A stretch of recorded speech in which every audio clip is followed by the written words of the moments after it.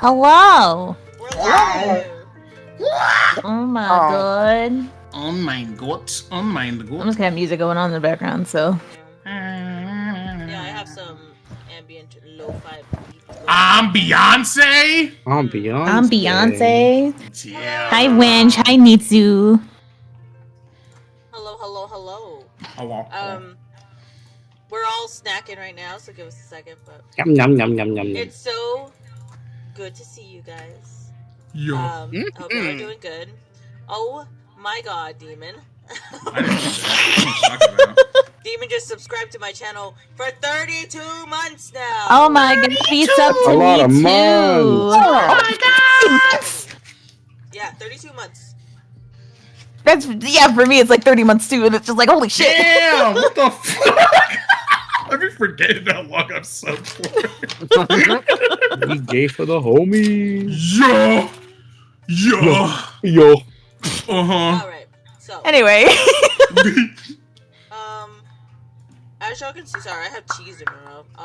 As y'all can see. Oh. Fuck. Oh. Yeah? Sorry, I'm eating string cheese, and I have, like, those hook piercings on my lip. And I have the string cheese wrapped around it. That's why I was like, oh. I was like, gotcha, bitch. So obviously this is our Q&A session today, as we had promised. Happy New Year, everyone, from everyone. Happy here. New Year. We fucking made it. Happy New Year. Wow. I just sat down. I want to give a special thank you to everyone who is new here, everyone who's followed us and supported us throughout this year. We didn't think that it would start getting as much traction as it did, so we're really happy to see so many familiar faces coming back and forth to our channel, telling us about how much they're enjoying it, the characters, the story, the, how they're binging it whenever they're at work, how much it's just And really, I think- heartwarming. Yeah. And our YouTube just reached, or it's over 800 subs now. Over and, 800. Let's fucking go. and then TikTok is over 2,100,000. Or, yeah, 2,100 now. Woo. We winning. Ungus Bungus. Good job, guys. Good job. So, yeah. Good work. Yeah. So, there's a few things here. And I'll be making this announcement regularly throughout the stream. One, for those of y'all who are watching from our YouTube right now, yes, we do have a live going on YouTube for our Yes. Beyond the Dreamers TTRPG. If you want to go follow us there, subscribe, whatever. You do have to be subscribed for at least a minute or two in order for you to, make a Chat. response on the chat, just because we don't want bots coming in. So, keep that in mind. That being said, though, thank you. We're going to go ahead and start some Q&A stuff. I have a lot written down. We're also going to have some Q&As just to get the ball rolling. We're going to start with two questions that I have personally for the group real quick. First question, and this is for the artist. Who does the art for y'all's characters? Me. Yeah. Lestria That one. VT. I I do all of the art for the characters and some other designs, and I also do some of the overlay stuff as well. Yeah. Sorry, I'm tired. I'm trying to get the energy back up. No, you're good. You're good. You're good. Whenever you started doing the art, Rio, were you just like, oh man, everyone needs characters, I want to do this for you guys? Or were you just like, I'm bored and I want to see our characters kiss? Both. Both. I was gonna say, There was a lot. horny was most definitely there. It was both.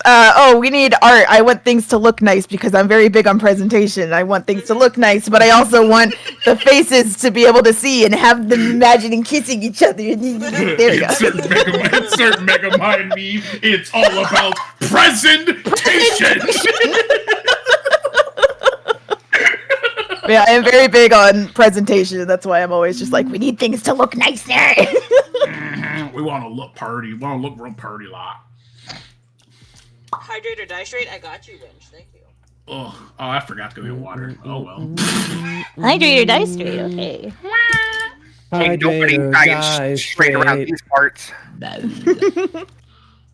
Fuck, man. Have The to watch realization the of but y'all plugging take there. care and drink water. Before you go, Wench, there's one more question that's gonna come up right now, and this is for everybody. Do y'all have an official Discord channel? Yes. We do. Now We do? Now, here, let me. It's on our website. You can go to it and join If you it. go to Beyond the Streamers card, you can ask any questions there, and you can talk to people like us in the thing. Yeah. We won't always What? answer right away, so keep that in mind. You know, Yeah. be respectful. We have a fuck ton of emotes that were actually designed by Beck or Apothecary Witch. And if you're on my stream, you can actually see me scrolling through them all. Beck went through a marathon and uploaded a bunch of them. And of course, the first ones uploaded were all the because As they should we Mm-hmm. with the hardest possible boners ship our characters in like the silliest kind of ways. Like We for always get instance, those homies.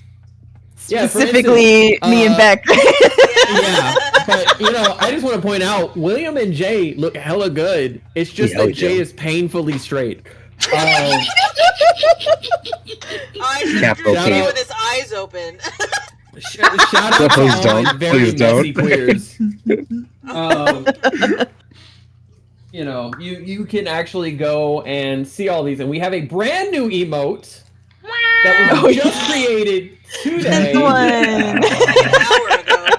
It's real good. What are we, For Jay? those who are up to date and have been seeing the TikTok videos about Jay's last night interaction with Viz. Did you say Viz? I said Viv, sorry. I heard Viz. It is titled Viv, What Are We, Jay? great. Man. Oof. That was a painful video. That was a painful video. I'm glad I can make it painful for you to watch. I loved it. Fine, it builds character. I just want to point out that Jojo, you should 110% become a actor or voice actor because Aw. you play just disaster straight man so well. Hey, Boy failure. I've had a whole Boy 32 years to work on it. It hurt so much. I'm glad I could help bring some very scrunched faces while watching that. Oh, You brought scrunched so is many under- strong faces. So many. So many. All right. Thank you for your Also, if anybody that's joining the Discord now, please let us know if there's any issues, and then we'll try and fix them. Yes. Yeah. Because it is live, and of course it just came together today, basically. Yeah. We've been working on it for a while, but big props to Morphe and Lustria for working on this Discord. Yeah. I do want to say our first member did join, and of course it was fucking Winch. Let me see. What's up, Key? I'm gonna go look at her. Hey, Key's in there too. My Hey, God. hi Key. Hi. Hi. He's in the chat. Hi. Where it's beyondthedreamers.card, right? It's beyond dream. It's just beyonddreamers.card.co. Yeah. Okay, .card.co. I'm just Here, gonna I'll post it in bubble chat. yeah. Appreciate you. Yoink. All right. The Continuing yoinkies on. of Splunkies. Now these are questions that we have heard from like TikTok videos, YouTube videos, all that, and others that are just like brought up because they came up during like live stream. Hello, Morse code. Morse. Hello. Beep beep beep beep beep. Just Exactly. a reminder that you, the one reading this and hearing this, are amazing, fantabulous, and you matter. If you don't think this applies to you, I assure you it does, especially if and when your brain tells you different. And this is here to remind you to be patient and gentle with yourself and take time to care for yourself and be your authentic self. Dropping some wisdom there. That's Aw. real Thank gay. you, Morse. That's real gay. Mm-hmm. Very gay. Very good. There we Next go. question. do I need to watch As Above, So Below to understand Last Night In? You can. You can. So it's 2 layers to it. No, you don't need to, technically. If you just want to watch Last Night In, or you want to watch the most recent stuff, and then go back if you want to see, As Above, So Below, you can. But if you want to get all the in-jokes, the silly Easter shit, eggs. the history, the Easter Cameos. eggs, because there are characters in both stories that are just kind of standard characters that the DMs, me and Beck, have agreed to use, but they are their own characters. Their history may or may not be the same. Okay, so these are loosely connected worlds. There best. are some other characters that were from Beck and Aaron's previous campaigns before they started actually like recording campaigns and stuff. Because I know there were some people asking about that one, and I was just like, we don't have any of those. I wasn't even part of those, so I don't know what those are. But So the only people who were really a part of, the ones that had Underhill and Fee, and Volca are mostly just Demon and Morphe. and Rose, I think. Rose was part of the one with Fee too. Yeah. But as far as like all of my NPCs, like each and every one of them are NPCs of players of characters that I've either wanted to play myself, or they are characters I've already played in other campaigns, and I'm just bringing them back because they have more character depth to them at this point, so it's just easier to interact with people. And then Morphe, what about your NPCs? So a lot of my NPCs are reused because I have spent a lot of time creating very in-depth characters that I like and use. But there are ones that just kind of come out of existence for individual courses. Like, I just spaced her name. The goblin woman who's interested in Agatha. So Agatha is a brand new NPC for the campaign. She is strictly for that campaign. I might introduce her in others because she's slowly becoming one of my favorites. But like Yanti is one of the oldest NPCs I love Yanti. He is known as Yanti the Lovable. He is a lich. Yeah, He sure, is lovable. married to Asmodeus's daughter. Yep. And he was isekai'd from like IRL, like Cincinnati, Ohio. Yes. And he died. He showed up. He was a basement dweller who loved tabletop games but never got to play. So the minute he got like sent to this world, he got murdered repetitively, and he found out he could reset. But he realized that like he was in love with this demoness who absolutely fucked some shit up, and he was like, I gotta prove myself. I'm gonna become a lich, and I'm gonna be so fucking fire. And she looked at him and said, "You are nothing." And he was like, "God, that's hot." I was like, yes, degrade me more. Yeah. This And seems to even- be a very common theme with our characters. He has a child. What are you He has a pseudo dragon that is the most bug-eyed, just I derpy love looking pseudo-dragons. motherfucker. And he's got these big eyes, and he just kind of licks one at one point, and everyone's like, "Oh, he's like, that's my little special boy." Why are you looking at me with them big old eyes? That is his phylactery, and he doesn't care who knows, because if you harm that pseudo dragon, it doesn't matter what will happen to him, you will regret it. But yeah, there's also Madame Lovelace just showed up in showed up in As Above, So Below, but she is another one of my favorite NPCs. Oh my god. There's just something about the characters who are very masked in physicality, and just they know that they're beautiful. So they're like, I have a 5 o'clock shadow. I'm just gonna keep it. I fucking love it. She is the madame of a red light district. Like, it's a whorehouse. Like, I don't know how else to tell you that, but it is a very elegant one. And if you cause any problems, half the workers in there could bench press you with their mind. Yeah. And Madame Lovelace has a whole backstory, has a whole like thing going on with their history. where they're from the Kingdom United. Da da da. I spend so much time hyper fixating on the history and lore of my NPCs. Beck at one point had to tell me to slow down because I have like Madame Lovelace's like past 4 generations of ancestors worked out and shit. So God. I've had thoughts of like trying to DM maybe like a one shot or something with like that continues a little bit like one of like the timelines and stuff. And originally Morgana was going to be an NPC for that, but I'm glad I'm playing her now so I can at least get more of a idea for how I want her to be. Alright,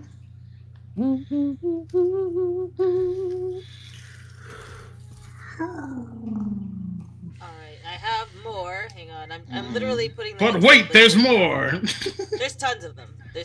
I thought up quite a few on a list for you guys. Yay. Just to get the ball Yay. rolling, so hang on. Yeah, we're just going through the frequently asked questions, right? Yeah. I think Oh. so right now, yeah.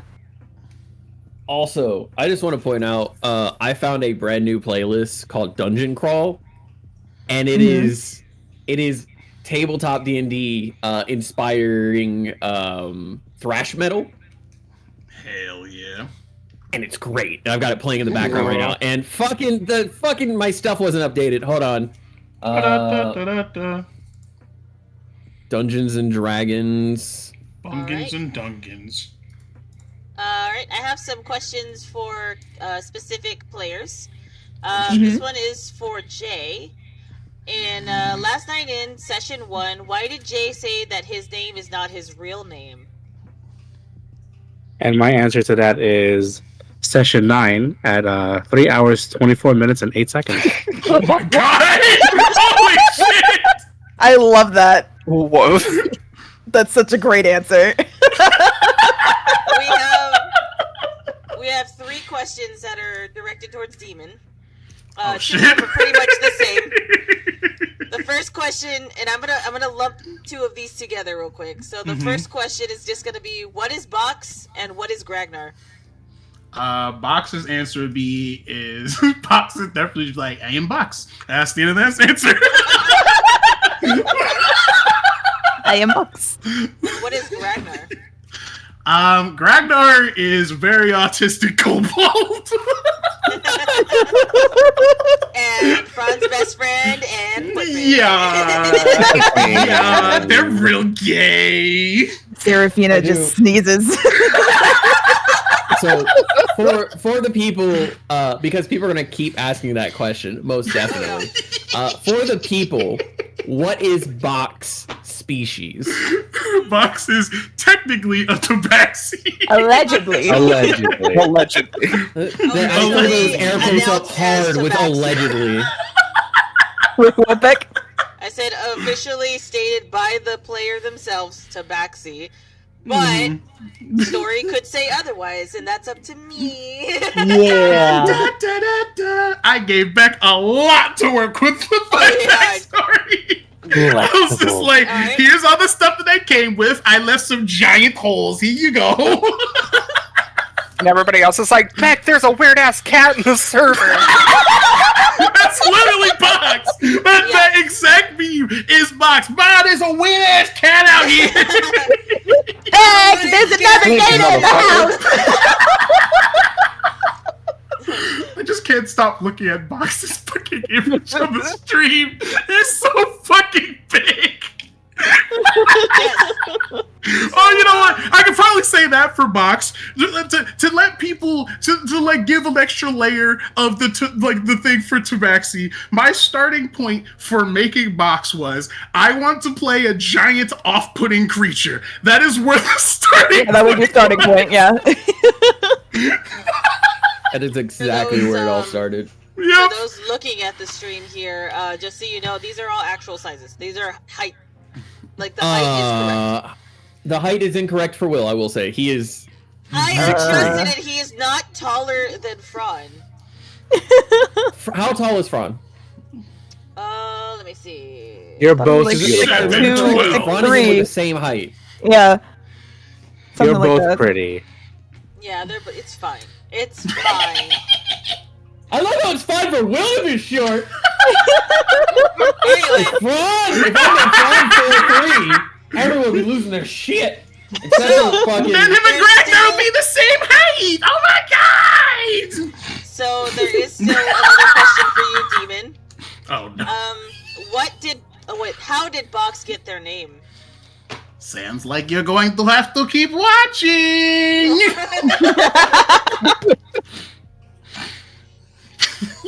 So yeah, there's gonna be some questions we can't answer right away because story. His story and spoilers. When the cheese mate comes out, though, the cheese mate for fucking last night is like it's already ramping up. Like we're barely. Oh yeah, started. we're only on session 9. There's so much tea. Hey, we're almost double digits, man. I say only, but Yeah. Wayne said that Box became one of the most cuddly creatures on the channel. Oh. He do be real fluffy. He might bite a little bit. A little bit. A lot of it. He only ripped that one guy's spine out. It's fine. So, there's a little more.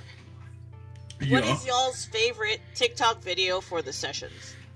Oh. ooh, Oh, I got one. I'm looking right now. Mine is that's like a the hard fucking one. animatic of like the Parks and Rec like coffee maker. Oh yeah, Yep. That's my personal favorite. that one's on my TikTok. That one's not on the Beyond the Dreamers, but Oh, God. I gotta pull No, up no. TikTok. It just Hold says on. No, it's favorite the one, TikTok video for the sessions. So yeah, either one. it's It doesn't fine. matter. Yeah. I'm just letting chat know in case they go look for it. I'm just like, no, that's my channel. But We can always have it re-uploaded. it My is. favorite- Um, My favorite will always be the this is a half-eaten can of Pringles. I don't want any more. Rude. Too bad I spent it already. Oh my god. What is wrong with you? Life's about taking chances. Let me. I love the birds and the bees video. Yeah. That shit's so very fucking good. funny. I love the early in-between session shenanigans, like the Cheez-Its. Yes, Jesus. Oh, I was going to. Oh, those were old too. Yeah. The I- lettuce. Lettuce. It's one of my favorites. It's tied, but it's one of my favorites, and it's the "Don't touch anything" with Ragnar first going into the boat. Anything. But it's everywhere. Avert your eyes. It never became a short, but there's a moment when Garam told Gerdak to follow him, and then Garam wanted to talk to Sam. So Garam was like, "Can I talk to my wife?" And then no one said anything, so Gerdak was like, "Yeah, I don't mind." It never made it to a short, but maybe one day. I forgot about that. Wench said, mine is Lustria's animatic of Jay pissing off the fake queen. Oh That god. shit was so fucking good. Yeah, the owl hooting at him is a close fucking second. Though. Oh, That was yeah. good. That's not. Great. There's so many I don't know. I know. It's hard There's to so many choose. good ones. I will also point out that another really, really good one is just as we talked about prior, Cheezerd, Box in the basement losing his shit. And Oh, doing yeah. this shit-eating grin, being like, "This is what it's like to be me. Welcome to this world." And then the best fucking quote out of that entire thing, especially because I laughed when I said it. It was like, I don't know what you're talking about. We're so normal. No, my favorite like box moment has to be the I forgot where I was. Sorry about that. Oops, forgot where I was for a second. The funny thing about the Chizard thing is at least how I play my characters, I just let the demons take over. And I was just like, why would Box not be really focused in this moment? Because I keep rolling fucking ones. And that's what Oh my we God. landed on. Nitsu was saying Morgana flashbanging Jay in the hallway. We have a second flashbang now. By the way, that's happened twice now. Check out the latest episode. Their latest Yeah. one. I mean, you know what? You know what? I gotta pick. I'll pick. Yeah, that one. There we go. That one. I was literally fucking crying when I We all were. the first time. And then the close second has to be the Frito pie. Oh yeah, Frito pie, and then the "Ooh, you're dirty" video. Oh my god! To add context to that video that makes it so much funnier, the fucking plate crash you guys hear in the background, that's not added in post. That was literally me because I had a bowl on my desk. It was great. Oh my god. When I was editing the "Ooh, you're dirty" video, I was crying laughing at the fucking vomit animation I was doing because it's just so fucking violent. That's me every time I make like Vox or Gragnar laugh uncontrollably and I shake the camera so much. Yeah. I'm like, yep, this is fitting. It's like I had to pause so many times. What? Wedge said, "Slam! I fucking love Frito pie." That was not Gragnar, by the way. That was the player saying That was the dreamer. that was absolutely me, and it made it worse. Is I remember specifically, I was fucking binge eating the fuck. That was my autism food right around that time. Not the autism food. That was great though. I fucking love Frito pie. Jesus Christ! Next question. What is your favorite aha moment from As Above, So Below, or LKI, or both? Ooh. It's so Oh, whenever we found out Adonai was the spear. that hurt. so. That hurt. That didn't hurt me. That didn't hurt you. That hurt. God, Yeah. I'm trying to remember what it was. It wasn't a recent aha moment I had. It was literally like a giant group. Oh, and then Morphe's like, I've been hinting at this for several sessions. How the fuck did y'all figure this out? Because I remember what it was. I was going through my fucking notes and looking at my inventory, and I had a bunch of random shit. And I was like, oh yeah, I have this fucking dude's entire signature, his entire fucking name written down, and like this, like a bunch of other stuff. It was when we were going through the Inquisitor Eye stuff. The stuff that I literally picked up in like session 2. Yup. We were actually reading through it. It's like, why the fuck did they have this? This is really weird. And we're like, oh, they're on some sus shit. Oh no. Yeah, And it was Gragnar had stolen everything out of the desk of a secret like slave auction. And I was just like, oh, this is dope. He'll get this. This will be a great plot point for them to look at. Fucking 40 episodes later. I think it was like right before. I think it was quite literally we were about to leave fucking Lake Hill, if I remember, is when we fucking figured it out. I dropped major plot point names in that notebook that I gave Demon, and he was just like, oh, okay, I'll just note it down. I'm like, okay. Because the problem I don't even think he went through the book. I did. He did. Gragnar he did? The problem with Gragnar does sometimes is Gragnar just assumes it's kind of obvious and never decides to bring it up. Like, there's that happened. We had that happen again with Seraphina's mom at one point because it was just like, it was like, yeah, this, and this. Yeah, your mom's there. She's like, what? It's like, oh, I thought we all knew that. Everybody's like, no, not a fuck we did. Ragnar's like wisdom or rather his intelligence is high enough to like put 2 and 2 together. His wisdom is not high enough for him to think to tell anybody about Yeah. it. So low. I'm I'll be right back. I'm gonna go use the restroom. I'm kind of torn between 2 moments. This should be good. For the aha moments, they're both in As Above, So Below. So the first, and they're both super fucking early on, like snack era of. Oh shit! Like, Oh wow! early. So the first aha moment that had me so happy was Daisy escaping the explosion. Oh, so I just want to point out, the players all know this. I rolled for Daisy to survive. Yes. I did not make a pre-existent. I always roll for these things because I love the organics of like even I as a DM being like, ah shit. But like I rolled. Daisy didn't roll below like a 17 for like 6 or 7 rolls. And like locked eyes with an Inquisitor and then walked away. And there's just something really funny but also really badass about your donkey being like, I lived, bitch. Like, you know what's funny? This isn't an aha moment, but it's definitely one of the things that we kind of like retconned without knowing. I went and watched the first episode of As Above, So Below recently, and we originally stated that Daisy was a horse, not a donkey.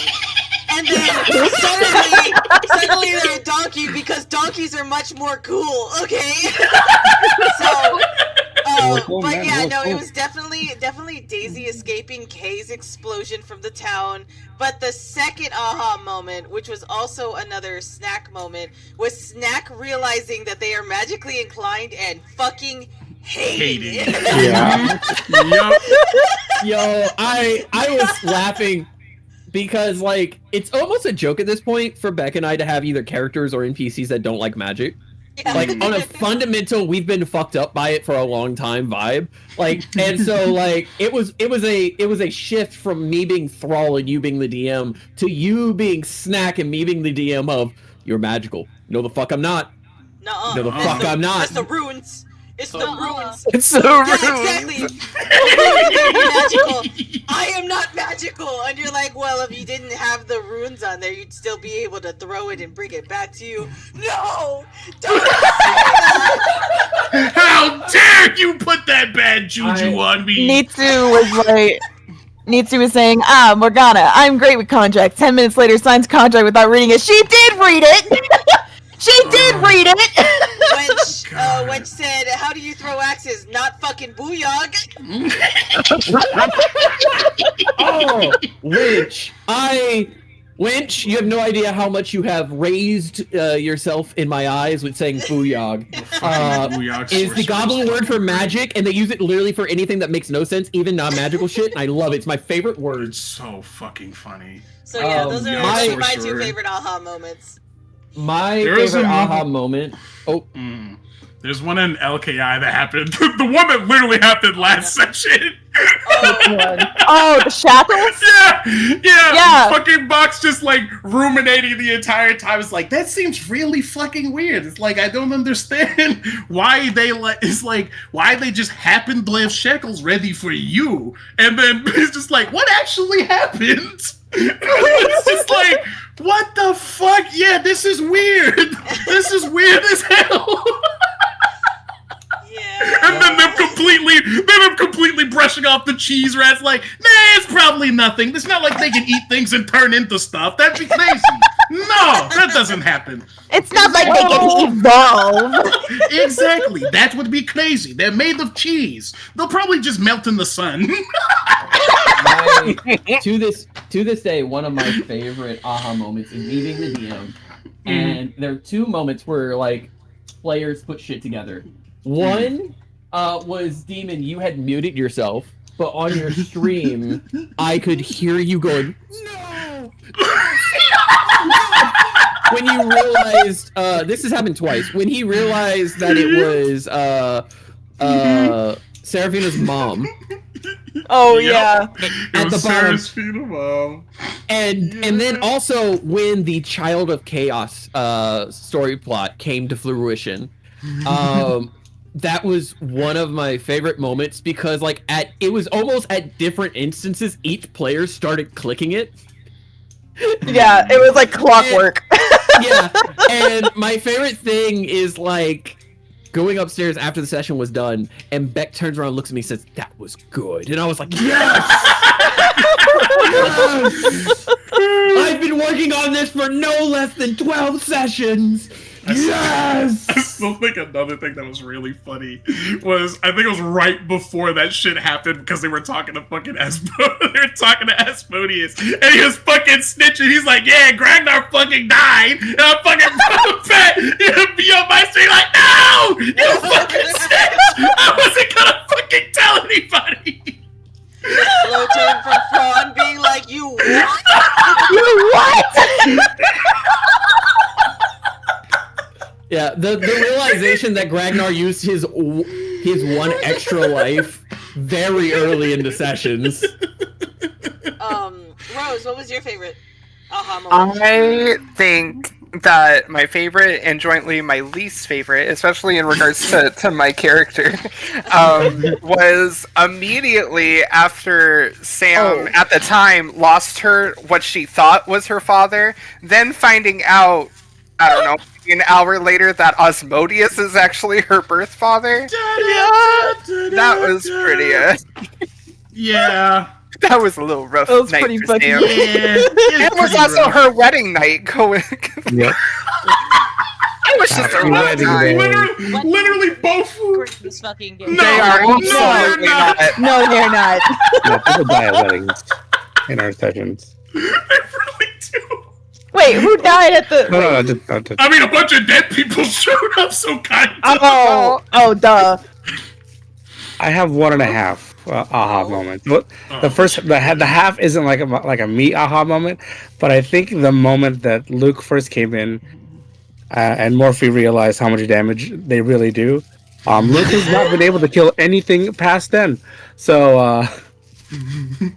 I And had them then- specifically remake after the first combat. Because here's the thing, I have everyone's sheets, or I had them update at the time at least.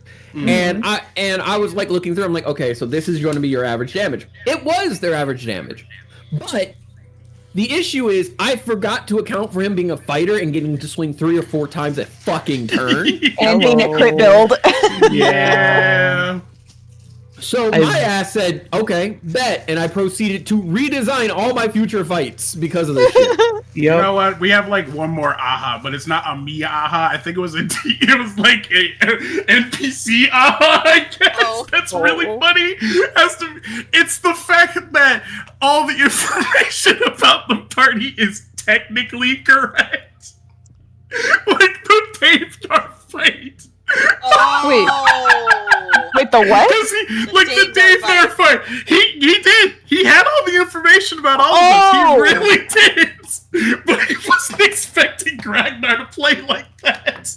Like that. What happened? It's giving, oh god. The Dave Nar fight with Gragnar. Oh, Yeah. Yeah. He had all the. Was it through my fortress? It's impenetrable. Door was unlocked. Because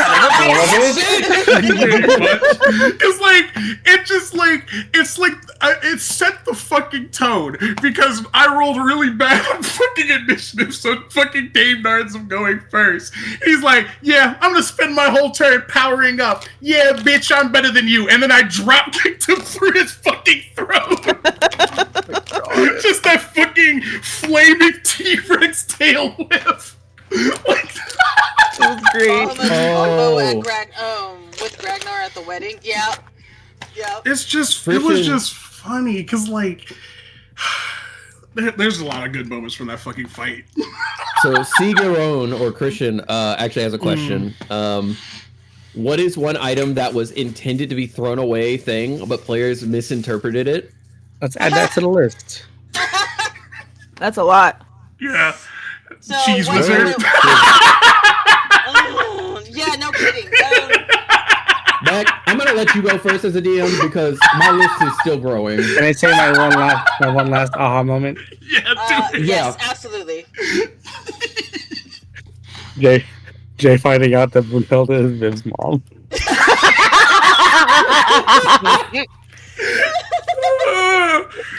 That I was forgot so about funny. that.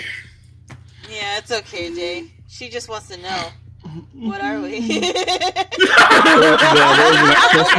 Um, So, could you repeat the question one more time, Morphe?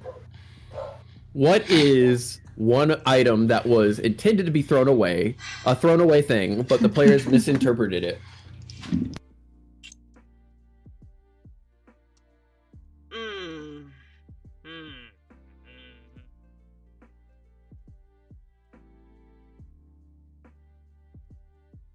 I'm gonna have to think about that because it would have been super early on.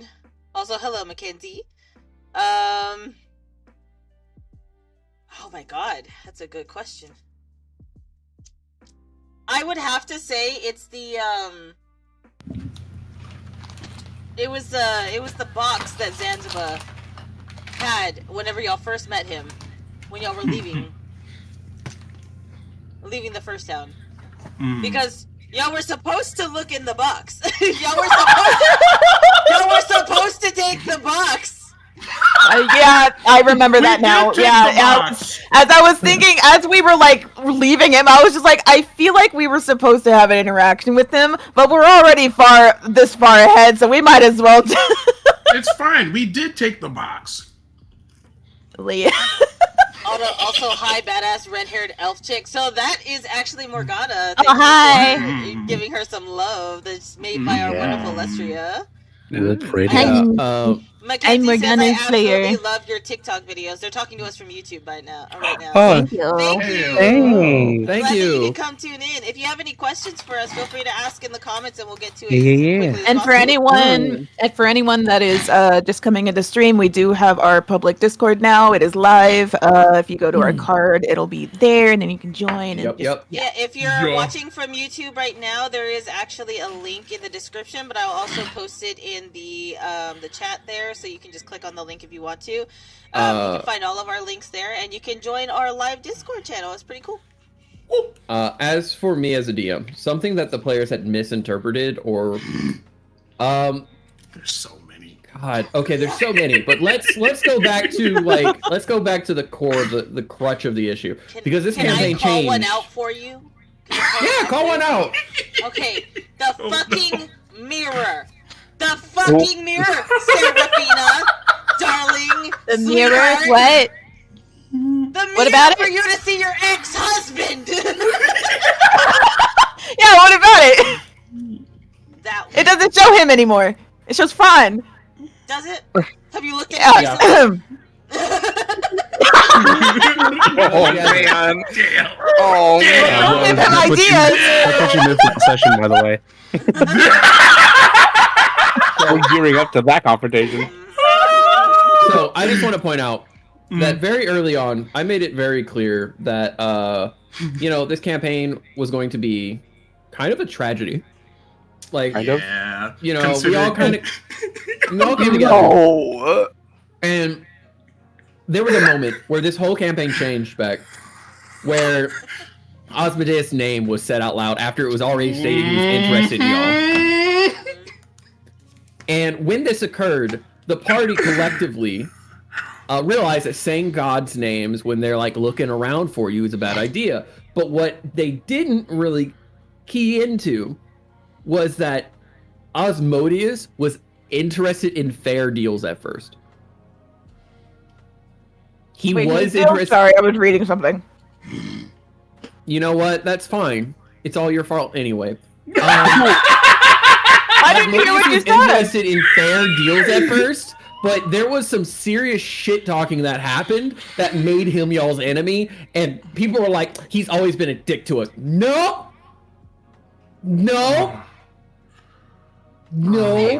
Braun knew what he was getting into, okay?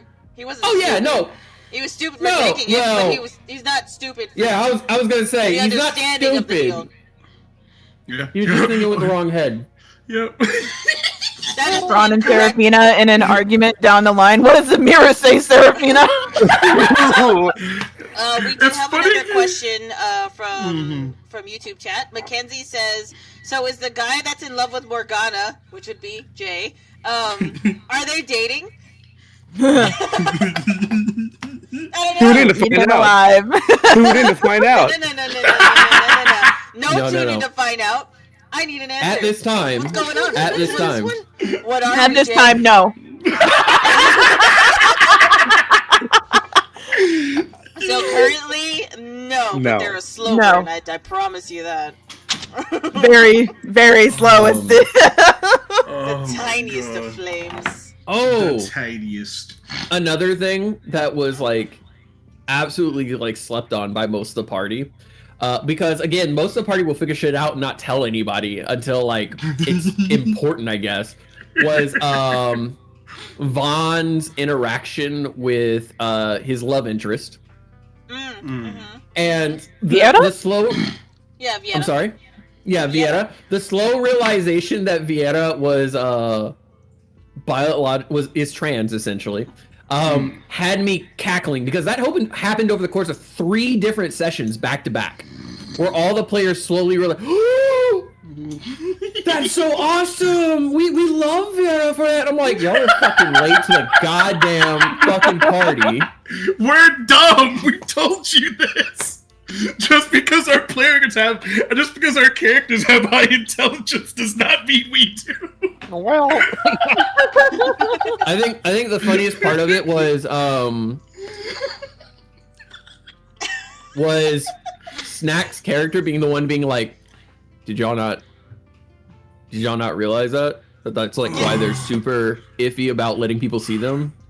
It's like, is that not obvious to everyone? Oh my god. I picked it up like immediately. The fuck? Yeah, there was Mackenzie some. also says, okay, also, if anything happens to Box, I will destroy everything. Duly noted. Welcome to being 99.9% of our like chat. Right? Yeah.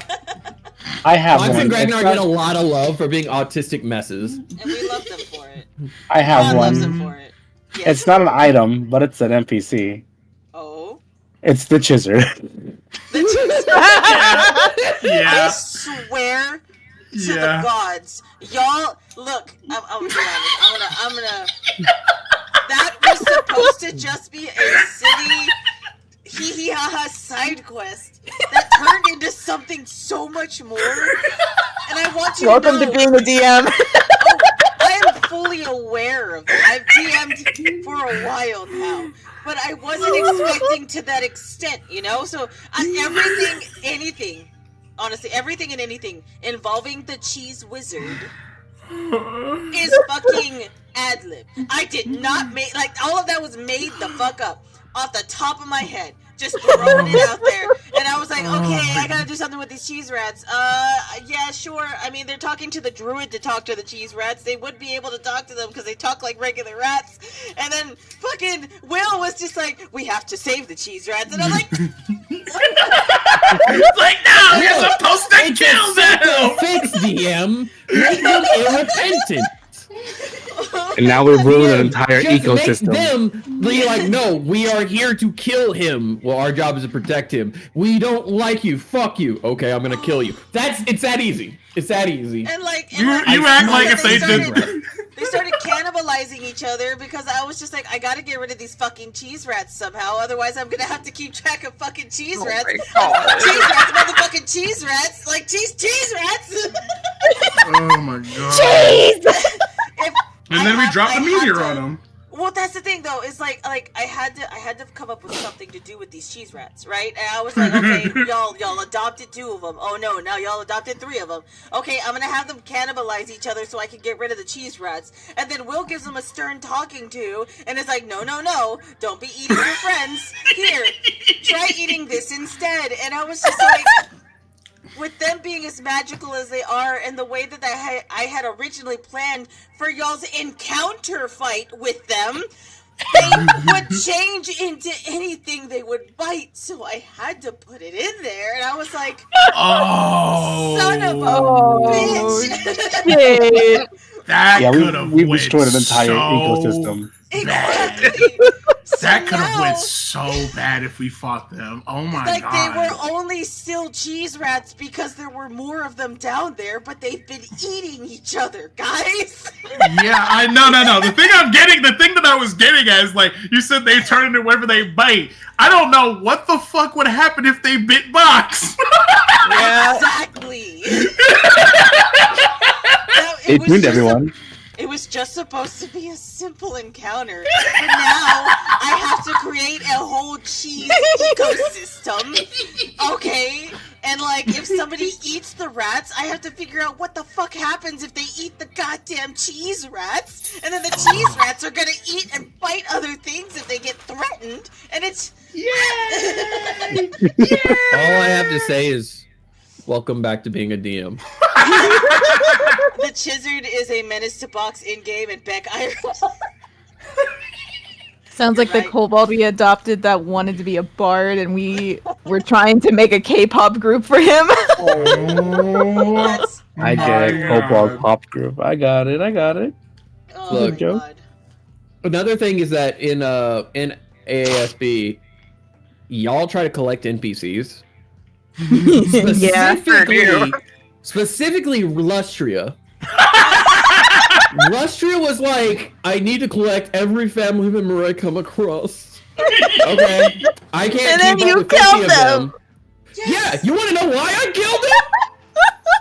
The same reason Beck is figuring out what happens if you eat cheese rats. Derek said a cheese ecosystem, or a cheese ecosystem. Not that the cheese ecosystem. Is that the Derek? Or is that a different Derek? Hi, Derek. I want y'all to fucking know that, like, the reason NPCs keep dropping is because you don't leave them at home. Yeah, we do. I mean, that's why Ragnar leaves the room. Yeah, Ragnar sent off 90% of his family off in the distance. I don't even remember them half the time to the bro. What was I supposed to do? Leave my mom in the hole? Yeah. You want to know something? You want to know something about No. your mom being in the hole? She should have died then. But you in particular kept You. wanting my to God. roll shit, and you were like not doing bad, but you were rolling. Oh, you up, and I'm mean like, playing my character? bitch? Don't even try. Don't even try. Because here's the thing. Here's the thing. Also, one of the things that I love is that, like, you have the deepest pockets in your pocket right now with Fran. So, like, you're like, we might be able to go ahead and get a scroll. Yeah, so what I have to do is I have to be realistic about where this shit shows up. So, like, because, like, at one point, Fran went looking for a scroll of True Resurrection. Yeah. True Resurrection at, like, a random-ass general store, and the dude was like, I don't fucking have that. What? That is some serious shit right there. I mean, I can put in a request to look around town, but I Wait, ain't got Serafina that. didn't ask for that. That was Ron. We have Ron for Ron asked for it on your behalf. that is correct. Yeah, but she didn't ask him to do that, though.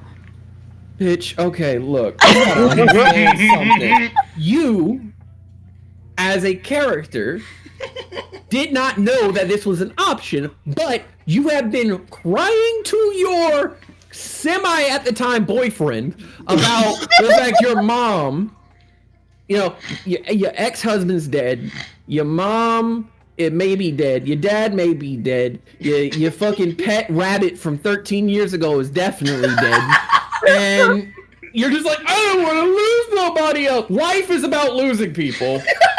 Life Oh is my about God. learning to give things up. And you can't fucking do it. You got a rich ass boyfriend who doesn't want you to have to fucking do it. Might not.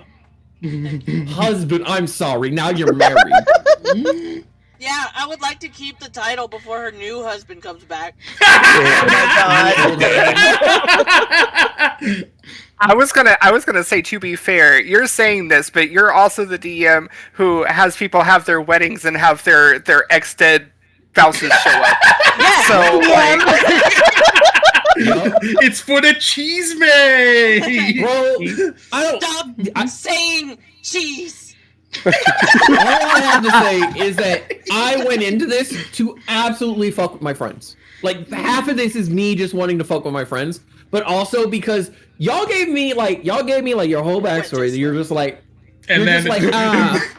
and then the questionnaires you gave us, pretty much all of us like, yeah, kill us. I was like, I cannot point out enough how, like, across the board, everyone was like, yeah, I'm fine with my character dying. And now everyone's like, Please don't. I don't care. Every other session, something happens. I think with Gragnar, I'm just happy Gragnar's still here. I did not expect Gragnar to make it this far. That fucker is so reckless. Lestria. I don't know how he's made it this far. Lester, I'm gonna say something. I'm gonna say something very, very honest. Oh, no. Oh no, it's honest All time. the shit you go through is your fault. Not all of it. Not all of it. How many times has the universe stepped into personification and said, "Stop fucking with that. Oh. Okay. Stop fucking with that one thing over there." So what It's am not I for you. supposed Don't to do? bug it." Just not do anything? Sometimes doing nothing is smarter than doing something. Bro, you want a pet rabbit? I get you a pet rabbit. You wanna fucking get married? I get you married. But you keep bringing up your dead ex. Wedge said, "Oh yeah, Lester, you also ruined Doc." Oh. She was gonna drop it. She was gonna drop it, and then If Morpheus anything- decided I'm going to drop it. after she talked to her mom. Hey, Luke doesn't blame you for the cancer. So Mackenzie has another question. Okay. Cancer's crazy. So, Oh my god. So Mackenzie says, question, what is the horrible tasting drink that Jay had to drink in order for Will to completely forget about it?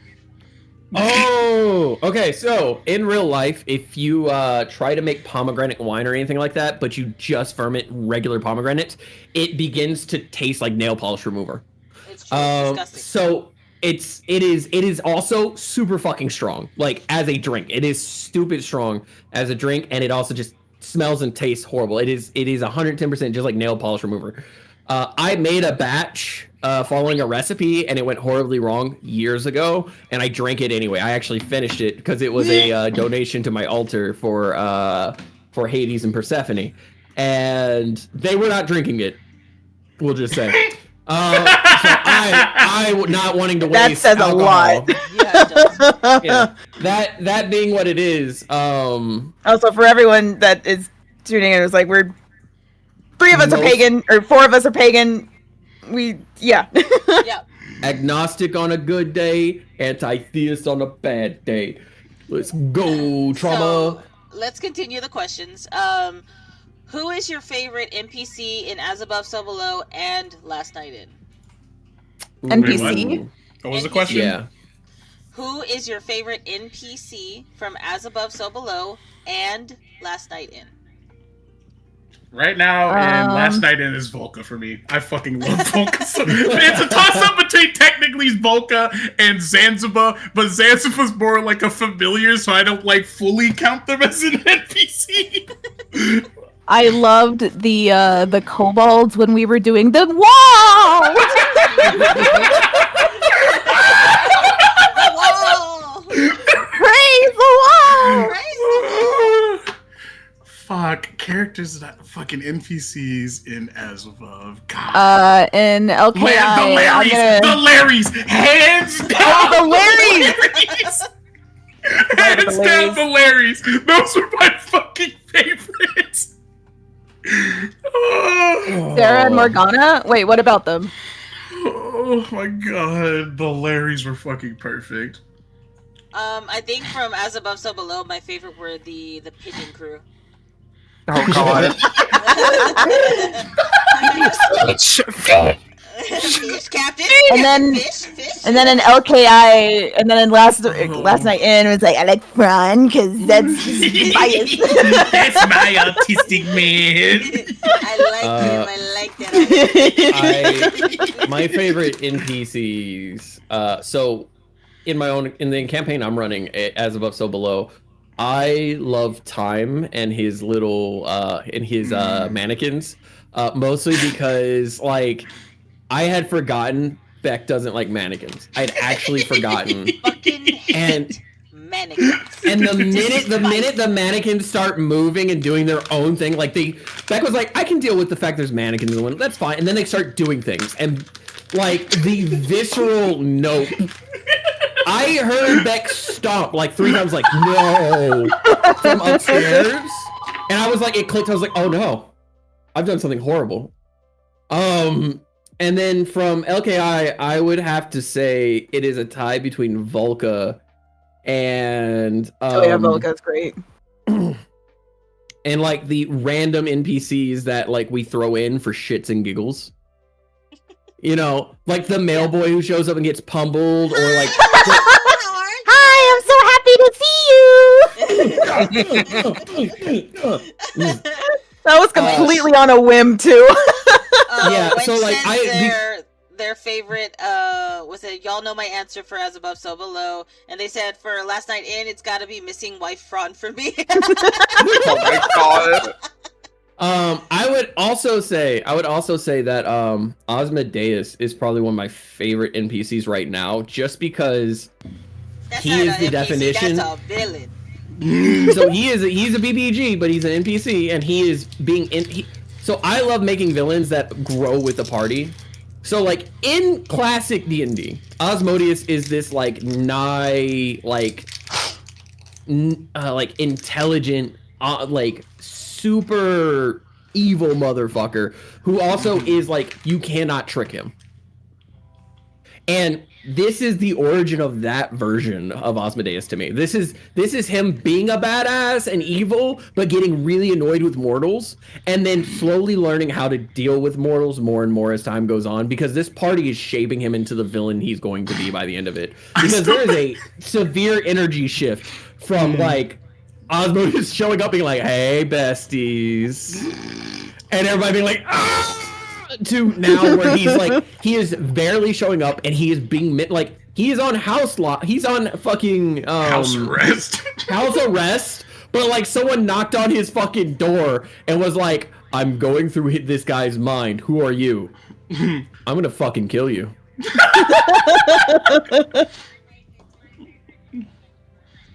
That's just for personal reasons. Oh yeah, Zanzibar so much.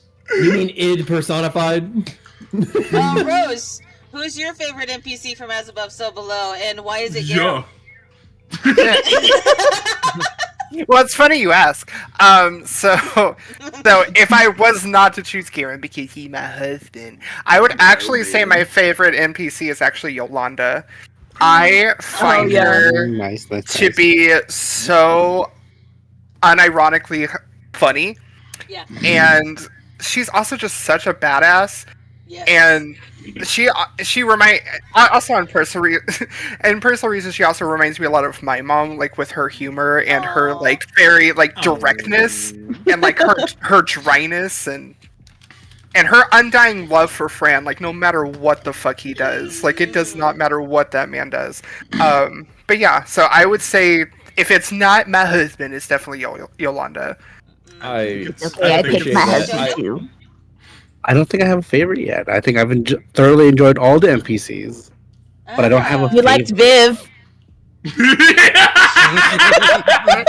Yeah, but I had due to reasons I had to erase that from my list. You know, Morphe, I'm surprised Boromir isn't your favorite NPC. So I love Boromir, but Boromir is like, Boromir is a bro. I don't know how else to explain that. Boromir? He's on a different William. category. Like Boromir is one of my favorites, but he's on a different category to me of being like, so for those who don't know, if Will dies, like Boromir is the character I'll be playing as. Yeah. Oh wait, So Yeah, quick, Beck and I- quick thing about Boromir. I remember because I don't think anybody heard me when I said it. I think it was last session or the session before about but it just clicked in my head because I think Beck said it a certain way, said something Boromir said a certain way, and I was like, he's the fucking pig! Oh my god! Yeah. Can I have some oats, brother? yes. Beck and I have collectively stated that Boromir is that pig escaped and becoming like a wild boar.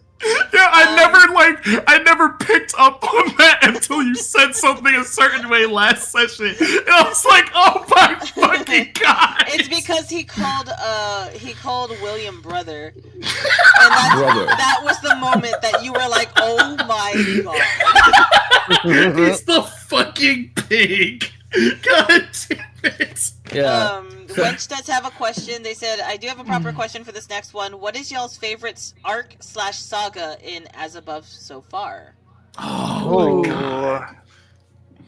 I'm gonna say the RP stuff between Fran and Sarah when they were like developing their relationship. Yeah, that was really nice.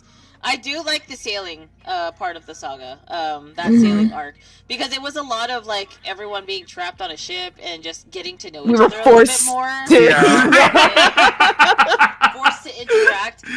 Yeah. Which one of these days, me and Lustria will release the archives of Our RP. We should edit them and like. We should absolutely edit them. Yeah. We should Make them a cohesive story. It's like, wow, these 32 The pages. other one that's fine for everyone. Wow, Oh, yeah. how did you turn 32 pages into just 3? Fade to black. I guarantee it's more than 32 pages. It was a lot. It was at least a year's worth of smut.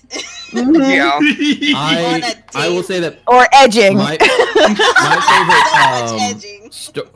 My favorite story arc, personally, was y'all being on the ship and the time loop kicks in. Oh yeah. Yeah. That Yeah. hurts. You know what? That's another one of my favorite oh shit moments from you guys as players. Yeah. Yeah, where all I did was drop the same line I did at the beginning of the session. I think my Hi, favorite Skittles. thing for that. I think I my favorite remember- thing for that is still just this. The first time Skip was absolutely Gragnar's fault.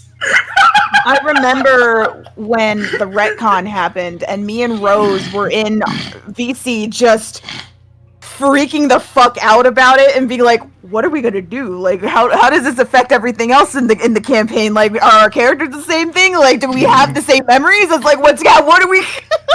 Existential crisis. It's literally, that's what it was. Please drive safe. Yeah. Wench said, I need the raw transcripts of the RPs if you don't mind. Thank you. It's just Maybe we'll release them on like a Patreon-esque thing. I don't know. Yeah. One day. God, that shit was literally a fucking. I'm noticing a lot of big things happen when Gragnar starts digging through his inventory. When he was? When Gragnar digs through his inventory, because that's literally why that happened. I was like, wait, I have bottled freaking hellfire. I forgot about this. Oh, and holy water. What else if I mix them together? Yep. I'm in love with Lynette. I don't care if she's a goddess. I will protect her. Oh yeah, Lynette's great. Yeah, Lynette is the best. Fran would We die were for her Also, over I and don't over know. again. Also, We got something that was that's another thing. Uh-huh. Okay, going back to the misinterpretation part, the fact that most of you guys were like, okay, so Lynette is also the Fae Queen. Yes and no. And like everybody was like, what do you mean yes and no? I'm like, bro, how does stories for gods work in the real world? Like, we got avatars and different shit, and some of these stories are canon, some of them aren't. And then like later, I just blatantly stated that when the stories get told, they become the reality. And it had me laughing because Fran was like, that's my girl. That's my baby girl. What's my baby girl? It was great. I loved it so much. I love how we were all freaking out when we originally got her. We're gonna make a fucking destroyer god. This was the worst group to get her. My favorite part in that entire time was whenever the egg hatched and Morphe rolled for who it was gonna imprint on, and I was just like, if it's Seraphina, that's gonna be horrible because she hates bugs, and it's exactly who she fucking imprinted on. It's like, even though she did imprint on her, it could have. I still think Ragnar would have been the worst fucking choice. if it happened to imprint on Gragnar, it would have been the same outcome for Fran. He still would have been dead. It would have been the same outcome, but it would have been. I feel like we would have been so much worse off. We would have been great parents, Gragnar. I don't know. We would have, but she's still technically a destroyer guide. But you know, she that scenario immediately makes me think of like the SpongeBob and Patrick raising the clam. Exactly. That would end up being. Overtime! Ragnar, you can't be the mom because you never wear a shirt. Call me Daddy. Fran's like, fine, I'll get the dress. Serafina pops in, was like, "You're getting the dress."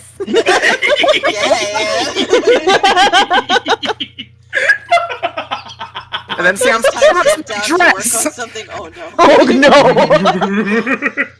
no. So another Next question. Yes. So we had a who is your favorite NPC. Now we have who is your least favorite NPC. As above, so below, and last night in. Oh, I can answer Hang that on. so I would fucking like to- fast. I would like to go first for as above, so below. It's Adonai. I would like to go second. Gragnar has two that tie. Why? No, first, like, why? Why does Fran hate Adonai? Yeah, why? I think we need an answer. Elaborate gosh. on that. It's just all my fucking wife thinks about. Motherfucker died and Wait. still hasn't left her brain. Wait, is this like a that's player? Is this like player character or like character doesn't like NPC? I mean, I feel like it could be General both. Character. It could be Yeah, both. give us both. Oh, mine was an NPC, but if it's a character, Let me see. Okay, if we're going off of like the actual Osmosis. character, if we're going off actual characters, fucking, there's two that tie for Gragnar, which was Serafina's mom and Kay. Oh yeah. I wonder why. There seems to be some sort of similarity between these. I can't put my finger on it. Maybe it's a genocide. Wait. Maybe it's a genocide. He was so fucking close to swinging on Kay when he showed up on the boat. Serafina doesn't like Kay either. It would have been so bad. Let me see. NPCs. I can't have any friends. It's not because Kay. Well, it's part of the why because Kay had a crush on Fraud, but it's also because It's also because Kay tried to fucking kill us. yeah, that's the main part. Wench said main difference: Sarah's mom didn't kiss Fraud. Look, if Sarah's mom was a few centuries younger, No. Let me think. Rose, who's yours? Oh, honestly, just kind of jumping in the same boat. Like, all of the Inquisitors are kind of assholes and annoying. Like, they're just... Yeah. That's my family you're talking about. Well, they suck. Oh, can I want to I back. said what I said. I said what I said. I want to backtrack a little bit. Back to favorite. I was gonna do the same fucking Ron's thing. Dad, fucking Wes. He was so Wes fucking Melda. angry. I My- like my dad too. He's been cool. Yeah, I wanted to swing back to that too. The fucking governess. Yes. Mostly because of their fucking interactions with Gragnar. Oh, sorry, Rose. I didn't mean to cut you off. I just popped up. That's all I had to say was that. Like, those are the only ones I don't really like. The fucking governess and their interactions with Gragnar fucking kill me. It's Yeah. so fucking funny. she loves Gragnar. Gragnar is the best part of the group, in her opinion. And Fran comes in at a solid Last place. Gragnar. So it's gonna be Gragnar, then it's gonna be Sam because she's neither here nor there for Sam. It does not matter. And then like Wait a minute. We had a good night that night when I peed on her floor. Like, we had a night. right. We were having a good time. Two things. Wench said previously, Fron is a catch. Thank you, Wench. I appreciate that. But two, they said my favorite governess moment was her telling Fron not to tuck.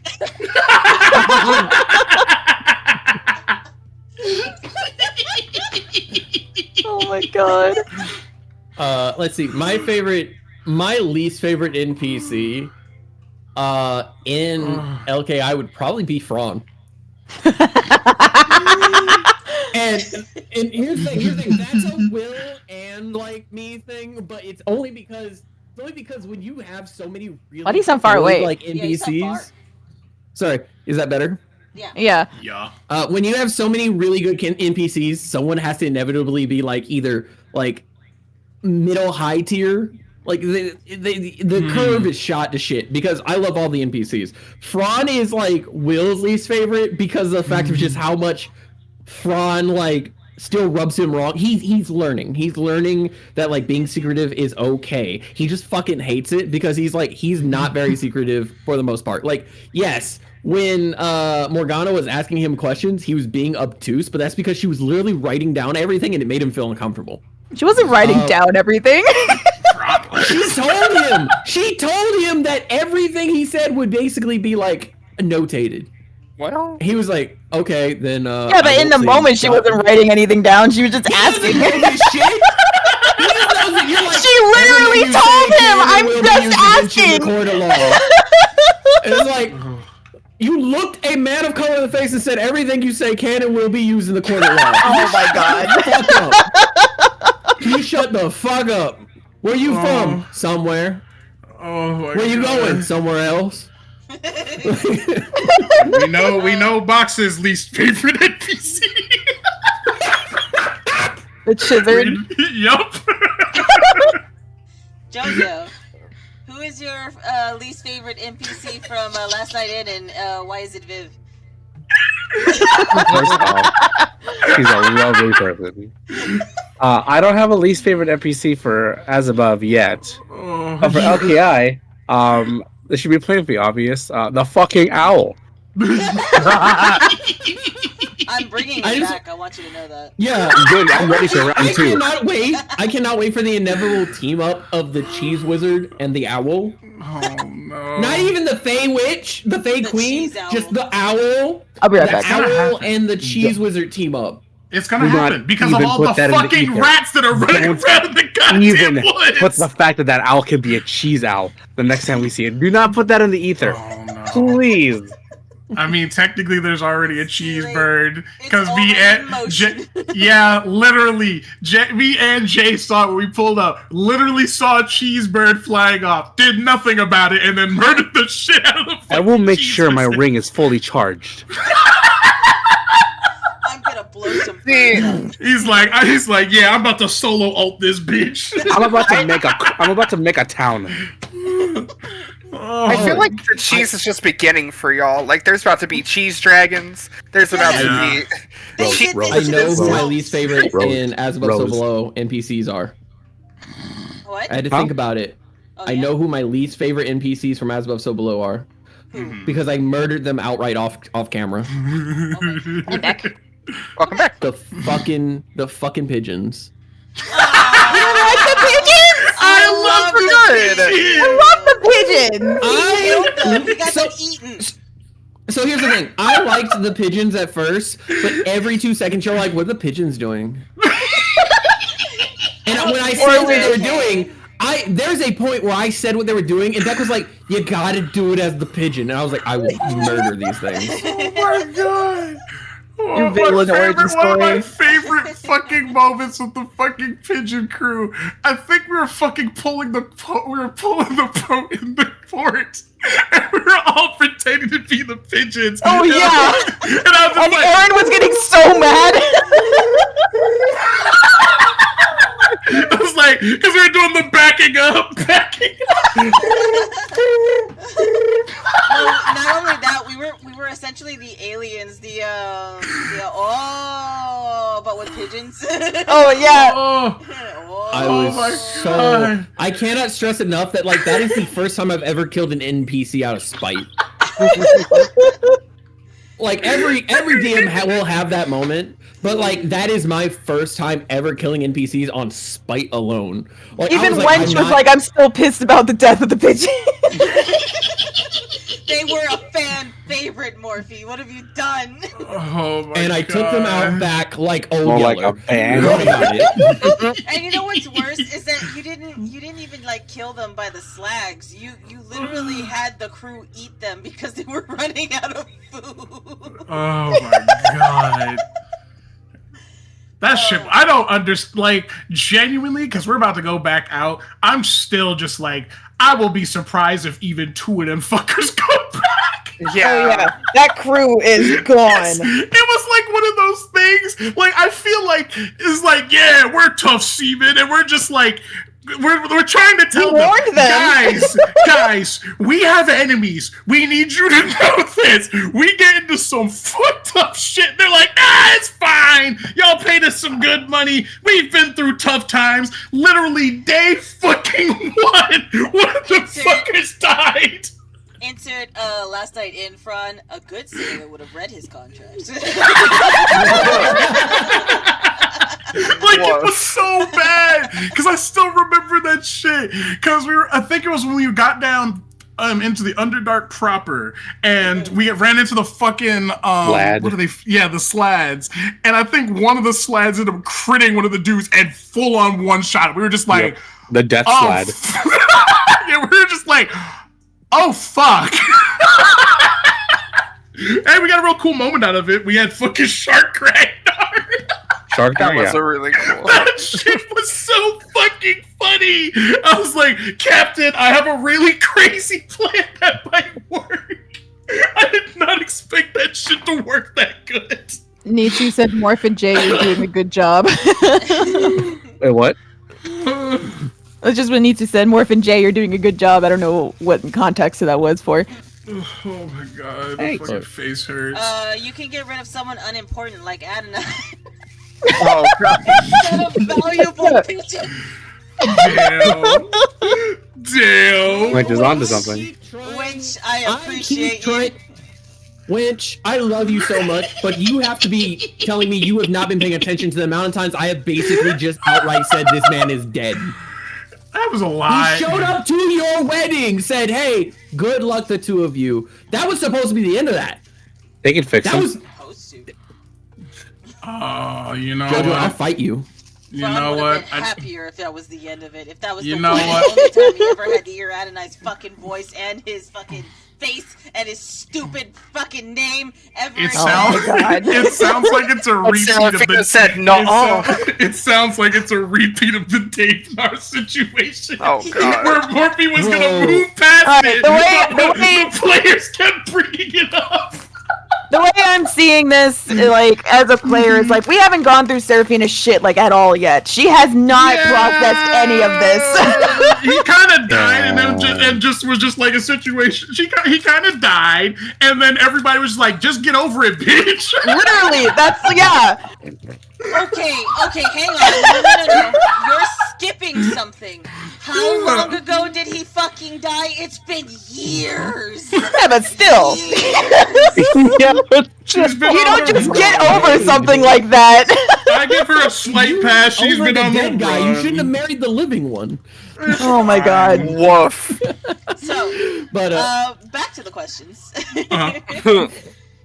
If you could go back and change one thing about your character or characters, what would it be and why? Hmm. Ooh, that's a hard one. Box is perfect. I will never fix Box. No, Box is perfection. Yeah, no, Box is perfect as they are. He's a little reckless, but you know, it's fine. He's fast as fuck. It's not like his problems can catch him. I hate No, it's more for me. For Fran, it's a little different. Because everything with Fran is how I want it to go.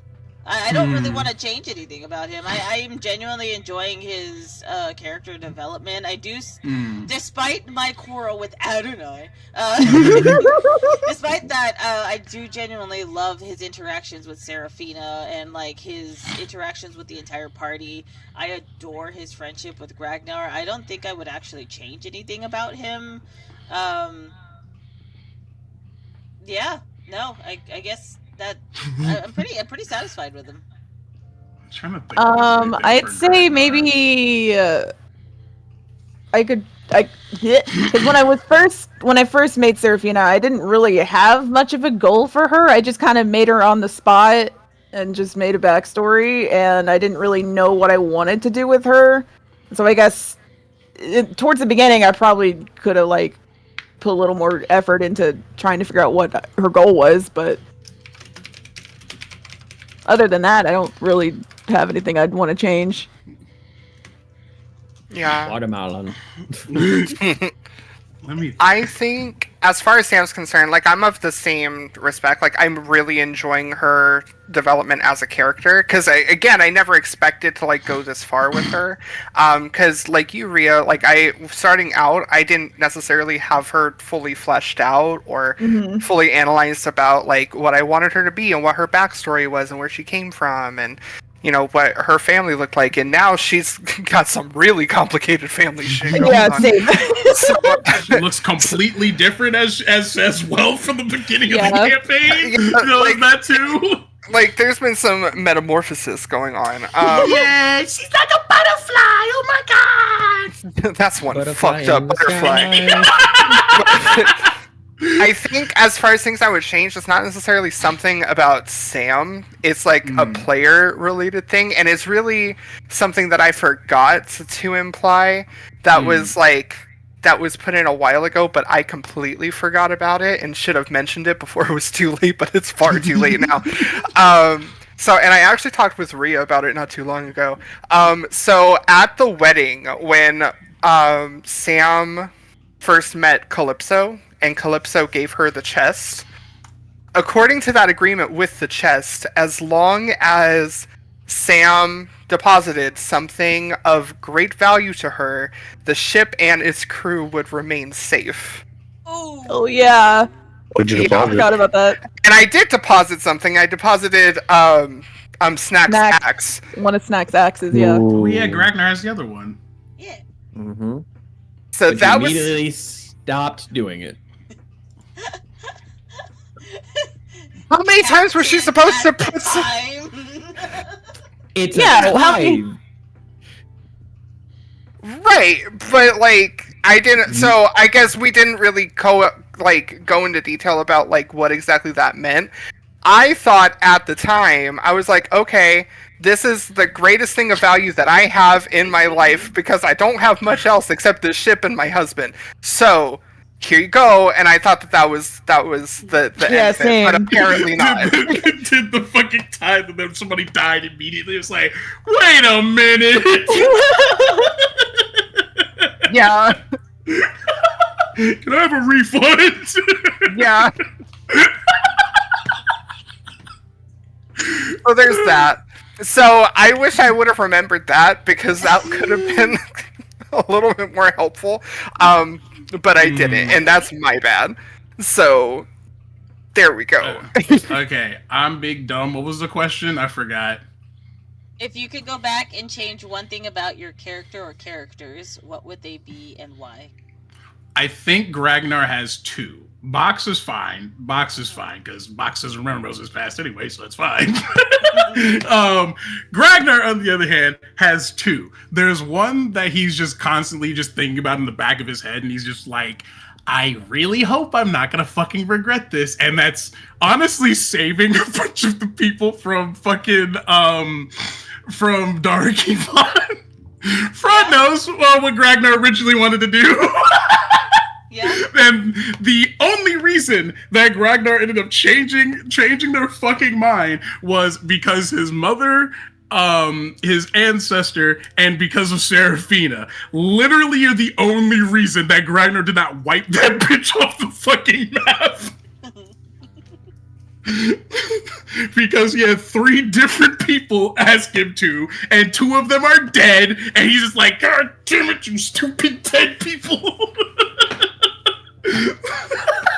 The other one is Gragnar's just like, I should have beat Garam's ass. He's like, he's better now. He's like, he's better now, but I should have fought him.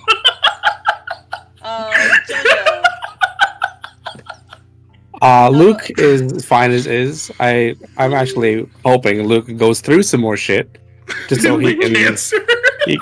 Well, I mean, that's more emotional shit. 'Cause I think I'm ready to develop it as a character because Luke now has just been support. He needs to get thrown into the ringer.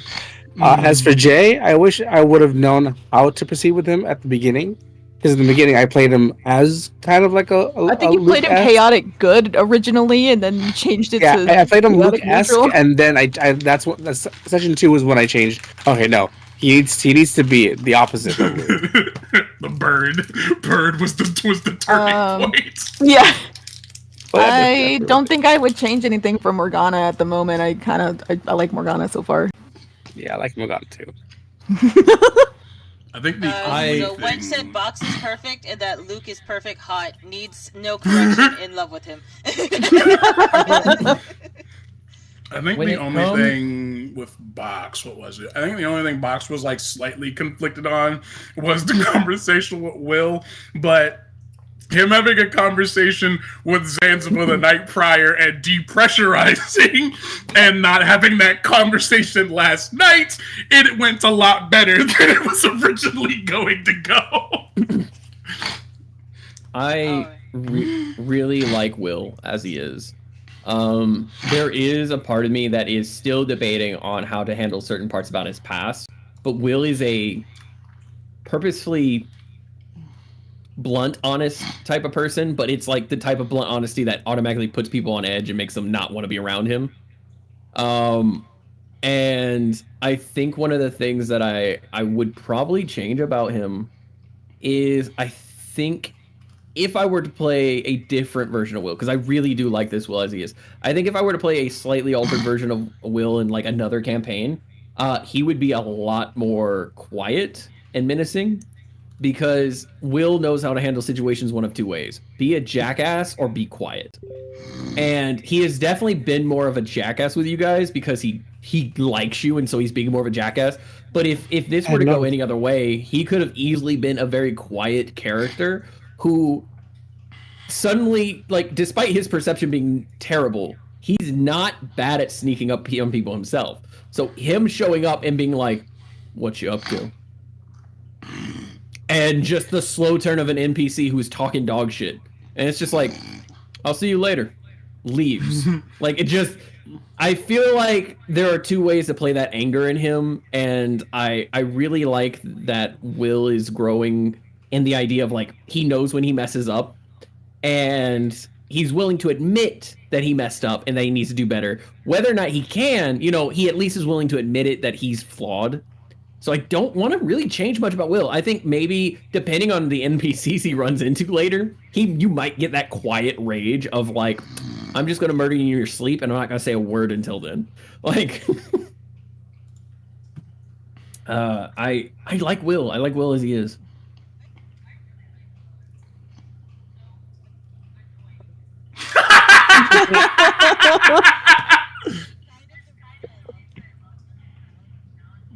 Keeps you on your toes. Play with, so it's really nice sometimes. All right, next question. I'm sorry. Go ahead. Oh, I was gonna say I think one of my favorite interactions is Morgana being mad at Will and Will being like, "Oh, you have every right to be mad," and Morgana's like, "Fuck you." And he's like, "What do you mean?" And she's like, "Dude, you can't just turn around and admit you were wrong and try to be better. I want to be angry at you and I want to fuck you up." It's like, you want me to keep being a jackass? How dare you learn your up. fucking lesson? Yeah, and because I love it because Morgana and him have this sibling like rivalry and bitterness towards each other, and it's like it's Morgana being like, "Well, last week I know last week I fucked up. I'm sorry." Don't apologize, you fucking. No, it's more like. Me. It's more like she's just like, you know, you keep doing this shit and you keep fucking doing it. Yeah, but I'm changing now. I'm trying to be better. Learning from that. Dare you be self-actualized? How dare you? Oh my god. Anyway. Yes, 1 second. I got a message. All right. Next question: has anyone else played D&D before this, and what made you want to keep playing new campaigns? I'm mentally ill and I like escapism. Yeah, that's my answer. My first campaign, I'm not even kidding. I played like right after I graduated high school. We played this. It wasn't even like fully D&D. It was like D&D-esque because we didn't have enough money to pay for the fucking book, so we made up like our own system. And we played like a fucking Naruto-inspired D&D Let's campaign fucking go!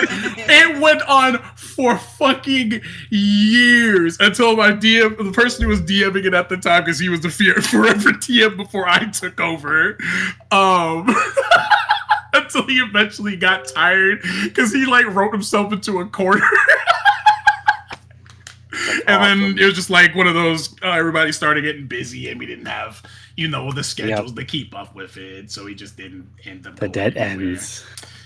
Yeah, it was fun. It was a really fun campaign. Like we actually had a situation that we almost all TPK'd. He's literally writing the next fucking campaign as like we're rolling, and we pulled it out of our ass and kept going. It was fun. What were you saying? Before the next person answers, just as a heads up, one of the other announcements that we wanted to make, and I'm going to be saying this regularly throughout like the questions. One, ask your questions. If you have questions for any of the players, any of the DMs, any of the characters, we will answer your questions. That's what this Q&A is for. We want to give you guys a thank you and, say Happy New Year. That being said, there is also another announcement. One of the big questions that we constantly get was, do we have a public Discord server? We do, officially today. It's been launched. Yeah. So if you want to, join that, Discord server, here is the link. You can go to our Beyond the Dreamers card. I posted the link in both Twitch and on YouTube, so feel free to check them out if you want to. It'll have the Discord link there. It'll automatically pop you in. Now, we will always say this, if anyone pops in, please be respectful, please be mindful, and please understand that just because you have access to this this server and that you are one of the people here, we only ever expect kindness from players and from people, and we just want y'all to have a good time, so let's try to keep it a positive server. Okay, guys? Awesome. Yeah. Dope. But yeah, ask your questions if you want to ask. Also, a little call out. So we had our first member join, which was Wench. Our next member was Key. Then we have Nitsu, and now we have Wolf Lover 66666. I just wanted to say the whole name because I love it so much. Or Nala. Yeah, so I just want to thank you guys for joining the server. We will be trying to post content and things like that, shorts, things like there, as well as kind of hang out a little bit here and there, depending on the freedom of the players and DMs.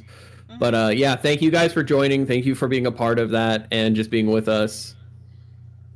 Let's see. All right.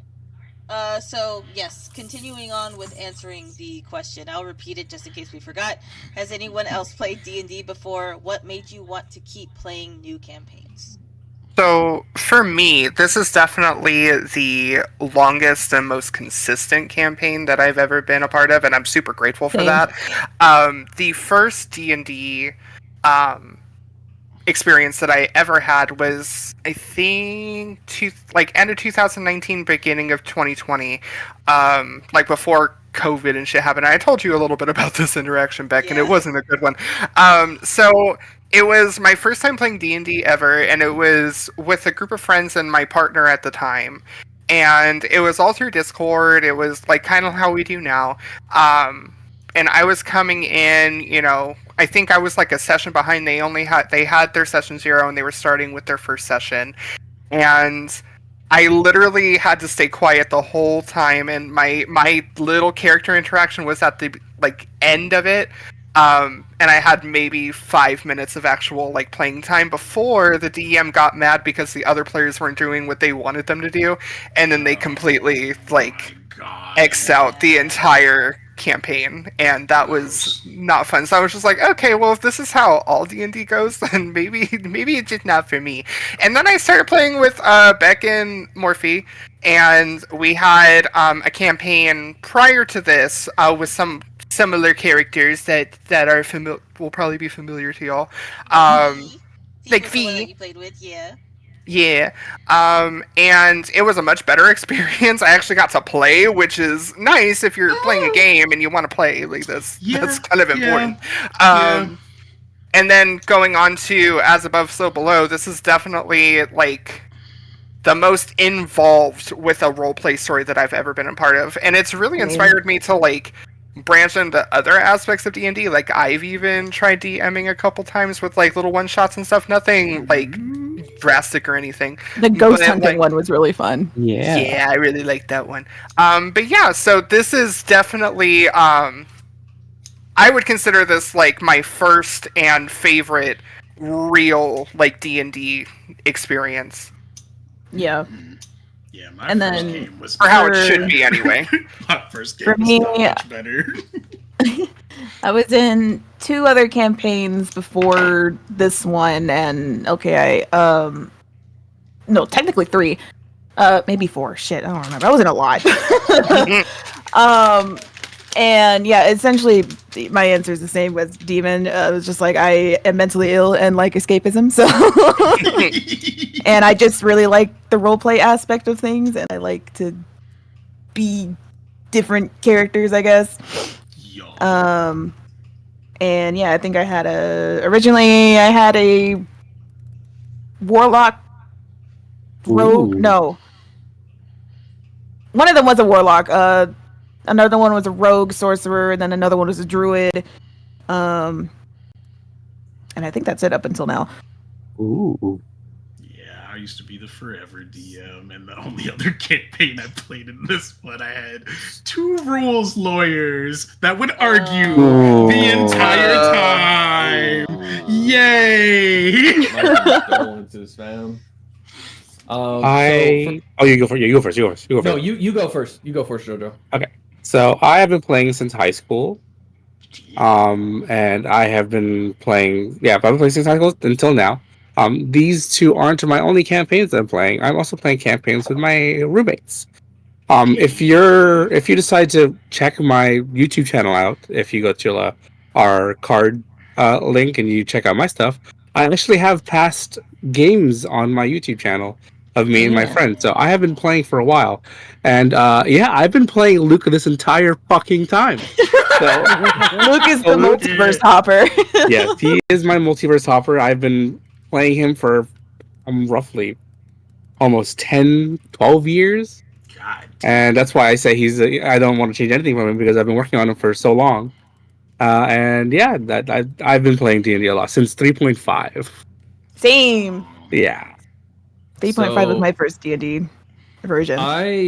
The first D&D version I played was in 2012 when 5e first came out, like the year it came out, because I had watched. Yeah, I had actually watched people play D&D. I was a lot younger, and I was given the opportunity to play like an NPC for one of my friend's dad's campaigns. So he was like, he would invite his friends over, and he would call it poker night. And because it was a lot easier to explain poker than it was like TTRPGs. And imagine all these guys who are just these big, surly, like 300-pound dudes of muscle who do hard labor for a living, all going to the basement being like, so I'm playing my female elf, sorceress. And then like the DM was my friend's dad, who was like the biggest guy. He was like 6 something. He was a big black guy with like strong muscles, because they all did hard labor, like breaking cement and moving crates and shit like that. So these were well built dude, and they've been playing D&D since they were in like high school together. Damn. And so I got to watch them do it, and that put in my mind that this is something I wanted to do. When I went to college in 2012, my friend and I had talked about D&D years prior, and he was a year older than me, and he was like, "Hey," the minute I showed up on campus, he was like, "Hey, I got a group wants to play, but we need a DM. And I was like, I mean, if you're cool with me, I've never DM'd before. He's like, no. I want you to DM because I know you're really creative. And he literally dropped the books in my lap. He bought the books outright and dropped them in my lap and said, we're starting next week. Oh my god! Now, for anyone who doesn't know, making a whole campaign can take some time. Yeah. Let alone doing it in like a week. Just a Yeah, little so bit. I had to make a homebrew campaign because there was no module I could read and be ready in a week at the time. And I made a whole homebrew campaign that to this day would have been finished like 3 or 4 sessions afterwards, and it always sits in my mind. I have been a DM ever since. I've had a couple occasions where I got to go to card shops and play as a character, and my first ever playable character that I made was a halfling rogue who was lawful good, and his heart broke because he was in Strahd's fucking town, like just vibing there, and he watched so many people die, and it just made him the saddest little boy in the world. And he was not built to heal, but he tried to heal a werewoman and failed, and she died, and it just was a whole thing. And he now wanders Barovia. He will not leave until he can return her locket to her grave,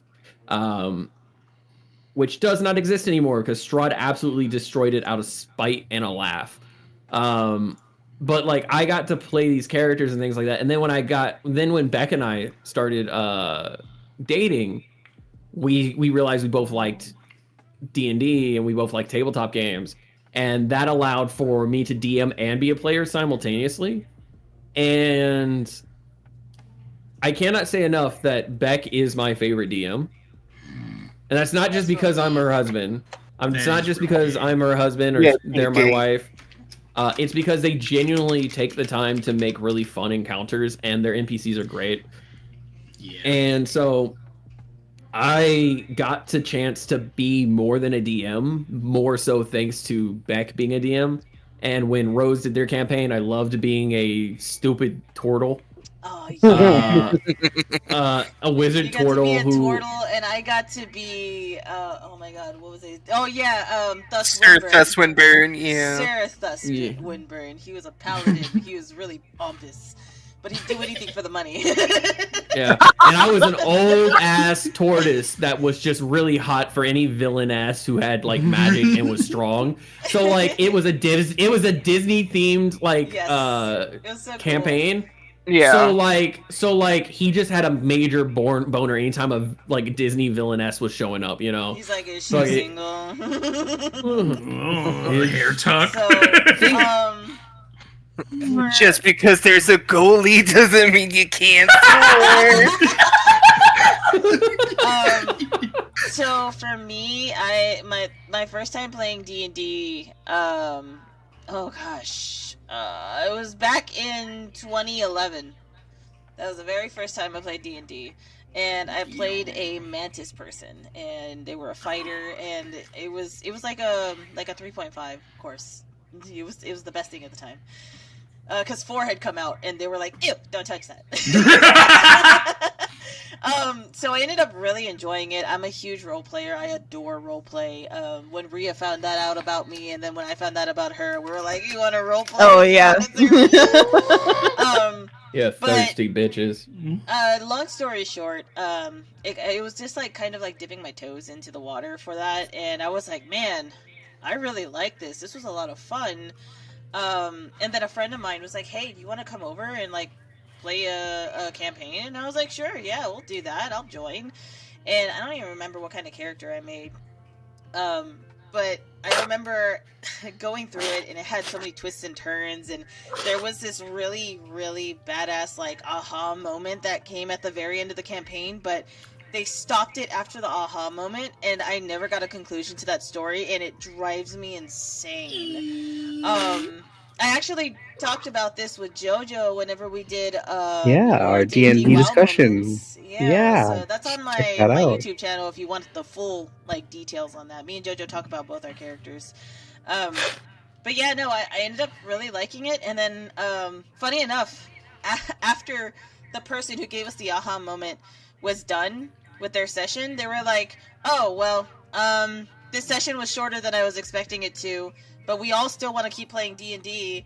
And they're like, does anyone have any campaign ideas? And I was like, I mean, I have stories. And they're like, cool, you're going to DM then. And they're like, we're going to go get food. We're going to leave you here. Here's a notebook. Here's a pencil. We'll be right back. And I'm like, oh my God. So it literally took them like 20 minutes to go get food. So I had to write up this session in 20 fucking minutes. By the way, I found that notebook. I have the original campaign. Oh my God. I found it. Woof. And I was like, okay, so this was my introduction to Schaefer James. And I made like a whole story based off of one song, which is Digging Up Hatchets, or no, yeah.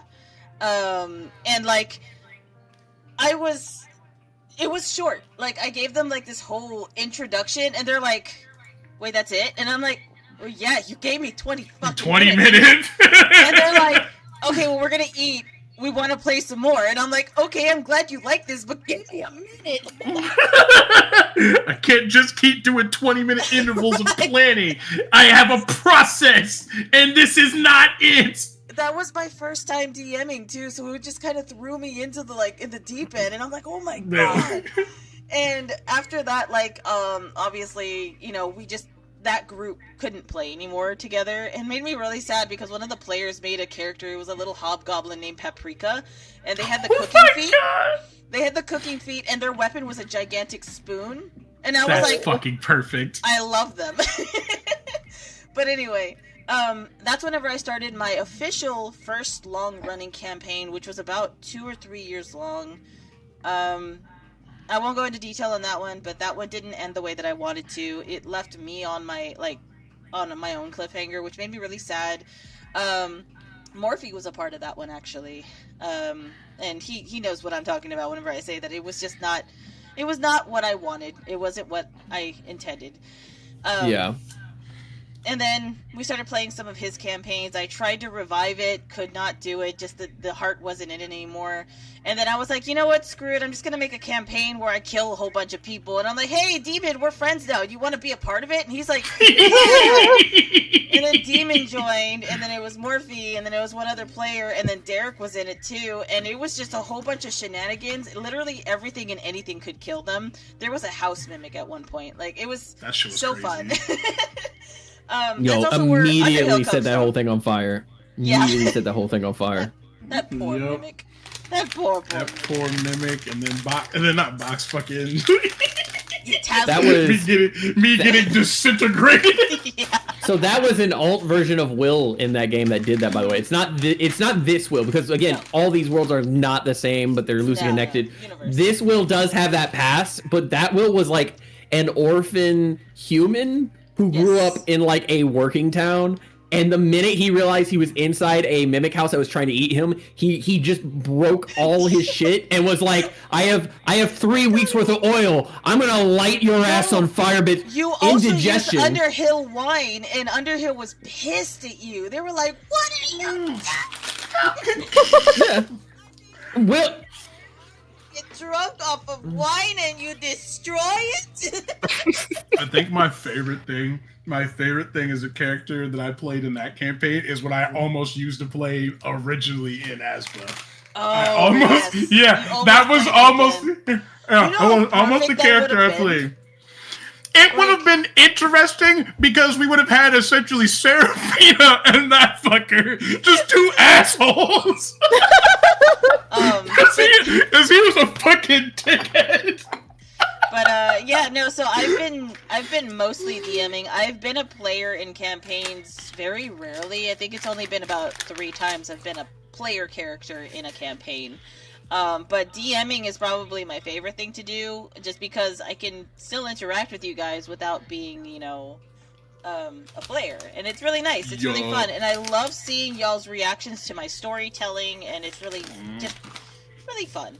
But yeah, the main reason why I kept playing D&D was because I really loved hanging out with you guys, because y'all made it fun. And it's really rare, and a lot of people can contest to this. It's really fucking rare to find a group of people that you can continuously play D&D with and have fun. And like It with is a my fucking other miracle. and with my other campaigns, it's just like they weren't ever really like they were into it, but they weren't into it like we are with campaigns, you know? And so it felt like I couldn't really RP with them to the extent that I wanted. Or But it this felt group- like they were like, "Why are you hogging the spotlight?" kind of thing. Because I remember you telling me. Yeah, That too. yeah. I've had people in the past be like, "Why are you like doing this? And why are you hogging like the spotlight?" And I'm just like, "I'm playing my character. I don't know what."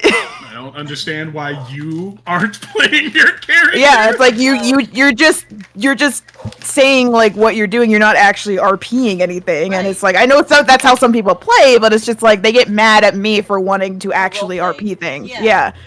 Yeah. YouTube chat has been talking a little bit, so I'm gonna catch up on that really quick. Yeah. So one, Fumi asked just like a little question to your response, Jojo, whenever you were describing Luke, saying Luke's a multiverse hopper? Question mark. Yes. So I think I can talk about this. Luke, can I talk about this? Yeah, you can talk about this. I don't see why not. So Luke's thing is that he wants to be a hero, and in order to, and he does. He every time he plays, he is the person to strive to be a hero. Well, Textbook hero. about becoming a hero, if he becomes one, well, that means he's a hero. He can't become a hero if he's already a hero, which means he's got to get teleported to a new world to become a hero again. And being teleported, well, he loses his memories. So he forgets he was ever a hero, and because of that, he can become a hero again. Hero maxing. So Luke is just one of those people or one of those characters that like their job is never over, and it's just kind of a frustrating moment. A never-ending. I mean, I guess it would be frustrating for a character, wouldn't it? Or a character, If they remembered it. If they remembered it, damn. It's almost like somebody should watch the recent episode of Last Night In. Okay, so the next so the next question here, let me scroll up. Did Serafina and her husband? Oh, 1 second. Which one? They let me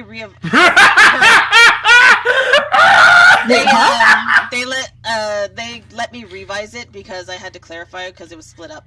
So how did you come? Oh, no, I'm sorry. Did Serafina and Fran ever think they would get married before they met up, or for their first meeting? No. Fran, not at all. Yeah, that first meeting was interesting. Fran 100% did not think that he was marriage material. He's always wanted to get married, but for business purposes, because that's what he was raised for. And as far as like after their first meeting, he liked her, but he didn't see her as marriage material because she was very, very bratty. But then he found out that's kind of his thing. He likes it. And then with Serafina, like at the time, her goal was like, I need to revive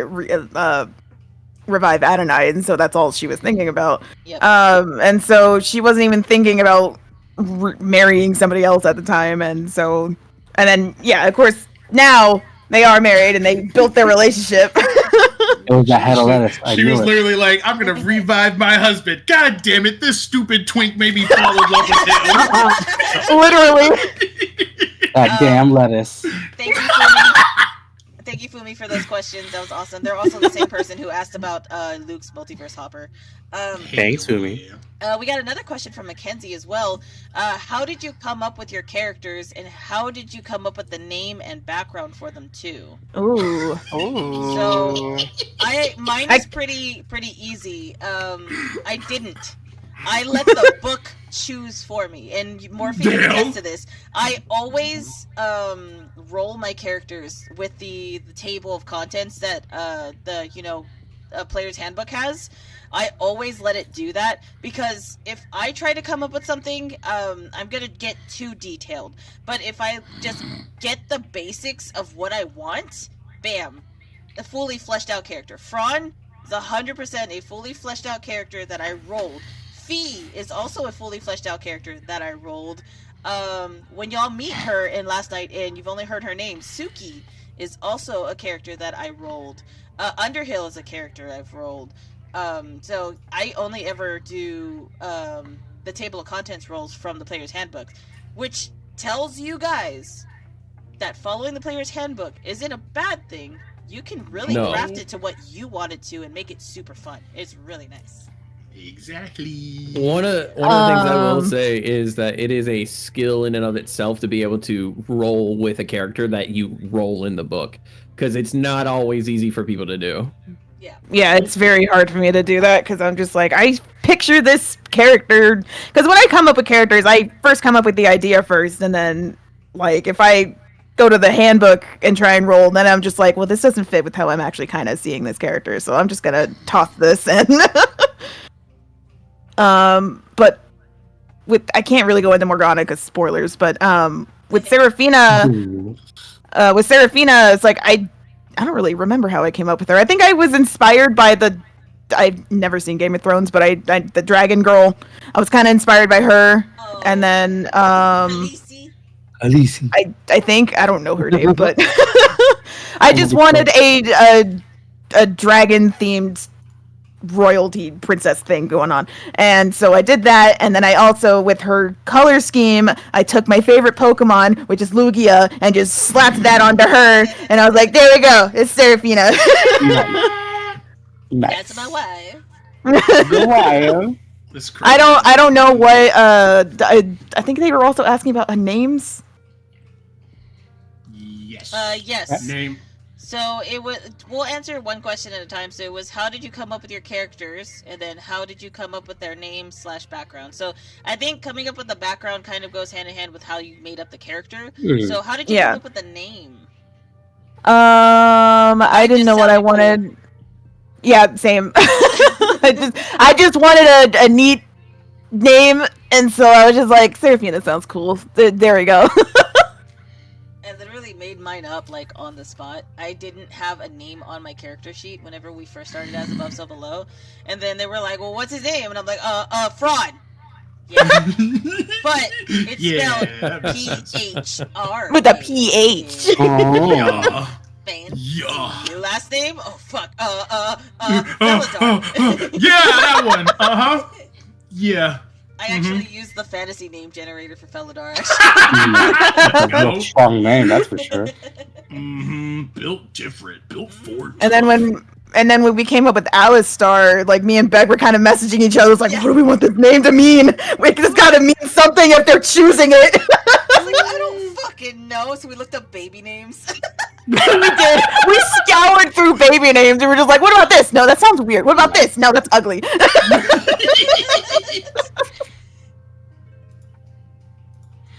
Oh, Let's see. Fucking God. I got mine if no one else wants to go. Yeah, go right ahead. So I knew I wanted a strong name, so I chose Luke. Alexander was a second. I love that. Like a backup. So Luke, and then I didn't know what to come up with a last name, so I looked around the room when I was creating Luke, and I saw a pint of Ben and Jerry's ice cream I just finished. So his last name is Luke Ben and Jerry's. But it's spelled different. For Jay, my name is JoJo, so the first letter is J. As for background, so it literally was. Yeah, just off the whim. That's fucking funny. And as for background, I'm a fucking weeb, and I love me an anime swordsman. Of course you like isekais too. JoJo is isekai'd into the universe of goblins and stuff like that. So That's me. That's him. You were gonna say JoJoing. Huh? Who's next? Oh, me next? I technically already answered for Box. I was like, I want to make a giant off-putting creature, and then I accidentally made a speedster. And then, you guys will get to the name eventually. It'll probably come up in. We gotta save the cheese. We gotta save the cheese, May. Gotta get real spicy. Good with that cheese. Tea then, spicy tea. But Gragnar, this is funny. So, like I said, originally I was gonna play Taslin was my original character that I was gonna play. Who was like, he was a fuck. I think I made him a rogue. I can't remember off the top of my head what I ended up deciding on. But Taslin was like this. He had like the not like full broody background. He was like, oh, I'm from like this assassin's family that's kind of a cult, and I got out of the cult, and no one is gonna ever tell me what to do ever again. And then, literally, I already had this character rolled up, ready to go. And then one day I hopped into the shower, brain's like, what if we just made a little kobold named Gragnar and he'll be a sorcerer? And I'm like, God damn it! I love that! Literally, I was like, I love that! We're doing that! That's literally how I come up with all of my character ideas. I'll just be chilling, and Brain's just like, what if we played a goblin who thinks they're a turtle, but their shell hasn't grown in? Yes, I do have that as another backup character, by the way. So, when it Also, came Beck, to... there's another question on my chat if you want to add that. Oh, yes. Let me go ahead and pull up your chat. Oh my God. When it came to Will, so Will is a name I use a lot because I think it's a very basic name. And I don't mean that disrespectfully to anyone named Will or William. It's just that it is a normal name. And I like the idea of like, but if you go back, okay, let's do this. My first character that you guys probably have ever got to see was Thrall. Thrall was Urgrim Thrall is a play off the three main orc names for World of Warcraft. If you've seen the Warcraft movie, then you've seen all three of them. Thrall is a name that I hold very dear to myself because I grew up playing World of Warcraft, and I've always wanted to make an orc who is intelligent. And Beck can tell you, the whole point of making Thrall was to make a smart as fuck orc and to take the rules of the book and give them the middle finger by putting all my stats into strength and intelligence. Yep. Insolence. And then I had Will, which is one of Thrall's kids, and Thrall has a bunch of kids, but Will is actually one of Thrall's biological children, not one of his adopted kids. And so what ended up happening was I was like, okay, I want to play a character that is similar to like Thrall, but is different enough to be his own thing and is not like a copy paste. And Will came about as, I don't want to fuck with my dad. Like, I took the idea of wanting to play something related to that character but not be that character and said, what if that's just childhood trauma and not wanting to like talk about your dad? Like, you know when you love your dad, you respect him, but also fuck that guy. I didn't grow up in the best scenario because I had 30 plus siblings. As for him being a paladin, I knew pretty early on that I wanted to do something other than a monk because I used to play a lot of monks. I used to play like monks almost religiously. And so I was like, you know what? I played Baldur's Gate 3. I really liked paladins in Baldur's Gate 3. And I've always wanted to play a Broken Oath. So I was like, you know what? That makes sense. He broke an oath at a young age because oaths actually in like D&D don't care. They're promises. They don't care your age. If you at the age of 13 make an oath and it's so strong that it gives you magic and you break that oath, it doesn't matter why. Cough, you were a 13-year-old. Yeah. Garam's also another example. That Garam was me tinkering with paladins, but like Will is 110% me just like taking all these odds and ends that I've thought about throughout the years and been like, I really want to do these things, but I've been a forever DM forever. And I was like, fuck it, we're gonna roll. And I had so much fun. I love playing Will. He's actually one of my favorite characters I've ever played so far. Sam? I think for me, so Sam is a character, at least in the semblance of her, it's like an idea that I had for a very long time. She's inspired by a really terrible movie called Planet Terror, with Nice. and I'm sure you've seen it. It's a character in there named Cherry, and she has an assault rifle for a leg. Oh my god. Oh And yes. God. Brilliant. And that's true. And like, I remember watching it one day. I was like, God damn, I want to play a character like her so bad. Because like, again, it's the worst kind of movie, but she's like the most kick-ass person in that, and it's so ridiculous. It's a ridiculous thing. So, like, when Morphe invited me to play As Above, So Below, I really wanted to challenge myself to not play a magical character, at least not right off the start, because that's all I've ever played. So I was like, let's do a rogue, and I'm still trying to figure out how to play a rogue because it's a lot harder. Yeah. You gotta be up close and personal with rogues. Yeah. So yeah, and that's what inspired me to have Sam have her little harpoon leg. When we first started, she doesn't have it anymore, unfortunately, and she kind of misses it now. Nah, you still have it. You can use it as a javelin now. Ta-da! I could use it as a javelin now. I forgot. So Sam, 1 second. Sam, there was somebody commenting to you. Fumi says, "Oh, that's why I always thought I'd known the concept of that character before, because they recognized you." Yeah, but yeah, that's where I got the inspiration from. If y'all have never seen that movie, I recommend it. It's a terrible movie. It's an old, I think it's Robert Rodriguez and Guillermo del Toro. It's like an old one of theirs. I think Robert Rodriguez is the same guy that made like the Spy Kids movies, so it feels very much like one of those. God, Yeah. I watched those movies recently. They aged like milk. Oh yeah, so like it's not a good movie at all, but like you need to watch it at least for Cherry. Like Spy Kids 3 is still funny. Amazing. Though. It's still funny. That movie will forever be the funniest shit ever. Why someone shows up and then just immediately dies? I was just gonna backtrack a little bit because I remembered something I can say from Morgana. I know you guys know it, but I don't know if Chad does. But for Morgana, the inspiration for her, I was inspired by Kafka from Honkai Star Rail. Oh yes. And what? that's about all I can say for that because everything else is kind of spoilers. Spoilers. All right, we got more questions that came in while we were answering that one. This is a question from Key saying, "Would you all ever do D&D themed karaoke?" Yes. So I'm gonna let you Wait, know. how would that? I'm gonna let you know right now. Because, like, we all know I do funny, silly voices all the fucking time. I legit be at work singing in Gragnar's voice sometimes. Yeah.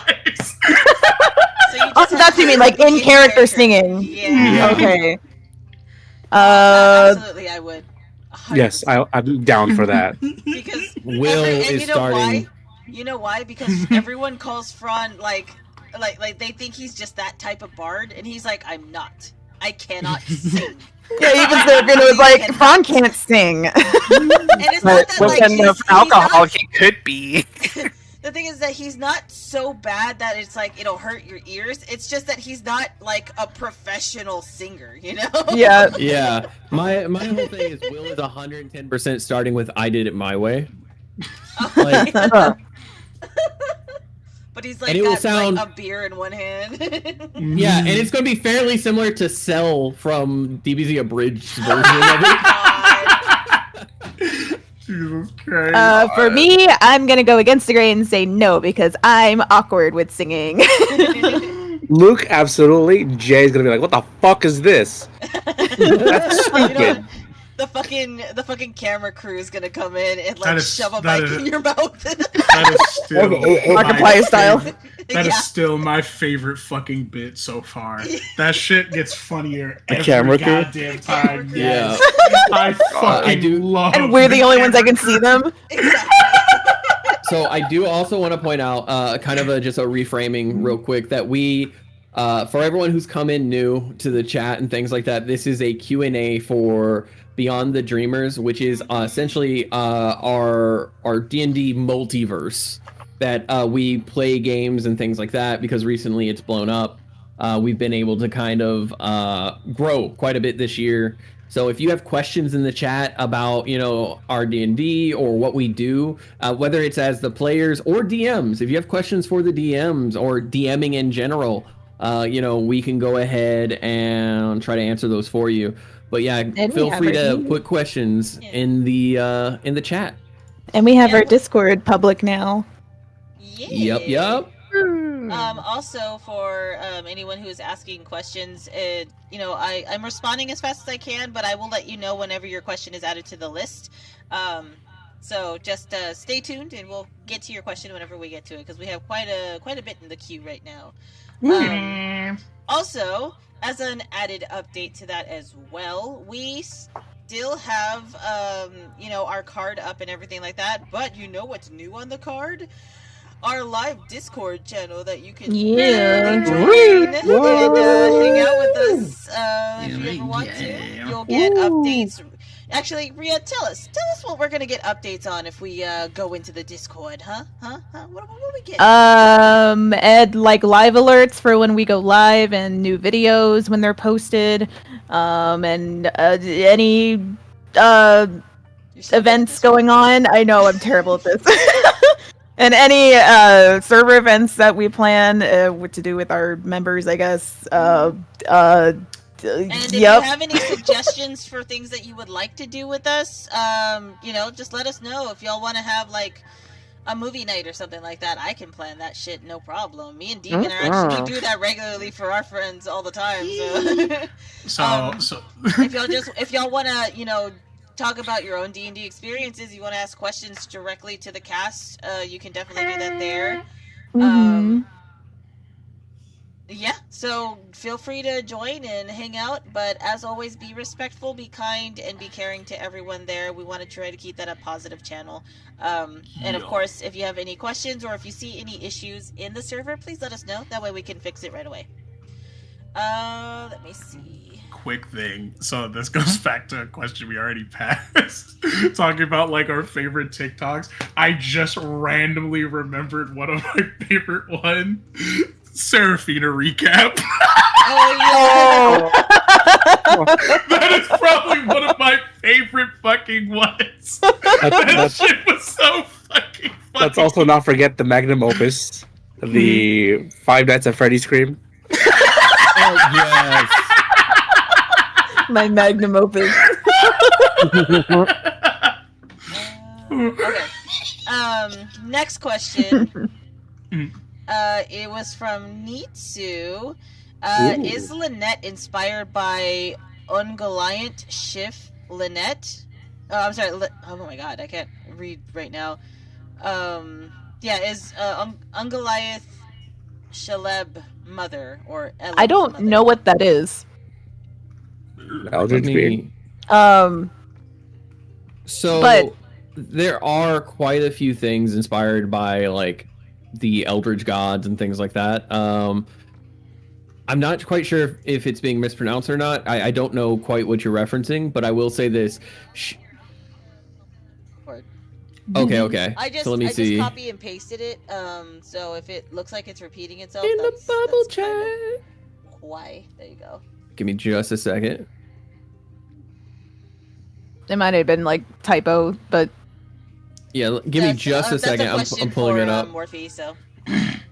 Yeah, give me just a sec. I'm just gonna go While ahead and you're pop doing that on that, there. I'm going Oh! to spiders from Lord of the Ring. Oh! Yeah, no. So yeah, you are correct. So no, they are not inspired by that. Though Lord of the Rings is one of the things I use as reference for when I design certain things. So she is inspired by two things. One, I wanted the party to how do I put this? I wanted the idea of a entity that would be the very definition of the party's choices, like the consequences of those choices personified. Yeah. And the party is the type of group that doesn't like it when they lose. Would rather the whole world burn down. And I'm talking as the group as a whole. Would rather the whole world burn down than them lose in the process. And so what I did was I took that and I ran with it to its logical personification. I also wanted to do the timey-wimey bullshit. I wanted to do a time loop episode that would absolutely fuck with people. And I saw my opportunity when they forgot they had the egg with them. It was supposed to be Snack as the parent, but correct. Being dead and everything.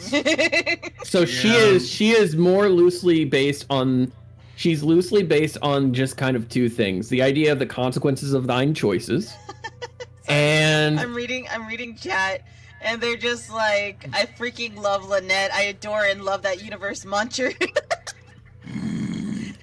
she is brilliant. I we love do love Lynette. Lynette. She's one of my favorite NPCs I've made one of, purely for the fact that she is doing so much shit in the background and it doesn't affect you guys because she's doing it in the background to try to give y'all the best chance possible.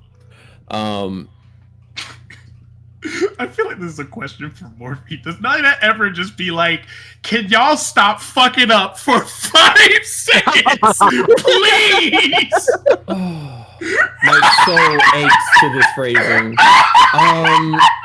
I like to think So- every time our party goes into like a church of some sort, they have to drop all the things they're doing. Like, okay, what are they doing right now? That or a fucking god shows up, it's like, oh no!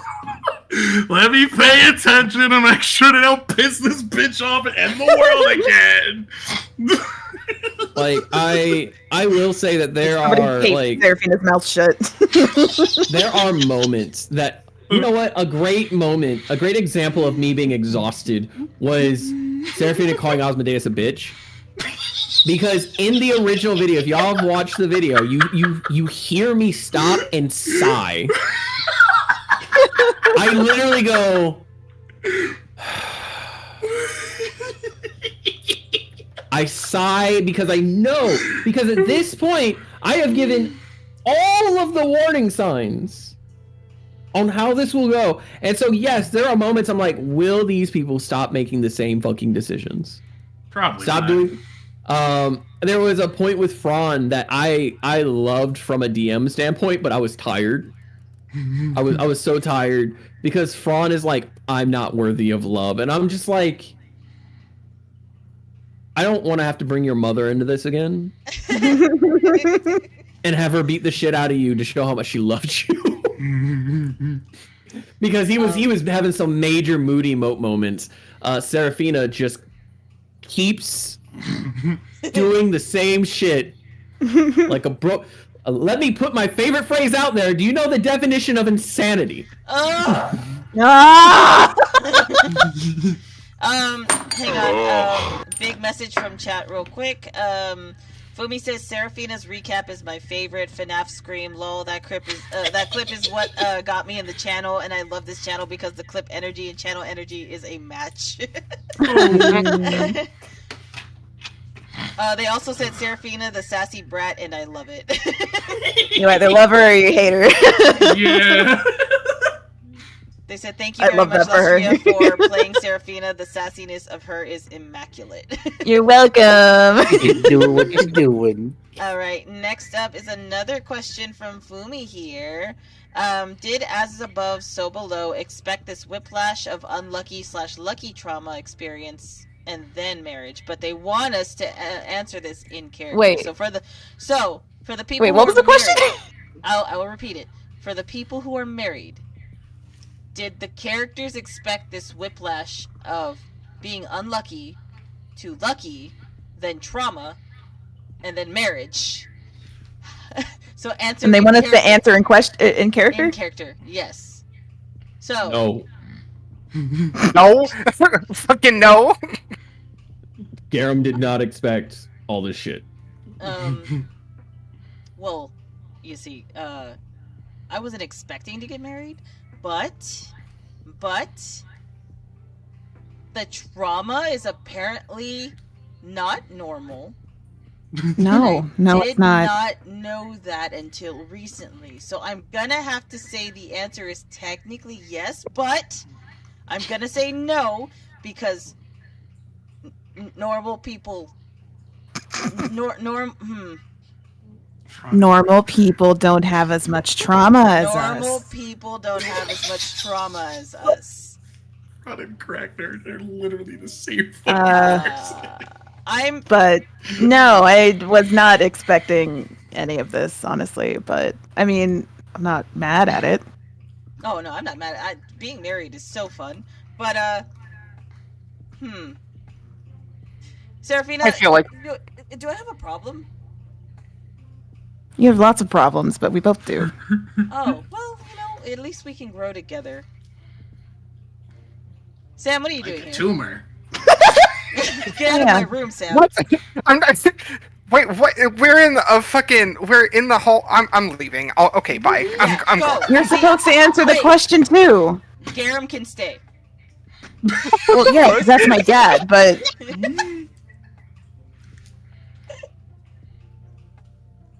Sam, Yo, think they what do you said no. want? you're supposed to answer the question. I'll be right back. No, The answer's no, and y'all say that you're not mad at it. I think we should be a little mad at it. Wait, why? Okay, well let's just go like based off of what like my experience, right? Because that's all I can answer for. I, for one, expected to live a uncomplicated life, die on the sea. I never expected to be married. No, you're sitting right here. No, it's fine. It's fine, really. No. There's so much work. Sit your ass down. Yes, ma'am. What, finger on nose. Why are you being so fucking rude to Sam right now? That's really fucking mean. Rod's always rude to Sam. She lets you. Yeah, but she lets you answer. You're being a fucking bastard. You're being a rat bastard. Continue. Anyway, finger off a nose. I expected to live an uncomplicated life, like pillaging and thieving and doing the piratey stuff. That's what I know to do. I didn't expect to have a husband. I'm very grateful. Look at him. He's built like a brick shit house, and he does what I need him to do. Brick shit house. Why shit? It's Garum, an I don't expression. think you're shit. I think you're wonderful. I don't. She's looking at Garum right now, so exhausted by all of this. And he just shrugs. This is my everyday. What are you expecting? Okay. This Anyway, would be your you're married into game my- If you were here. You married into my family. I don't know what you expected. I know it. But anyway, it went from being very uncomplicated to being incredibly complicated, not just for myself, but for everybody involved here. So, yeah, to answer your question, no, didn't expect it. Don't exactly regret it, but did not expect it. Thank you. And Fumi. scene. Fumi asked another question. What was everyone's reaction to the fourth wall break from the DM, the first mention of the Dreamers?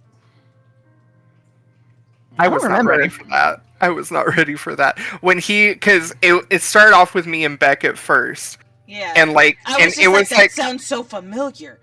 it was like a villain slow turn in their chair stroking their cat moment. Like that's what it was. Because it was like there like things were going on in story, and then he said, "What do you want to do, Rose?" And I'm like, "What the fuck you calling me out my name for? What the fuck?" He's like, what are you And then he talking did about? the My same- name's Sam. And then he did the same thing to you, and I was like, "What's going on?" I was like, oh. It was scary to say the least, because I didn't know what kind of tomfuckery you were pulling there. And now For we me- kind of know, but we don't really know. For me, I clocked it from whenever we did like the original campaign that Morphe had DM'd for, like the first campaign. The Yeah. moment that he called us the Dreamers, or he called us by our name, the first thing that came to mind was, oh my fucking god. First off, that means Yanti's coming. Second off, god damn it. That's the first time I remember it happening was Yeah. when we talked to Yanti too. Yeah, that's what it was. Yeah. And then both Serafina and Fran were like, "What the fuck? Why?" Oh my god. My favorite part of that still has to be me doing a fucking, because like I think it was whenever Yanti was giving Greg the fucking tattoo. Yeah. You mean it's true, Yeah, and it was just like, you know what? I'll let you decide if you beat me the dice roll, not Gragnar, me the dreamer talking directly to Yanti. And of course I lost, I roll like shit. Yanti was like, bet. Jojo, how about you? I mean, it reminds me of the Darkness Rising. The Shadow The shadow. I was real excited. I'm like, oh shit, what does this mean? What is You it? wanna know something? You wanna know something, JoJo? We had that moment in Last Night In. We had the shadow moment. Did we? Yes. We Wait, did. when?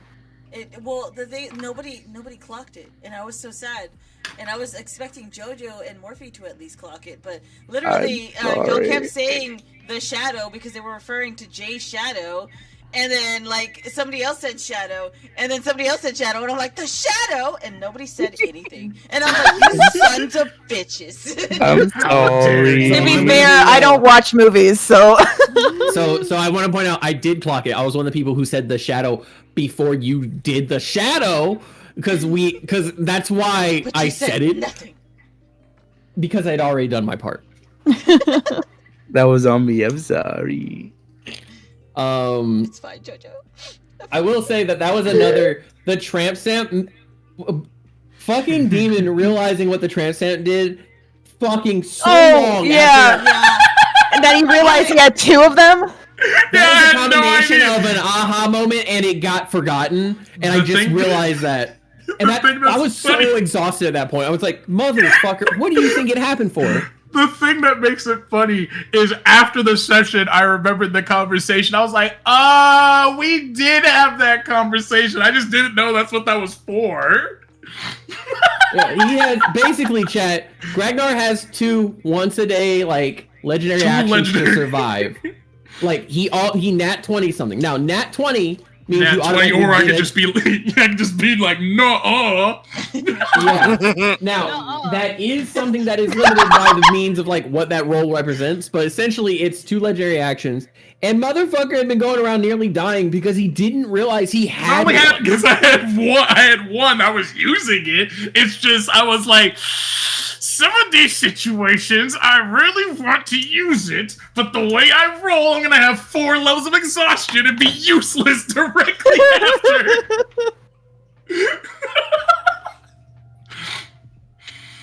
I know too much about exhaustion for obvious reasons. So, catching up on chat really quick. Yo. Let's see. Mackenzie says the skit between Jay and Morgana when she was naked is my all-time favorite. Why is it that Ragnar and Demon feels like the same character and the fourth wall break is just They a are. regular Jay? They are. They're the same person. Ragnar's just me, like, slightly turned up. Ragnar is the only character who can canonically say no. No, I can't too. All right, continuing on with questions. Let me see if there's been any more in chats real quick.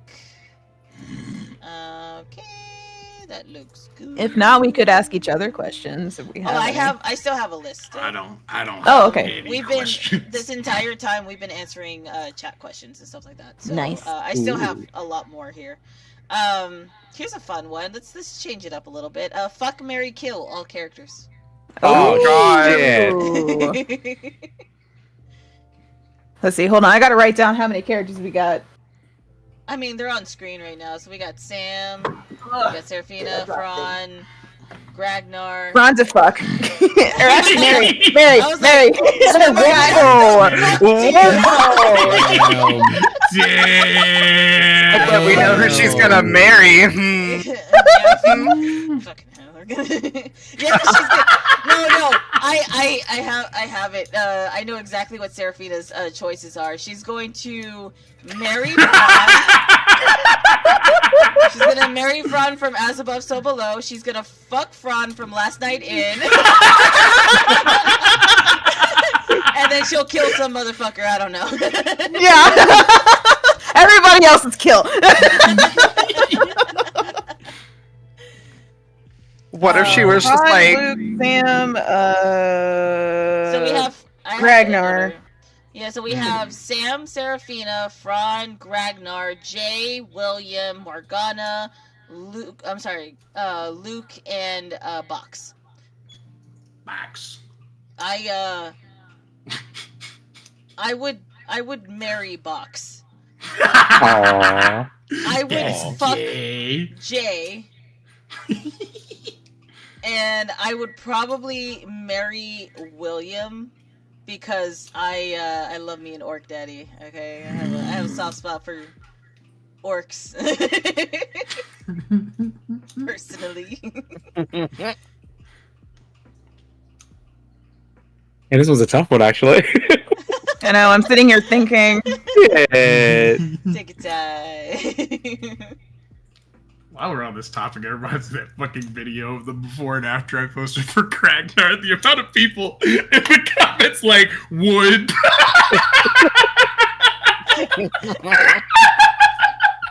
Because of the fucking second part. So, let's see. Kill Morgana. To quote Will, like, Jay was talking about how pretty she was. He was like, I mean, yeah, if you're looking at it from a standard 1 to 10, physically they're attractive, but the personality shit. Let's see. Fuck Jay. Thanks. Yeah, Thanks, bud. Yeah, I agree with that. I concur. Marry Fran, because, like, marrying someone means you get to fuck them long term. OG Fran. Okay. OG Fran. Yeah, AASB. So, like, marry Fran so I can raw dog him from back end. Yeah. Fuck Jay, because Jay's the type of dude who's, like, gonna be world popping, so I'm not gonna marry him if he's just gonna be world popping, alright? If he's not popping this pussy, I can't really... That's the reason I didn't choose Luke. I chose Jay because that's yeah. that's fair. That's fair. I need the long term. Because here's the thing. It's like, to me, Jay is just Luke later down the road. So most definitely, like, you know what? I'm gonna change it. Fuck, Luke, because Luke becomes Jay. So I get 2 for 1 for that one. He's got to come home sometime. But yeah, murder Morgana. Not if I have something to say about it. Murder Morgana. Marry Fran. Fuck. Luke. All right. Okay. Demon. How the fuck does this work? There's so many characters. I know. Fuck, marry, kill. You have to choose. But that's only 3 options. There's like... Yeah, You can use more than one. That's what I'm doing. Oh, okay. I'll go next if you're thinking. You know what I just realized? I just fucking chose 2 marries and 1 fuck. I didn't kill anybody. So let me change my answer real quick. So I'll marry Will, I'll fuck Jay, and I'll kill Luke because he's just gonna come back anyway, so. Good loophole. Damn, this is kind I can go next if Demon's still thinking. Yeah, go for it. Yeah, go. For Asba, marry Fran, obviously. Fuck Luke, fuck Sam, marry Ragnar because he's gonna be marrying Fran probably. And then I'll kill Serafina for the drama. Oh no, their wife died! I really had to like narrow it down. And then fuck Jay, fuck Morgana, kill Will, and then marry Box. For LKI. So if I'm breaking it into the 2 campaigns, then it would be, so we have AASB. It would be marry Fran. Yeah. Fuck Luke. Fuck Sam. Kill Serafina. The amount of stress that character has given me. You know what? I'm doing the same thing. I'm marrying Ragnar and Fran. Exactly. They come together. That's how it works. A dynamic duo with financial stability. I mean, it's hard to pass up. Really? Yeah. Yeah, you Plus, you financially stabilized. Like, plus, let's be real. Gragnar has a history of knowing how to please. So, like, why would I pass up marriage in that life? Ask my wife. I also have a history. Let's see. If we're going strictly on the characters from like Last Night In, then Mary J. Fuck Box. Oh my god. I mean. The other way around, but Oh my god. We Fuck know. Will, cause like I'm fucking Will. Yeah, well. Yeah, I'm gonna kill Morgana. That personality Leah is still just makes shit. characters that the DM does not like, apparently. Yeah. So here's the thing. You make characters that you're like, I'm hot, and they're like, I'm hot, and I'm amazing. I'm hot and I'm amazing. And it's like, great, you're hot, but what else is there to you, honey? Damn. Woof. Like, yeah, you're gorgeous. That pussy might be popping, but it ain't great. So, really quick, Fumi did answer as well. They said, Gragnar, marry, fuck, I don't know, kill somebody. And then they responded again, saying, Seraphina, sorry, kill. Fron, fuck. Gragnar, marry. Fish lady, fuck. Honest opinion. That's it. Fish lady! Fish lady! Fish lady. Fish lady! Oh wait, Mackenzie Damn. also responded, saying I would fuck Seraphina, marry Morgana, then kill someone random. Oh my god. Nice. Spin the wheel. Spin the wheel! Spin the wheel! Yeah, I'm marrying Fron and Gragnar. Oh my god. I'm absolutely fucking Sam and Seraphina, and I'm killing Luke. Killing Luke. I'm gonna marry Will and Box. I'm gonna fuck Morgana, and I'm gonna kill the Shadow. Jay needs to just Damn. stand there while I fuck his woman. I'm like, yeah! Oh my god, Nitsu, thank you for the tier 3 sub. Whoa, nice. Yeah. Like comics, they come in issues. You right. That's some real shit right there. I think for mine, and I can only really answer on the Asma side of things. So, god damn it, this is actually kind of hard. Wait a minute. Is it, No, is same. it really? Okay. Yeah, you can answer. So, okay, I by like just looking at them. I think so. I kind of do fall in line with everybody else and say I'm gonna marry Fran and Gragnar, only because I feel if that were the case, it would solely be a business venture. Like it would Tax write-off! it would be exactly that. It would be a tax write-off. Tax write-off. They're both fucking rich. Exactly, and then she gets a ship and an allowance, and she's fine. She's perfectly fine. I feel like if they wouldn't even think of it as an allowance, they have so much money, they probably wouldn't even notice. Exactly. And that works fine by Sam. So Luke or fucking Luke. I think Luke fucks probably pretty good. I'm gonna have to. I mean, we have the last session to go off of. We do. We know. That was You know Luke. what? That was Luke. No, That was you're Luke. right. It was Luke. Yep, he was left in the brothel. Yep. Yeah. Down for all the fucking like Unattended. 25 or some They crazy can't even shit get in like bed. that.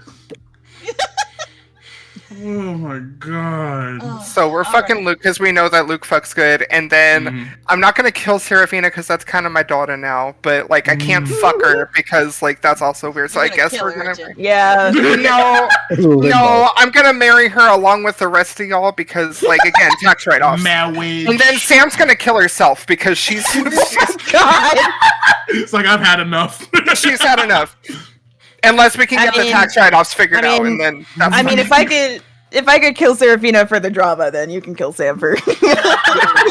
with a write off. Right off. Hang on, let me do it for both since I did it across the board, but let me do both. So for as above, so below, starting from left to right on my screen, Sam, I'm gonna have to kill because you're not present in my life enough for me to kill. Whoa! Damn! Holy fuck. Okay. I'm sorry, she's hot though. Thanks. Can we fuck first? Gonna have to move that to the F column there. So can I get a sample? Can I please? Can I get a sample and I'll think about it afterwards? Have that Well, fuck post nut your- clarity. He'll fuck your husband though. Oh, I know he will. Yeah. He's like, you know what? I'll let you live if you let me fuck your husband. Let him take the bullet. Seraphina, obviously Mary. I'm not doing myself. Ragnar, I would marry. Yay! Luke, I would fuck. Just because of the whole incident of him carrying me, I like that. That was nice. That was nice. That awakens Actually- something in me. if that does actually, can I only choose one person to kill? Because if that's the case, can I kill myself and like fuck Sam? I changed my mind. That's what I'm gonna do. Let us take note that But four asking people that- would- but asking are that- willing no, to kill that's what I'm gonna themselves do. for this. And then for last night in, I would marry William. I would fuck Morgana. I would fuck Jay. I would kill a shadow, and I would probably fuck Box too. Actually. Let's go. I was actually gonna state two, and I forgot to throw my hat in that ring. But I would also fuck Box. Like that's a. Right. He's fucking huge, man. That's We did keep him. That is a Yeah, I 21. rolled That is a nat 21 right there. I rolled a nat 20. Damn, all of Demon's characters have like the biggest sticks. Actually, for Actually, proportionally. Oh my god. I'm sorry, Sam. I didn't mean for that to come off as savage as it did. I was just doing it for comedic purposes, but then I No, realized it's it okay. sounded mean. Oh my god. That stopped you. Don't let that stop you. Stop you. Oh, okay, hang on. There's another question, but I have to put it on the list. 1 second. Okay. Even you got let me one? let me see. Okay. I think it would be a fuck Sam. Absolutely have to marry Fran. Fran, like I still remember when Beck showed me, whenever Beck changed characters and showed me Fran, I was like, Yeah. oh no. even during session when she revealed it, I was like, oh my god! I was like, no. Before I you did, like, can't official do art. this to Yeah. me. Fran's not a shit. Oh no, he's hot. Literally. Oh fuck. Well, obviously we have to marry the duo. We know how that works. Of course, yes. And now we have Zanzibar and Box. It's just the game keeps going. You know? Yeah. I feel like me and Seraphina would just argue all the time. Yup. So it would be I had to kill Seraphina, and I'm gonna kill, Who kills who first? and I'm gonna kill Luke for the sole reason it'd be a dope ass fight. It would absolutely be legendary. I gotta kill William. It'd be another situation. We would just argue. And it would go nowhere. It would go in circles. I'm fucking stupid. The arguing back and forth is just like who can get louder.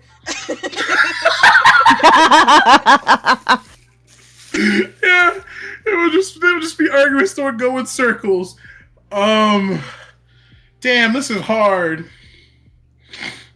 I'm gonna go with fuck Morgana specifically because I feel like Morgana would sell my organs. Morgana gives that 5. I'm glad. I'm glad that she gives you that vibe. If given the chance, I would sell you for a corn chip. Exactly. Box is an absolutely. That's a Mary. Gimme. Gimme.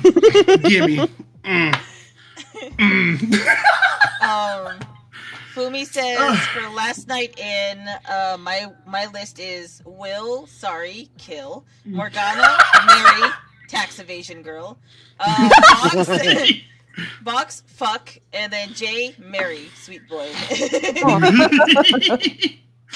I do not hold it against you. Same. I don't know what the fuck I would go with Jay. Jay just isn't my type. That's fine. You can kill me. It won't be as good of a fight as Luke, but we'll give it a try. I will say this. I don't hold it against you for wanting to kill, for like putting Will on the kill. But why? Why, Cat? No, we had something. All we had was special. When it comes to Jay, I would like to quote Blitz, "Daddy, likey dummy." God. I still maintain my same answer for fucking Box, but we are giving him a flea and tick treatment first. Like, that's what we're gonna do. I definitely already do that. This happened with Gragnar too. Like, bathe. That's not enough. That's not enough. We gotta give them some canine advantage, like, first. Like, that's what we gotta do. Soak them in bleach. It's fine. He's not even dirty. He might have a little blood in his fur, and he does have a squirrel also living in his fur. It's fine though. Who may or may not be storing nuts. That's the first question that stumped us. Huh? That's the first question that's like stumped us. Like we Yeah. really had to think about it. Yeah. Next question. This is also from Fumi. They said, "Did anyone ever expect the gay inspiration, and how early did each character notice the Fran and Gragnar gay friendship?" Oh, that was like way before day one. That shit was like day one. Gragnar, literally, if I pull up my fucking character sheet, one of Gragnar's flaws is quite literally motivated by food and shiny things. Gragnar can absolutely be bribed. Look, that is 100%. I mean, that's how they met, right? Like, Fran was yes! yeah, I can get you some black powder. You got him like 3 fucking kegs of it. No problem. Let me just show my book to this dude, and he's gonna give you like some kegs, and you should be good for a while. And Gragnar's like, I like you. Yeah, I like this one. Then Fran's just like, oh my god, he's gonna be too easy to kill. What the fuck? But now they're best friends and gay.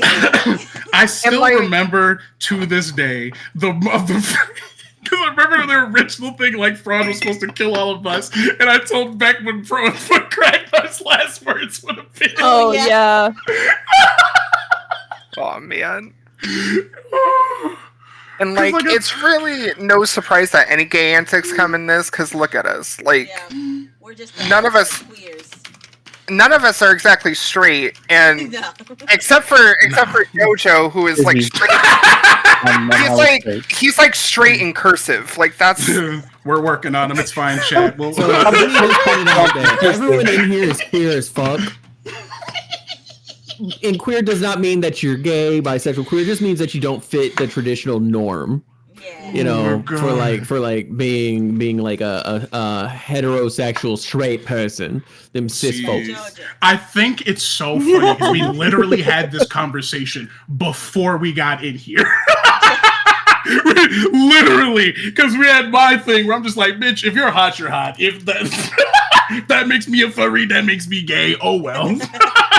I don't care. He said, "Oh well, ding dong."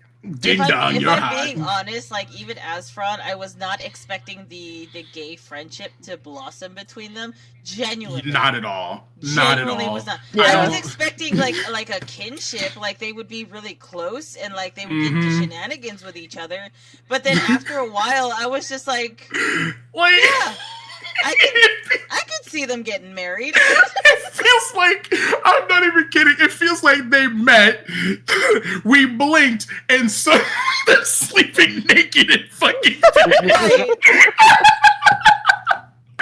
as a like, player, yeah, this is normal. it's like as a player, I wasn't expecting Fran and Serafina to like. Right. It just kind of Get- blossomed that way. It was Yeah. so nice. I still think back to that fucking RP thing. with Oh, Ragnar. that's like one of my favorite moments. It's so fucking funny. Oh my god! It's like, we sleep better naked and stuff. Sometimes people do things, but I was like, wait, am I supposed to do things? It's like, are we supposed to be having sex? No!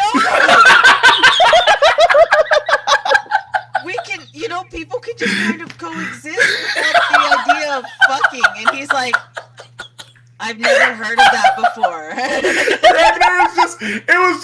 wasn't that. It was just like, Ragnar was like, wait, was I supposed to be doing that? Did I miss something?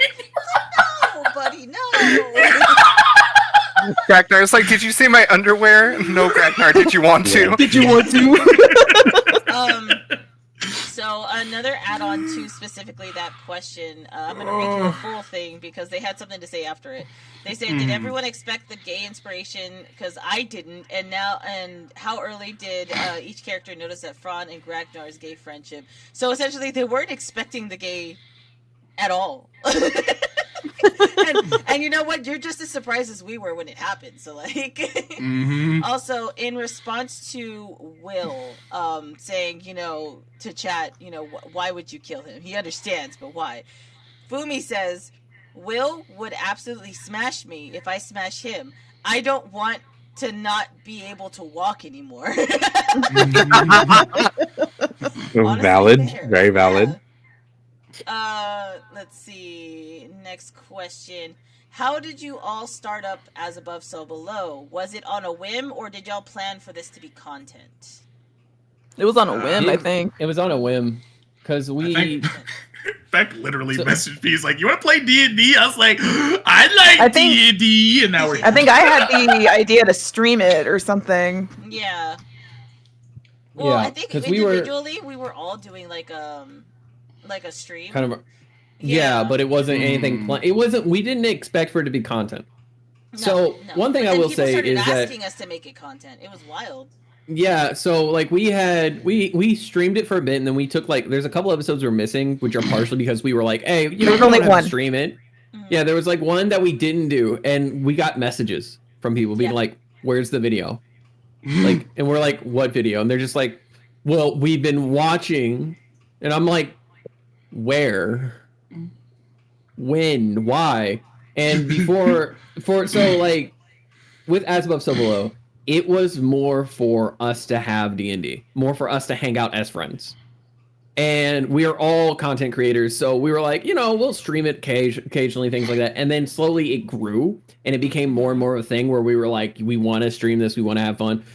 But in reality, it started as us just having fun. And that's one thing I will say, because there was a whole thing on TikTok recently where people were like, how do I create the next Roll20? And I don't think we're the next Roll20. Nah. Yeah, and I just here's want to the have thing. fun.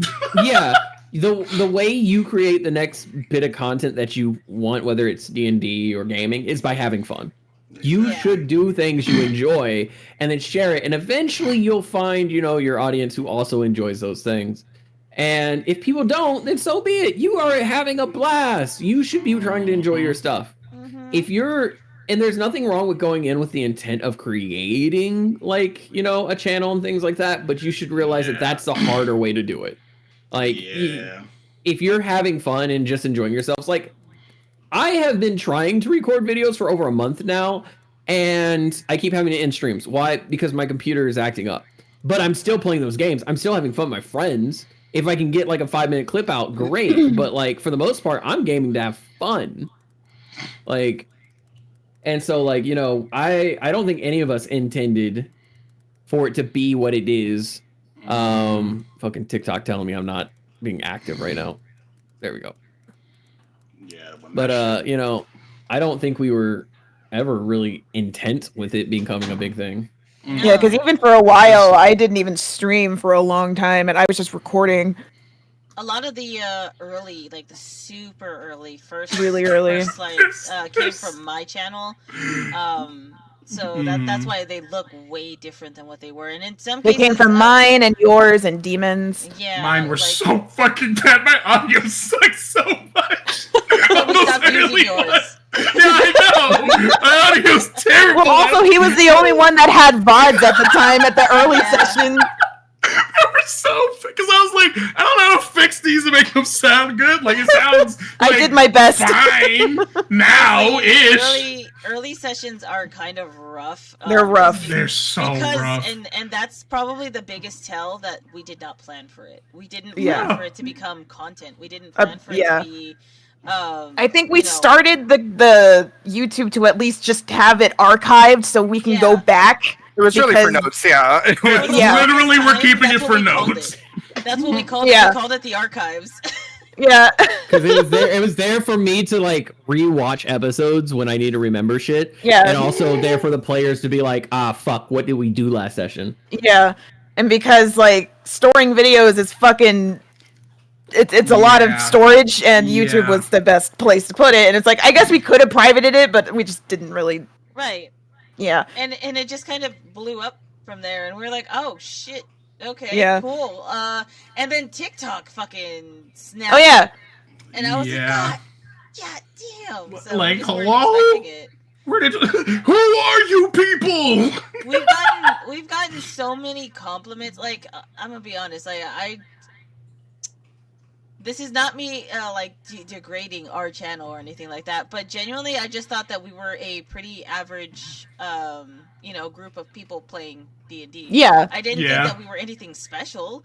But then we started getting people being like, when's the next episode coming out? How often do y'all do this? We love y'all's characters, we love y'all's energy. And I was like, huh? I just be in here mumbling into the mic like with my autistic lizard man. I'm just here dissociating and acting like these characters. So they're like, we're just a bunch of homos hanging out. What you talking about? But that's what people are saying that they like, that we're just friends playing at a table instead of trying to make this big production out of it. And it's just like sometimes that's all you need. Yeah, really, and it's been really fun and really great, and we all have been really enjoying our own experiences with it, and we have our own favorite things that we like about the the channel and all that. And if you check all of the timestamps, you'll see that we didn't really start posting like shorts and stuff like that until pretty recently, like within the last year. Last year, yeah.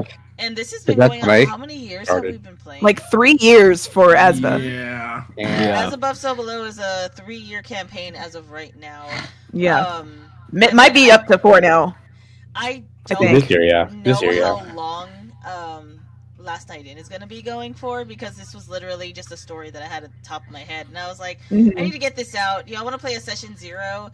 And then everyone was like, you want to record it? And I'm like, we can, but I'm super nervous about DMing and people seeing my DMing.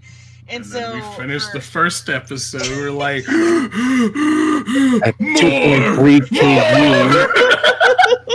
Yeah, that was, I'm going to be honest, that kind of blew my mind. Mostly because whenever we recorded the first session, I left the session being like, oh god,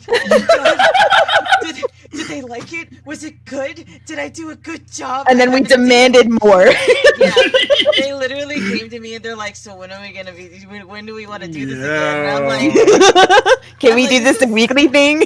I mean, in all honesty, I like all the fucking campaigns I've played in with you. Like the fucking, like I've had fun with all the little tiny ones we've done over the years at this point. They've been fun. They've been fun.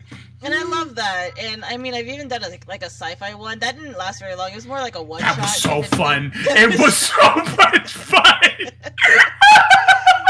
I love that I got to play character. Hello, I am here to assist you. He was literally the aliens from that fucking movie. Galaxy Quest. Galaxy Quest. Put respect on that name. That shit was so fucking funny. Oh my goodness. Let me get freaking tied. Shorts are freaking amazing. I love the rivalry of Seraphina and Fran. The suddenly fuck short and Luke in the silent. Wait, which short was that? Oh. I don't know which short that was. But yeah, but that being said though, it's just really nice that something that was just kind of like hey, I want to get this idea out of my head turned into something that a lot of people really liked, and it was a way that a lot of people were introduced to our channel and like our content and As Above So Below. And like people started last night in and they were like, oh shit, they have a second story too, bet we're gonna go binge it. Yeah. Calm down, guys, please breathe. I know, like people binging all of ASV. I'm like, how are you alive? Some people binge that shit within 2 days, you know that? Oh yeah. That's How is that wild. even? Yeah, I don't know. That was wild when I heard about that. I was But like, oh my and the goodness. thing is that I couldn't like contest it because they knew shit. They knew shit that was like up to like recent. And I'm like, Recent. how the fuck you had to have started? They at, were like, bringing up. midnight. They were bringing up stuff that we'd forgotten about. Oh yeah. I was like, holy shit, dude. It's like I forgot about that. And I was like, taking which good session did that happen in? And then they would give me timestamps, and I was like, holy shit! Telling us about our own stuff. I'm like, what? Things that we forgot, I was like, yeah. I was taking good notes, and I somehow forgot about that one. Oh my god. Oh. But yeah, like I know we're still growing and stuff, but it's like shit. This would be fucking dope if we could like do this full time or some shit. If we could make a living off of this, it would be so much fun. Oh, actually, on a side note, they're still currently in production. They are still being worked on. But What? Will or DM Morphe has been working on t-shirts. Official t-shirts for Beyond the Dreamers that y'all may be able to purchase in the future, and they'll have like references to all of your favorite characters. So keep an eye out there. It's not ready yet, obviously. I'm just giving y'all a big announcement update. Whenever we do have that out, we will, let y'all know, and we'll make a big post about it. We'll make a video for it, or we'll go live like we did today and announce that as well. Promote. I will say that the first official merch is already out, and that is only for the cast to have, thanks to Oh yeah, JoJo. Prototypes. ice shapes Yeah. with our logo. Yeah. The Mhm. prototypes Looks great. went well. Thank We you guys. we do have our own shirts that say Beyond the Dreamers on the front, and they look so good. Very good. Yeah, I'm trying really not to good. wear it into. I'm trying not to wear it into the ground. Snafu said, I like it when y'all whip stuff out. Oh my god. Nothing like that. We'll whip our dice out.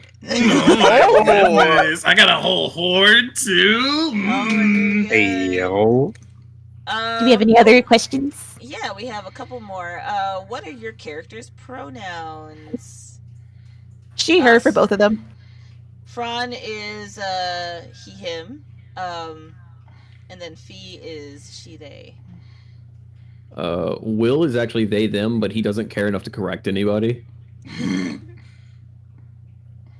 Luke and Jared, he, him. Let me see. I would say Sam is a she, her.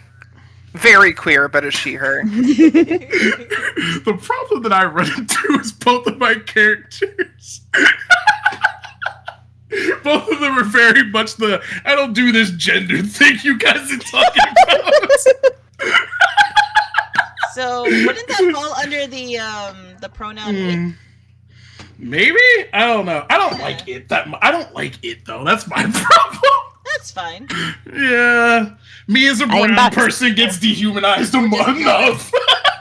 But That's Box's pronoun. I am Box. Yeah, no, that is literally what I was thinking. If somebody asked Box would be like, I am Box. That is Box. And Gragner's is probably would lean towards they them. Honestly. if I had to, like, just so that we can get, because that was pretty quick. It's pretty straightforward. We all call each other by like our characters' pronouns pretty easily. But I will say for us as players and DMs, me, Beck, I am Beck. That is not even a joke. That is literally, I don't have a pronoun. You can call me whatever. You can call me she, he, they. I don't fucking. It I'm don't in matter. the same. I'm in the I same am boat Beck. because none of them feel right. Exactly. And so Like, I'm just none of them feel right. I'm like, ah! if it's easier for y'all to just talk about me, you can call me Apothecary Witch or you can call me Beck. It does not matter.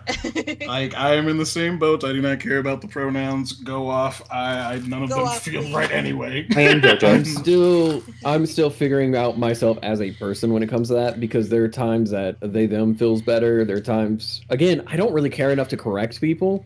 Same thing as Will. I definitely feel like sometimes I'm they them. Other times I feel very feminine, and I like being called pretty and things like that. But I have a big bushy beard. Thank you, love. Real purdy beard. Oh my god. Yeah, so I am in my physical form as like a flesh and blood person. I am a very mask presenting person.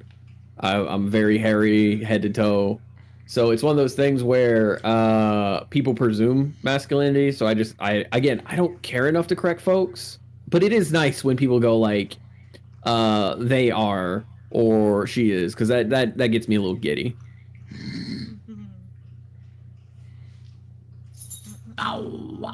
For me, it is she. I do prefer to go by she, her. I don't know if I've ever talked about it like on our platform before, but I am a trans woman, proudly a trans woman. So I do go by she, her, but like some people like are more comfortable referring to me as they, and I don't really like others don't care enough to really correct them. You could also just call me that bitch with the swinging tits. Like they do. I'm a she, her, or brat. Your pronoun is brat. You're a baby. It's funny how you have the same pronouns as Kyoji. Bubby is Bubby. How dare you? You don't make fun of Bubby. Bubby have seizure. We have seizure. For those who don't know, our dog. Yes. What are your pronouns? Oh, I said Luke and JR, he, him. I'm also he, him. Okay. Awesome. And JoJo. For The him and himbo. Yep. for those who don't know, our dog Kyoji does in fact like if he fucking breathes hard, he can fall into a seizure. I think now we had another granted- question. Yes, I see that. I'm gonna get to that in just a second. So just as a heads up, we're making fun of it because he's our dog, but he is fine. He only has a seizure like once every 1 to 2 years. He's fine. Doctor says that he's fine. The vet is like, he don't need no medicine. He's just every now and then he'll. They're not often enough to be a concern. Yeah, He exactly. does it for attention. Like That's the joke. Yeah, every once in a while he The last time short he had a circuits. seizure was on my birthday last year because we were leaving the house, and I was like, Yeah, it better we've- be we've Bubby's long- birthday or else I'll have a seizure. yeah, we've long since moved past being worried about it because literally there was a short period of time where he would just kind of fall over, and we were like, "Oh my god, what's wrong?" He gets up and he's like, "What happened?" I feel great. Yeah. I had some electrical bits in my head, but it's okay. He looks around at all of us. He's like, "Did you see that? Did you see that happen?" You want to see me do it again? Mackenzie said he is fine. Exactly. Builds character. We have 2 more questions that came up from chat. Mackenzie says, Jay, are you in love? Mackenzie, between you and me. Abso-fucking-lutely. Oh! That's real gay. Next up is from Fumi again. If your characters become quote unquote evil, who's gonna be the first blood? Oh. This has already been discussed with me and Beck. So if we're talking Will, if Will goes evil, the first thing he's doing is locking Jay away in a soul gem. Oh, You can't come back. You can't come back if you're locked away. What did you say he was locked in? He's locking. Yeah, he's locking Jay away in a soul gem. The first Oh, moment I heard if something he else. I don't turns know evil. what. And as for Morgana, he's snapping her neck mid fucking shower because that bitch loves being naked. And just gotta let her go in the way that she wanted to go. As for Box, I hate to put it this way, he's gonna reenact the training session. You gotta catch him first. Don't get caught. That's all I have to say. Don't get caught. Don't let Zanzibar get a hold of you either. If Jay turned full evil, Falkirk is the first to go. Ooh. Love that. I love that. Keep that in your pocket for later. Beck, if you want to explain ours, I have to pee, so. So Seraphina and Fran have already come to the discussion. We did an alternate universe RP, where they turned evil. And the first thing they did was go find Seraphina's uncle and torture the shit out of him. It was great. What's the difference? And I'll then be right back. an explicit part, they did fuck on top of his dead body. It was great. Nice. Whoa. That's an important information. Granted, Ron was also completely corrupted by Osmodeus in that one too. Oh, Yo, and I know what evil Luke will do. He would be your blade of Osmodeus. As I was going to step away, okay, real quick, as I was going to step away, TikTok has removed my ability to go live. Oh boy. Hate speech and hateful behaviors. So now I gotta figure out. What? Yeah. Says who? TikTok should. Let's see. Anyway, while you're figuring that out, Rose, what were you gonna say?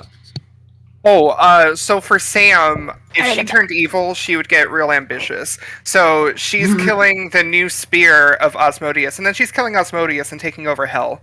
Help you Nice. kill that spear. That's all I'm saying. Fran will be right beside you, helping you destroy that spear, helping you rip apart that spear, helping you rip the head off that spear. That's all I'm saying. You want that spear taken care of? I got you, baby. I got you, girl. I don't even need to be evil. I got you. He's like, oh no, I'm compelled. Sam is putting a spell on me to go kill Adonai. Sam's got a Uh-oh, Sam's using her fish magic on me to kill your ex-husband. Fish magic. Sam's like, I don't fucking have fish magic, Fran. Shut the fuck up, Sam. Shut the fuck up. I'm trying to do And then something. Seraphina just gestures to all of Sam. Looks in the back. Stop with the foreplay. Just do it already. Oh my god. So, Damn. what would Ragnar and Box do? Box, honestly, Complete annihilation. I don't Eats know. everything. Probably. Box is like very middle of the road, and we've already had one. We haven't had it really become an issue yet. But there's the thing with Box where it's just like, well, they can't fucking stop me from taking it. It's mine. If the world wasn't going to change, they'll make sure it does. Nitsu was like, Sarah's evil theme is One Winged Angel. Like, yeah, I honestly really don't know, because like I think it's mainly just because Box doesn't remember most things about his fucking past, other than, you know, the little bit we've talked about in campaign and the stuff that I can't share yet because of Cheese Man. We have to let the story cook. We have to let the story cook. It'll come out. I don't know what an evil Box would do. See where you are on top of the food chain. Yeah, pretty much. Like, he's already like so bad because he's like, I think a perfect example of like that's like holding Box, that like keeps Box in like the chaotic neutral thing is like a I think perfect example we bring up probably like Boromir, where it's just like Box and Boromir I feel like just look at each other every time Box goes by, because Box is just like, he's a little too big to be food. He's also helping us. Boromir looks at you with the same thought in mind. Exactly. Exactly. Mutual agreement. Yeah. He's like, he's a little too big to be food. I'll let it drop for now. Gragnar on the We don't need the water. many Let a the talk with motherfucker burn. Fran. We already know what would have happened. Like I said in the earlier conversation, Dark Ivan would not have existed anymore. That bitch would have got wiped Or off like the fucking map. Darky gone. Jojo.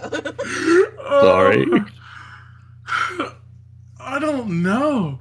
It's just like because Ragnar's like feels like he's in that weird space where it's just like, hey, I see how people in my position who also do not have empathy but are not self-aware act in my position, and I don't want to be like that. So I feel like it would just be another one of those situations.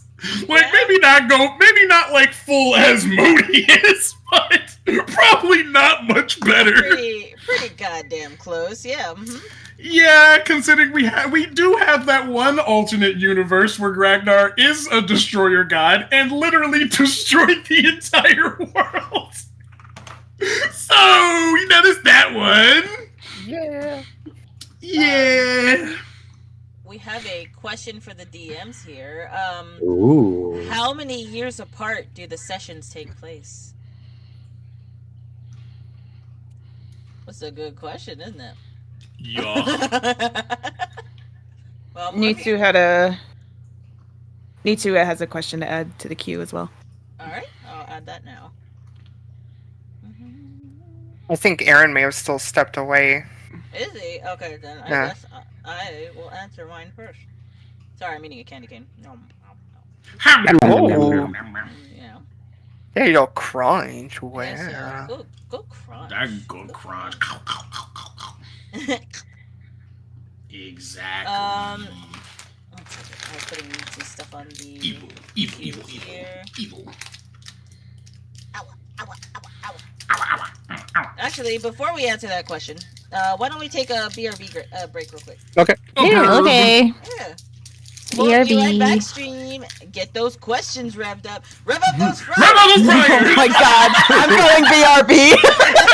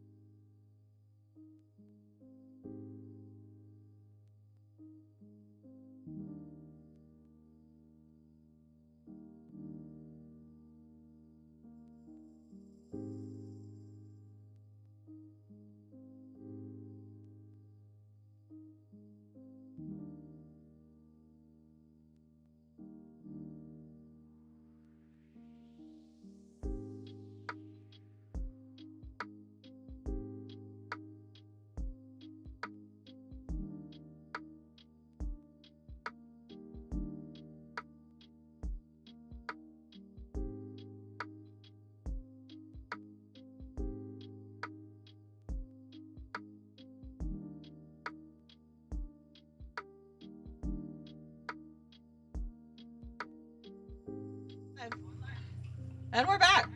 Ta-da. We're not. Ta-da. It just looks like we're bad. Chat, you're actually crazy. Oh, are they? Yeah, Sorry. they're actually crazy. We're actually a figment of you guys' imagination. You guys are actually violently hallucinating right now. Violently hallucinating. Exactly. Beyond the Dreamers, that never actually existed. It's right there in the name. Exactly, it's right there in the name. Dream, you're asleep right now. Hongshu meanie me, Hongshu meanie me. Exactly. Oh yeah, next question.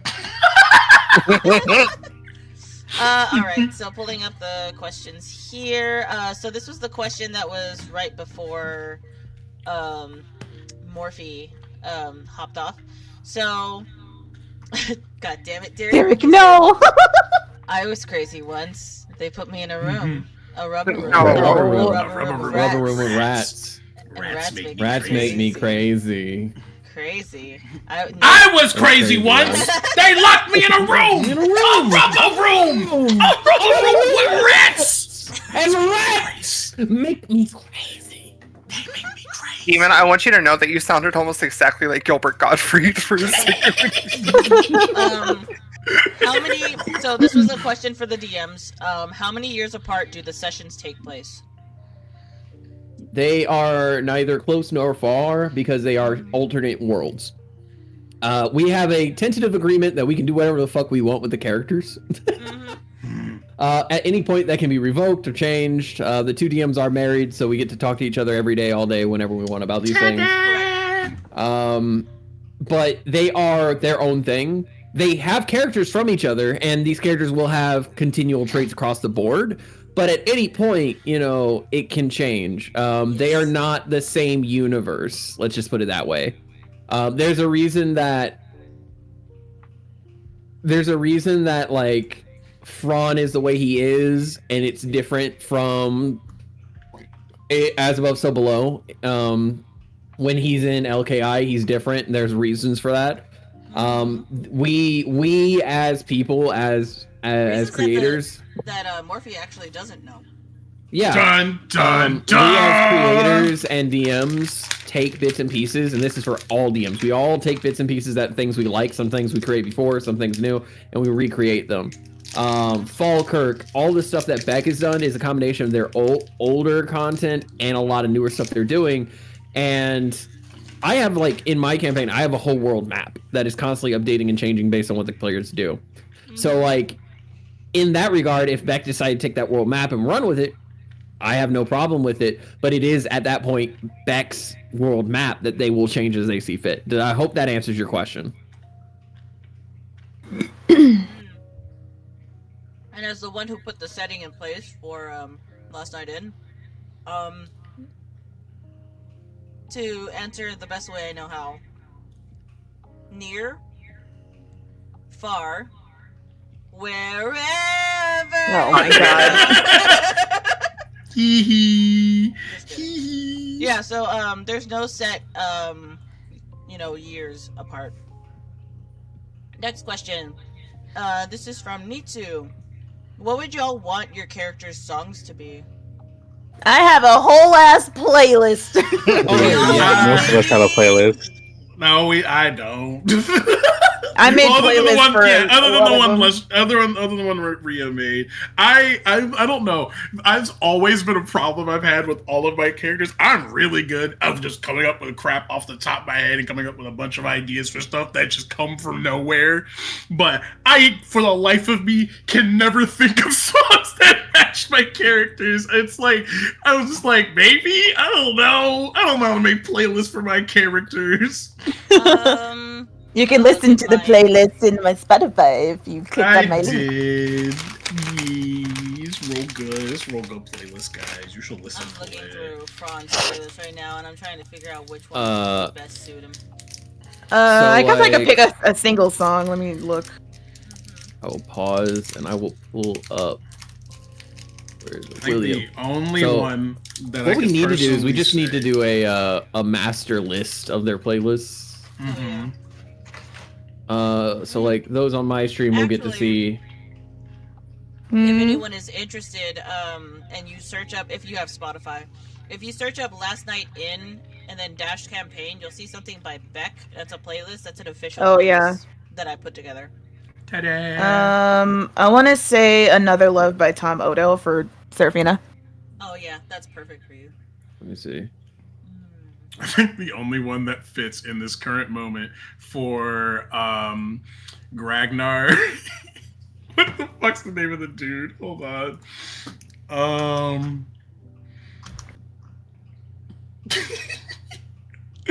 Have you guys heard of freshman biology? He makes all that creature music. Oh yes. yeah. I unironically listen to all of his music. Like, I genuinely love it. It's on my playlist. It's on my playlist. Gragnar's song, Explosion, it's called Explosion Day at the Tinkerer's Workshop. So, if I have to pick a song that I like off of the playlist that I think fits Will most of the time, it's going to be Wire by Worthy Kids. Oh, that's good. Because Will's playlist is about the different parts of himself for me. So like, there's songs that are really calm and about him being introspective and trying to learn about himself, and then there's songs that are just like, not like us, like Kendrick Lamar, where he is 110% judging the fuck out of somebody. Damn. It's like, and then there's stuff like Death Don't Have No Mercy, by Reverend Gary Davis, but Wire by Worth Kids is 110% a song that is Will going batshit and actually going into a fight unrestricted. I don't choose a know. number one song for Fran. It would be "Hellin' You" by Amigo the Devil. Oh yeah. 100%, that would definitely be a Fran song. However, there's a secondary song too. I'm trying to think of Morgana's. The second song for Fran would be "Ferryman" by Schaefer James.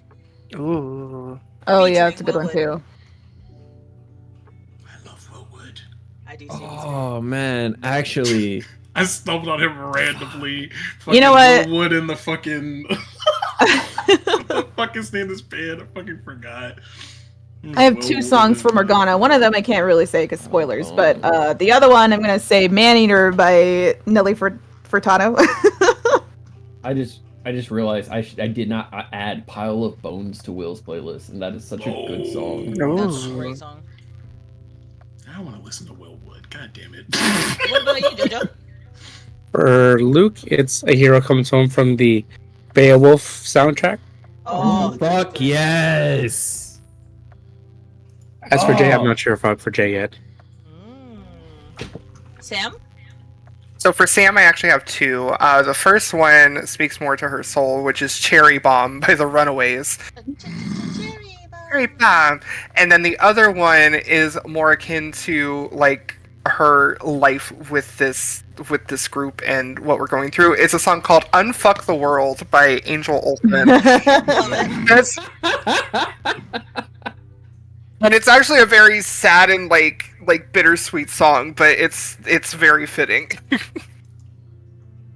I lied. I have one for Jay. What is it? It's the Rusty Hearts theme. Oh.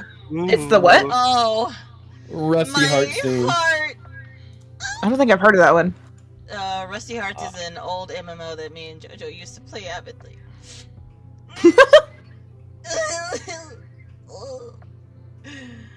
I miss it so much, JoJo.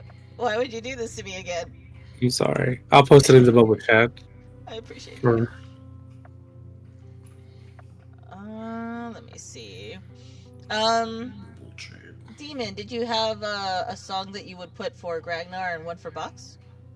I have no idea. I think the best I can do is fucking Explosion Day at the Tinkerer's Workshop by Freshman Biology for Gragnar. Metal I have pipe. no idea. Yeah.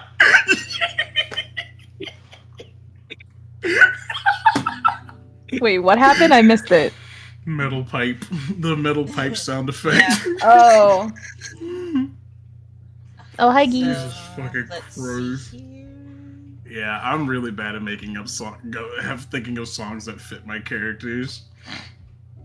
Next song is by Next question is by Mackenzie.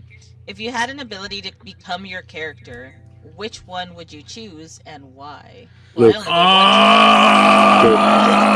Luke, absolutely. that's Fuck Jay. hard. Luke. That's hard. That is hard. Ragnar and Box Freebird. I can see that. That's really hard. That's a really good question, Mackenzie. I honestly, I would have to say I would probably become, because I have only a handful of characters. OG Will or no Thrall. I would have to go Thrall. Because the urge to fuck off into the fucking forest with my wife and build shit till I die is very strong. I would be Fee. Nice. I would love to be Fee because she's athletic and I'm disabled and I want to be her.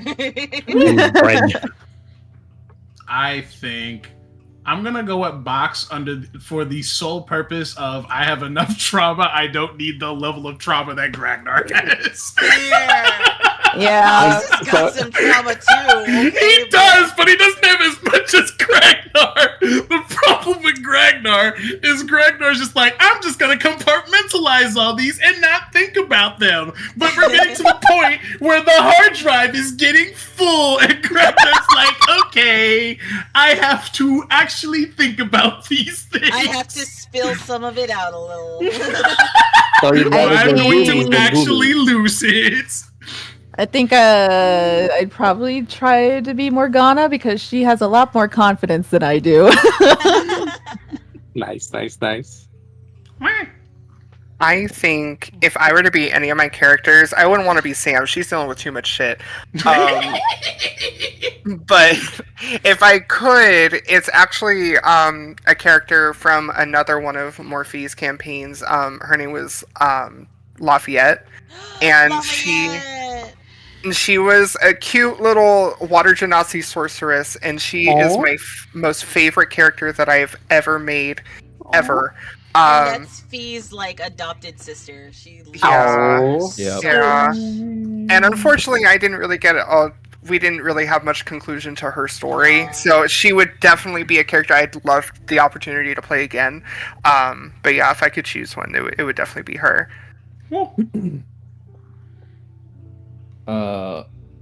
Definitely, like I said, Thrall. Thrall is one of my like fully fleshed out characters, and I think that's why. Is that he is his own character at this point. There's a switch in my head I can flip and be Thrall, and I know exactly how he would interact in all those situations. With Will, he has not yet gotten to a point of maturity that I would want to be him. Yeah. I love how I don't have any I don't have any like big reasons why I would be Box other than I want to be big I want to be big off-putting creature. That sounds like fun. You want the voodoo instead of the plus boomies. him fast. Plus him real fast. Oh my god, I'm gonna steal so many things. Dog. What are they gonna do? Catch me? Big boy, real fast, and a big dick. Hell yeah. King Cole. Oh, Geese had a good question. Yep, I'm adding it to the queue. To the list with ahead of ye. him. To the list with ye. 1 second, I'm typing it in. Type.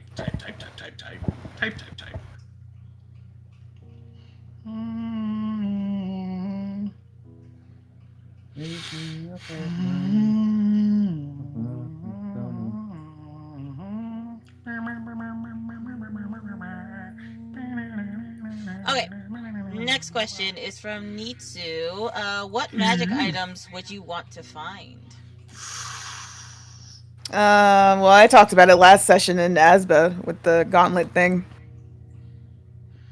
Honestly, I have the one that I've been wanting for Ragnar. Something that stores a magic, even though it's only one slot, but I'm fine with that. Even though I think it's really funny when Morphe was explaining how spell storing things work, and I was like, Yep, did not fucking know that shit. Yeah, I didn't know that either. I had no idea. I did not know that's how they worked, which is why I'm lucky mine is just 1. Up to, I think it's up to 5th level. I can't remember. I have to double check. Now, are we talking like real? Like, Yeah. these are real ones, or are we talking like funny hee hee ha ha ones? Because I have a funny hee ha one. So I can think- answer the question I'd one more figured time? either one. Hmm. Well, if that's the case, then the funny hee hee ha ha one that I want is one of 2. There's the ring of finger guns. I love that fucking one. I love that one so much. I have it saved on my computer. And the other one is ring of splat, and the ring is literally just a pie on a ring. You said, I don't know why that just randomly reminded me of this homebrew spell that I saw forever ago. It takes some setup for the DM to do it, but the fucking spell is called Summon a Guy. Not so. Just a guy. I know. It's just I know a dude. the fucking, It could. I know the fucking spell you're talking about, demon. It could be like, you could summon like some fucking adventurer, you can fucking get the tavern keep. It's just some random dude. I think it has to be in the same plane as you. The fucking spell component is a fucking sandwich that the dude eats when he shows up. And then it's like, they have no loyalty to your party or whoever summoned them. You just summoned a random motherfucker and he may or may not help you. It's so fucking stupid, but I Chance love of him it. just running away. Exactly. Now you got a sandwich out of this. It's pretty cool. It's pretty cool. I also love the idea of accidentally summoning some random dude who turns out to be absolutely cracked, like absolutely good at what he is. Exactly. And what happens is you don't know what happens to him afterwards. Like once the spell's up, he goes back to where he was, and there's literally no chance of you getting the same guy again. The way the spell is made is stupid random. That's why I said it takes some setting up on the DM's part. But like magic item box wise, it's dangerous, but it'd be funny to get something that make box even faster. Like, it would probably be a problem. The funny thing is I do have a homebrew item that's cursed that does exactly that. I don't know if I'd use it or not, though. And then how about for JoJo and Rose? Yeah. Or hee hee ha ha. I want Luke to have a cape of billowing, so he can always billow his very I heroically. love that. He's gonna be aura farming. I could just picture like a moment where he's like sitting down eating soup and like Fran's sitting next to him and the cape is just like in his face. And he's like, "You're getting your soup in my fucking cape in my soup." Fucking cape down. I don't know how to turn it off. But for seriousness, I think Boots of Speed would be good on Luke. Nice. That would be good. That'd be good. Oh, I was thinking about possibly trying to find something to store haste in for Morgana. Oh yeah. Sam? Stored haste is a lot better. For Sam, for a hee hee ha ha one, I think she could really use the bottomless goblet. Ooh. Just to save money, on her addiction. Ron technically has that with the flask that you. Yeah. I know, and she's been eyeballing it. So other than that, and not really something that would fit with Sam, but something that I miss having in the other campaign. I really miss having a broom of flying because it is super helpful to be able to fly during fucking battles. Like, it's really helpful, and I know I piss Morphe off so much by using it. Bro, there's a reason that I had essentially a lesser broom of flying was because broom of flying is kind of broken. It is in pretty game. broken. In early game, it's kind of broken. And even lesser, like, I literally would just fly up, fly down low enough so I could shoot my little spells down and fly right back up. Like, I would not be touchable. I had a much worse use of broom of flying lagging with one of my characters I played forever ago. So I got a broom of flying pretty early game. And, you know, I used it because I was a ranger. So I use it as you would expect a ranger to use it. But then I had the idea. I was like, oh, what if I put a spike on the end of it? Oh, God. Yes. Oh, God. Yes, I did that. And this is from our character's perspective, right? Yes. Is it? Technically. Ish, I guess. Bitch, IRL? If you're talking about IRL, this change there's a completely different answer. Yeah, because I'll tell mine after you give your other answer. Oh no, I'm good. I gave my answer. So as Will, like anything that boosts his AC, like any magical item that does like a +1 or +2 AC, like that's it. That's what he wants, because for him it's about, even if you touch me, you're not touching me. Right. Will is a mid-max like AC character. If we're talking about IRL, bro, get me those rings with magical shock, like the magical shock ability. Oh yeah. Because I will build a generator today, and we will never have to pay a fucking light bill ever again. IRL, magic item, anything that has fucking polymorph in it, bitch, it's over. Yo, actually, yeah. Anything The that has ability to polymorph, change your form. Yeah, no, I think that would fix me. Oh. Ow! Oh, damn I got it. real quick. That did. All right. We have a few more questions. We've actually, not to rush us, but there's about 1, 2, 3, 4, 5, 6, 7, 8 questions we gotta get to. Wow. Okay. Yeah. Let's see.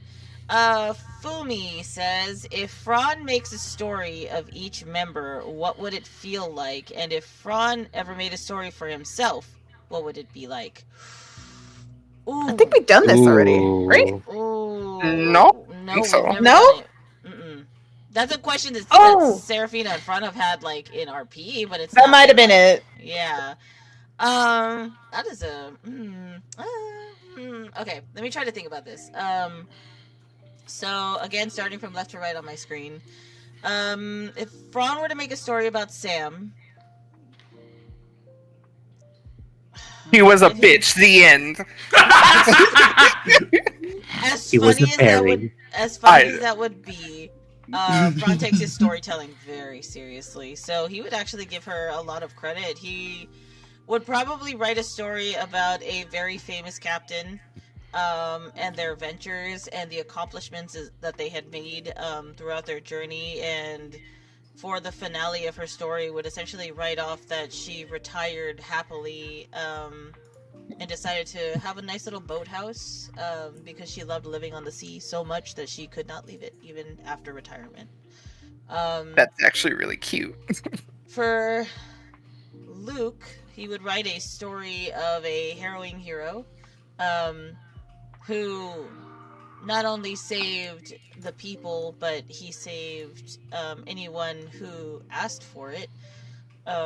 Didn't matter where you came from, or where you're going, or what mistakes you made in the past. He would only ever help those who needed it. He was a hero at heart, and he will die a hero, and that's what he did. His story would be him dying to protect a city.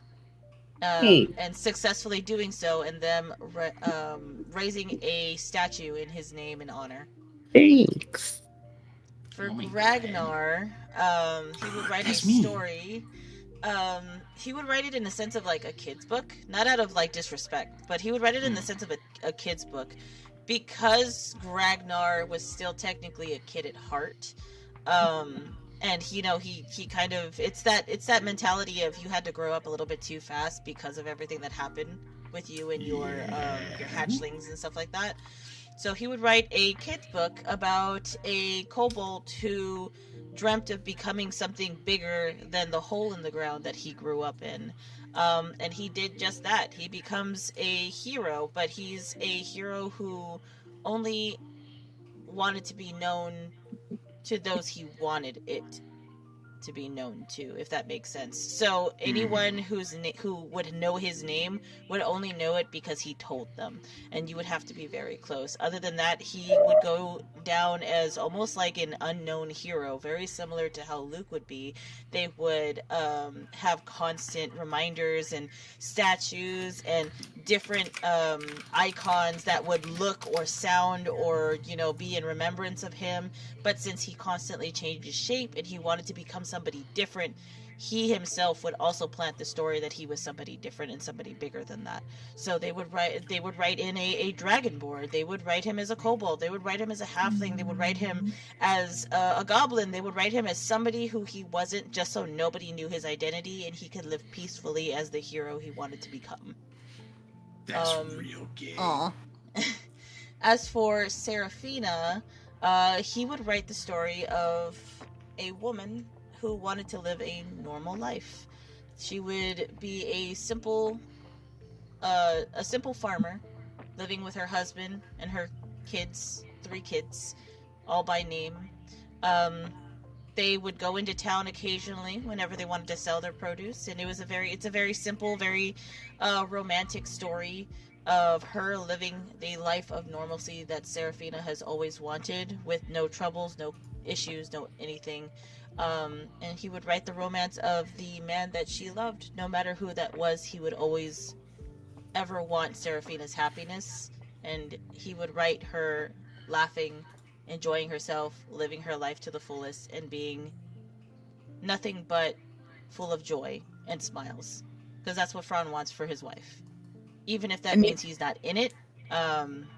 Nitsu was like, which husband? Exactly. Yeah, me too, good job. Did Luke ever get to tap the big muscular lady in that one universe? I mean, that's a good question. But we'll get to that in a second. And then as for Fran's story about himself, he has stated several times that he would never write his own story. So there would not be a story for Fran. But if he did decide to write a story, he would implement himself into everyone's stories. He would put a little piece of him in there, maybe as this famous captain's right hand man, helping her run the ship, but he would only ever do as she says and commanded. Maybe as the great hero's sidekick who assisted him with intel and got him information whenever he needed it, whenever it was a mission that he had to complete. For the kobold, maybe he was just the kobold's best friend who would help tell and spread the stories that he was trying to lie about so that he could keep his identity secret. For Seraphina, maybe he wanted the farmer's wife to be his best friend. Maybe he wanted to be the farmer's wife husband. It doesn't matter. He would implement his story into each and every one of theirs, just to make sure that everyone had the happy ending that they deserve. That's real gay. Fran's gay as hell. Nitsu was asking, like, how The Hobbit was written kind of style. Yes, very, very similar. And also kind of inspired by that, yeah. Woo. All right. Next story, or next question. Geese asks, was Morphe's character in Last Night in Design inspired by Ganondorf, or was it a coincidence? Yes. I think Straight up, yes. So Will's original, like, in my head design was taken from Thrall, who had like red bits in his hair, but for the most part stayed completely shaved. Like, Thrall was chronically about grooming, because he was raised by his orc mama, who didn't raise no filthy motherfucker running around with unkempt hair. If you don't know what to do with your head, you chop it off. And so Thrall very much grew up being like, I don't want no beard because I don't know what the fuck to do with it. Will grew up in a household where his dad is a monk, a high-level monk, so his dad does not age. So imagine looking older than your dad by the time you're in your fucking mid-teens.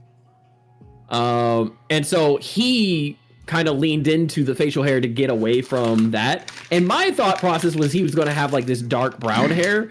But like we did some artwork here and there, and people were kind of like talking about it. They're like, "Oh, Will has red hair," and I don't remember what started that. What started Will having red hair? I think said that he Beck had a red drew beard. him with red hair. Yeah, Beck drew him with red hair, And then I we were really like, he looks like that. Ganon. Yeah, and then like from there, it was, oh, he's just teenage Ganon. He's just like pissed off Ganon. And I'm like, I kind of love that. I kind of love the idea of Ganon when he was a teenager being tired of people's dumb shit. The thing is We just kind of rolled with it. It's kind of like a dark brown, reddish color, but everyone was like, "Nah, red." And I'm like, "All right." he got the ginger peppered in, you know. Exactly. That's Ganon. Yeah. We know Ganon. It's like when we Morphe see him. IRL. Yeah, because so I don't know how many of you guys have seen my streams where you see my face and stuff like. Because sometimes I go facial on D&D Asba. streams on Asba. I know full this is facial. that kind of stream. Oh. But I also like I'm a PNG tuber, so like I jump between live action and my PNG. So I actually do have a red beard, which I get from my very racist Nana. Someone who we did not interact with until her dying breath. And I have a red beard and I have brown hair, like curly fro, which I am now turning into dreads. I'm letting them dread. So it's one of those things where I kind of like putting parts of myself in my characters, but like this was a community effort making him look like Ganon. Like it was something that just kind of happened, and I love that. Like. All right, next question. This is from Geese also. In each campaign, what two characters would be the meme of Sonic and Mario making out? We already know. We know the answer. Ivana and Jay. We know the answers. Everyone. Yeah, Everyone. that's the problem. It's everyone. Everyone. I still think Az was probably frauded. Absolutely. Let's be real. It's Ron and Gragnar, and then in Last Night In, it's Will and Jay. Like, and it's for two different reasons. So it's Fron and Gragnar for the meme because they would 110% do it for the meme.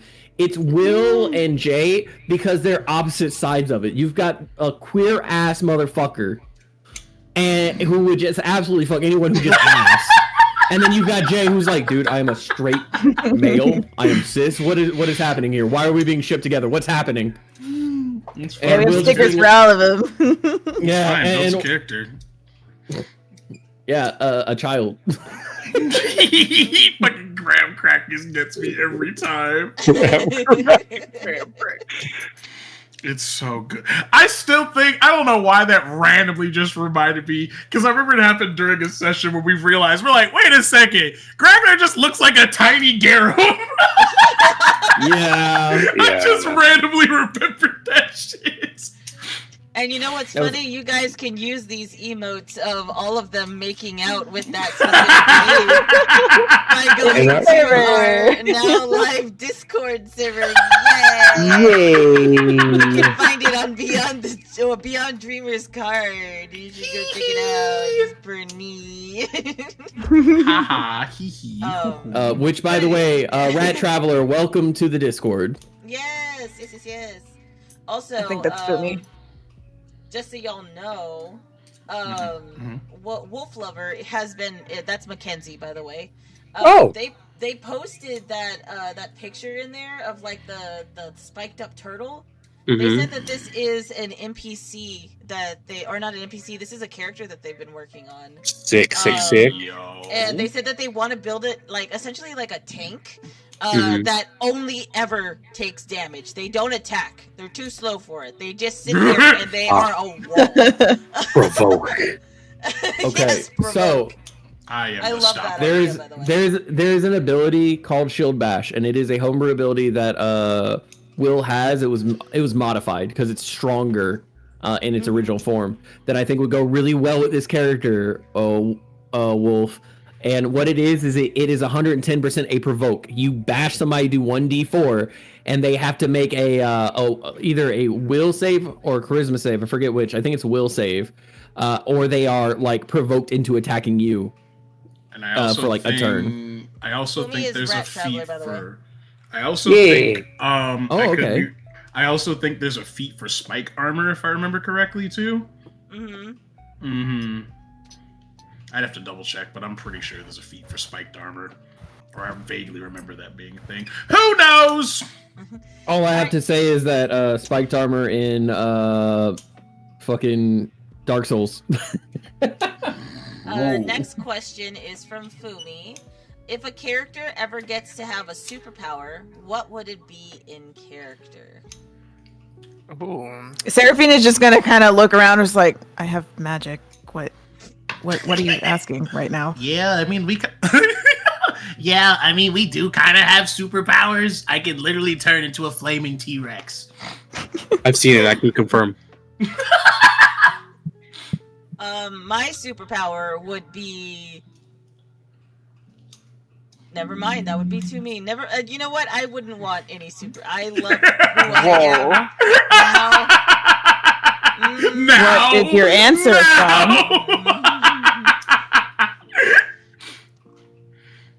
My superpower would be to get rid of Adonai for good. I would like to be able to go into the timeline, pick him specifically, and then close up the hole. And replace him with me.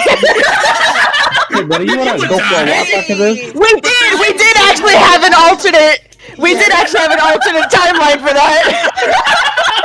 Hey, buddy, where the cameras are gone? You want to go take a walk? Want to talk about this? You know what I just thought of? Because we never that reminds me because we were just talking about alternates. We've never actually posted the shit that we all wrote for alternate timelines. Because all of us wrote stuff Because it's too much. It's too it's a lot.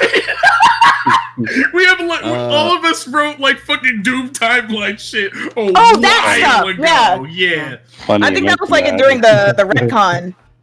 Brandon's Yeah, it like, was cut around the the same- cameras, cut the cameras. I've been typing a lot. If Will were to have a superpower, I would have to say it'd be similar to Indomitable, which, for those who don't know anything about DC or Marvel power scaling, Indomitable is basically the ability to not be moved unless you want to. So, like, you could still take hits and stuff, but no one is going to move you, like, Really physically. dumb. Like, it's the whole thing of, like, Galactus reached down and tried to pluck you off the Earth, and the Earth moves with it. Is because he's just stubborn. It would be a personification of his stubbornness. For Morgana, I think she would want to have omnipotence. I think we know. A what fucking boxes course. is. We know what boxes is. I don't even need to answer the question. We know boxes superpower. You technically already. You over that mountain back? Find the cheese Gotta see me wizard. do it again. No. Super speed, baby. Like I'm gonna break. if- Go ahead. Go first. You first. Oh, that's right. I We're was supposed to be responding in character. Yeah, yeah, it'd be like that. Yeah, no, I believe I technically already have, but like super speed, I don't know. I kind of want to get faster. I don't know. I don't know. I'm gonna break the fourth wall with Jay a little bit. I support it. You know that movie where the wizard refills the glass from that guy who was drinking the alcohol? I want that. That's yeah. Yeah, I that's want that superpower. Of course you would. Free drinks? Yes, please. I swear. I gotta send. Wait. I gotta, Last night, Infron's response would be, "I want my fucking family back."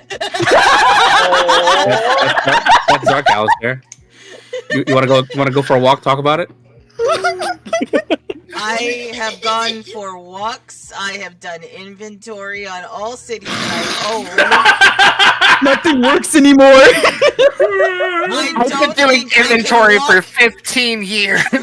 I don't think I can walk any farther than 3 continents. Okay. You want to do another pressure pass? Make you feel a little better? Yeah. That's the idea that Fran was so troubled that he Forrest Gumped himself and fucking walked across the country. He really So did. fucking depressed. So we said, Oh bring my back God. Lynette. Goodness. Bring back You gotta- Lynette. Bring back my wife. I don't know. You have to this go is through just- Seraphina and Braun for that. this is just an off comment that I can think of for some, but the vibe that I'm getting from at least LK still is just like, it feels like it should have been a timeline that Lynette should have gotten rid of, but she's side-eyeing it. She's keeping an eye on it. It's done nothing wrong, but it's done nothing right. Pretty much, it's like you're on thin ice. I'm watching you. But I'm keeping a Got the close picture. eye on you.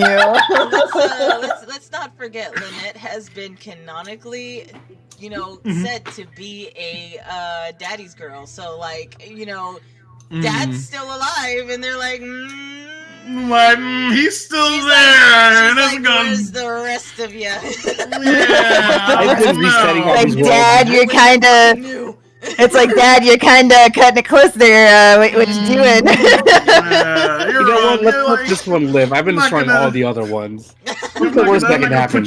I'm not gonna put you in the disposaler yet, but you're on thin ice. I'm watching you. We have another question from Mackenzie. So for Box, does he have a Ooh. crush on any of the characters? Oh, Zanzibar.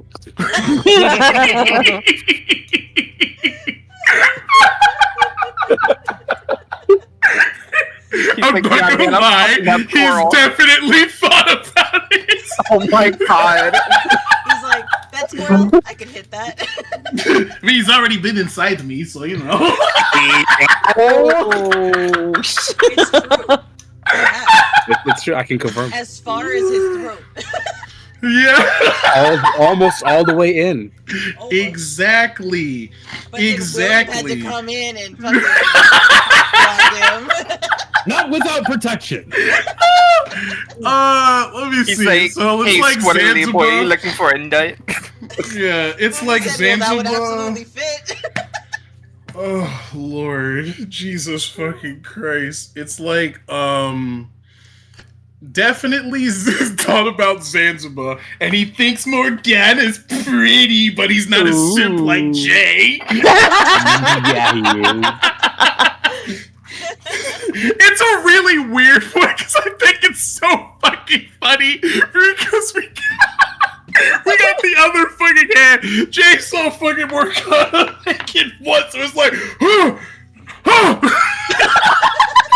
and then Box is just like, bitch, I don't even want to wear clothes. I don't see what the big issue is. even Morgana's just like, they're just clothes. They're just clothes. It's not that big of a deal. Like, sure, she's hot, but like, shit. Like, even last session when Jay was like asking her, was like, is this fun for you? She was just like, what? What are you talking about? The thirstiest fucking cheesiest goddamn like line from some romance. Is this fun for you? Shut the fuck up, Jay. Fucking rolling in my grave. Is this fun for you? Then goes downstairs to the fucking literal boiling pot that Pops is sitting in.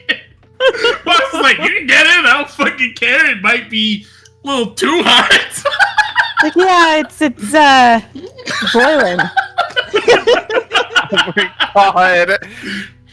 Morgana literally looks up and says, I don't know, is it in? God damn. Go in. We were literally talking about Morgana being like a power bottom. All right, next question. Mackenzie asks, if your character became a god, what would be the first thing that they would do? I already said it. Ooh. I already said it. Adonai would not exist. Yeah, no snap. Let's Also, see. Serafina, what? I was gonna say also, and last night in Fron is technically a god, even though he doesn't want to. He's True. like, I didn't want to do this. These stupid Want it. bitches was acting up though. I don't know what type of god Serafina would be, but she would get rid of the curses that Fron has, I think. Hey yo. Aw, you do something for me? Toxic. Yeah. She's given up her wings! I've given up my life. That was your choice, dude! You're both pretty. Oh my god. Thanks. Let's see. I think I don't know how to explain it. Gragnar would be a. I summed it up perfectly in last episode of As Above, So Below. Gragnar would be a fuck around and find out guy. Cause like he said it perfectly with Hermes. Bitch, we didn't sign up for this shit, and I would rather be left alone. But if it comes to the sense, you could be wrong. I might be wrong. I might end up being a fucking puddle. But if I come a guy and y'all want to make it a fucking issue, some of y'all are coming up missing. I think Will would be a god of like God, what's the word I'm looking for? Overcoming? A god of overcoming, or a god of like Coming? you know.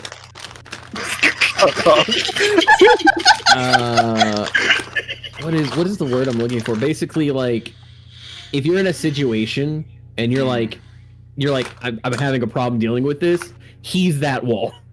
He's not. He is perfectly fine if you can outdo him, but he's going to be there. He's the wall! The wall! Oh my god, guys, he's the wall! Praise be the wall! He's the wall, and he's gonna make Mexico pay for that wall.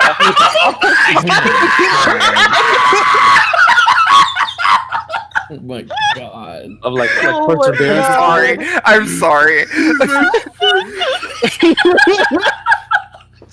Will would fucking hate Trump. I'm just putting that out Of course he would. Oh, So would you say like perseverance, like hanging on?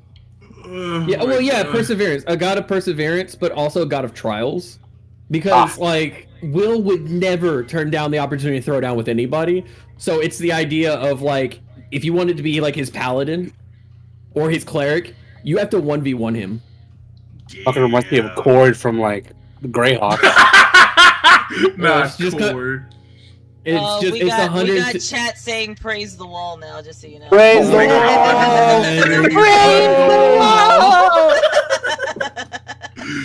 God damn it. God. That is still That way probably- Sarah is that missing. You is- had Lynette eat the Adonai. That has still, hands down, been the funniest thing that we have ever done that somehow worked. I'm still just baffled that stupid ass plan worked. Oh my Caravan God. and the wall. How did we convince Both of them! Barakivan of two entities that don't exist? Technically one existed, but we came back and we have magic powers and it took 3 of us to do it. And then the God. wall, I don't even know how. I genuinely do not know how that panned out as well as it The did. DM rolled really bad. It was just some really stupid kobolds, and we just happened to get lucky that this was already an established religion they were trying to get rid of. Box. Oh, I feel like this is a situation. Box should not have god powers. I don't know what Box would be, but I feel like he should not have god powers. He would be the god of gluttony. What are you talking about? I feel like that would have been Something. Ragnar. Yeah. Well, no, Ragnar's destruction, I guess, Yeah. canonically. Yeah, Gragnar is destruction. I can see Box being a god of gluttony and impulse. Like, the whole thing of, will you overcome the impulse that is, like, Box? Like, I could see him being viewed as, like, the embodiment of, like, will you be consumed by impulse control, or will you be able to control it yourself? And, like, That is some fucking feral deity. one of them. I have no idea. Box is a hard one to pin down since I'm still technically trying to figure out that character. Like, I've gotten a lot of it figured out. Mackenzie's saying, I absolutely feel like Jay would be a god of love and try to constantly seduce Morgana. Okay. Doesn't do anything else. That's it. Fair enough. He's some Chad version of like fucking Cupid. He's just like, hey baby. Oh my god. I was thinking like the god of roads, but I guess it's the god of Sims is pretty good too.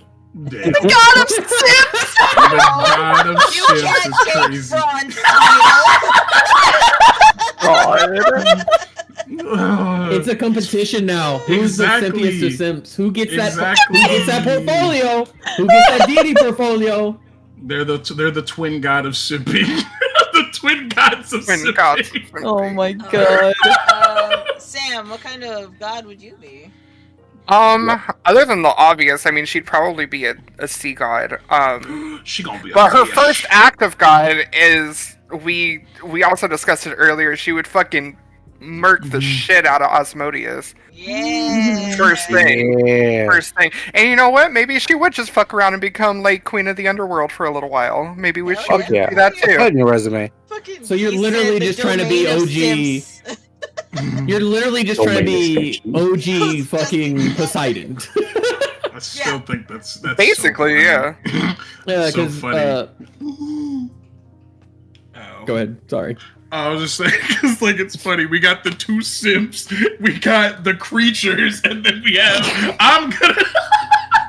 I'm gonna be in charge now. I've had enough of this angry bitch in hell. It's my turn.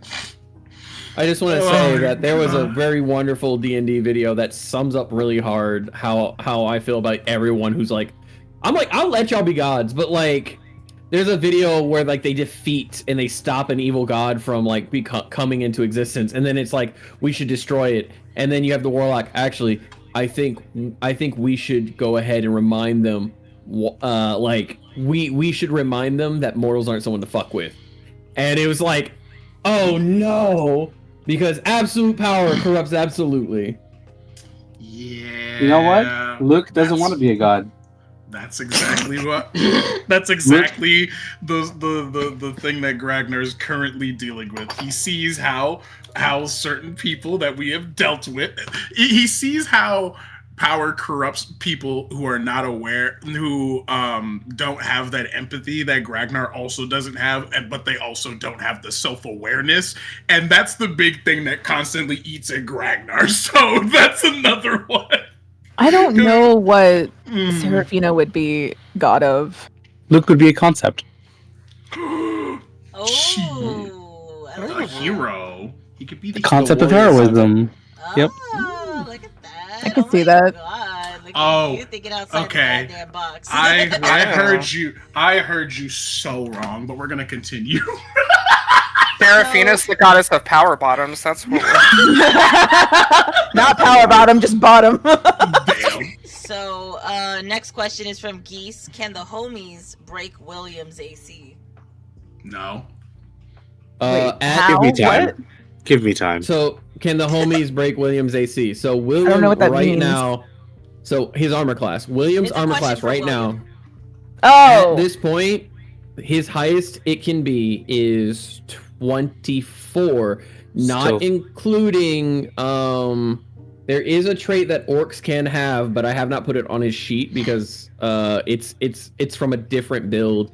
But if I were to go really hard on this, I could change a subclass and he would have a 26. I still don't know how. I still I- fucking don't know how you have that AC, but I have to roll a 17 or higher to hit you. I I think I may literally actually have to can't look hit at him.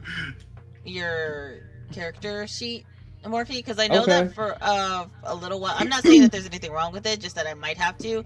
Because I remember back whenever I made Snack, I had to get help because she was also an orc. Yeah. So I had to get help Will- because there was something that happened with that specific app that we used for our character sheets where it gave us more AC than what we were allowed to have.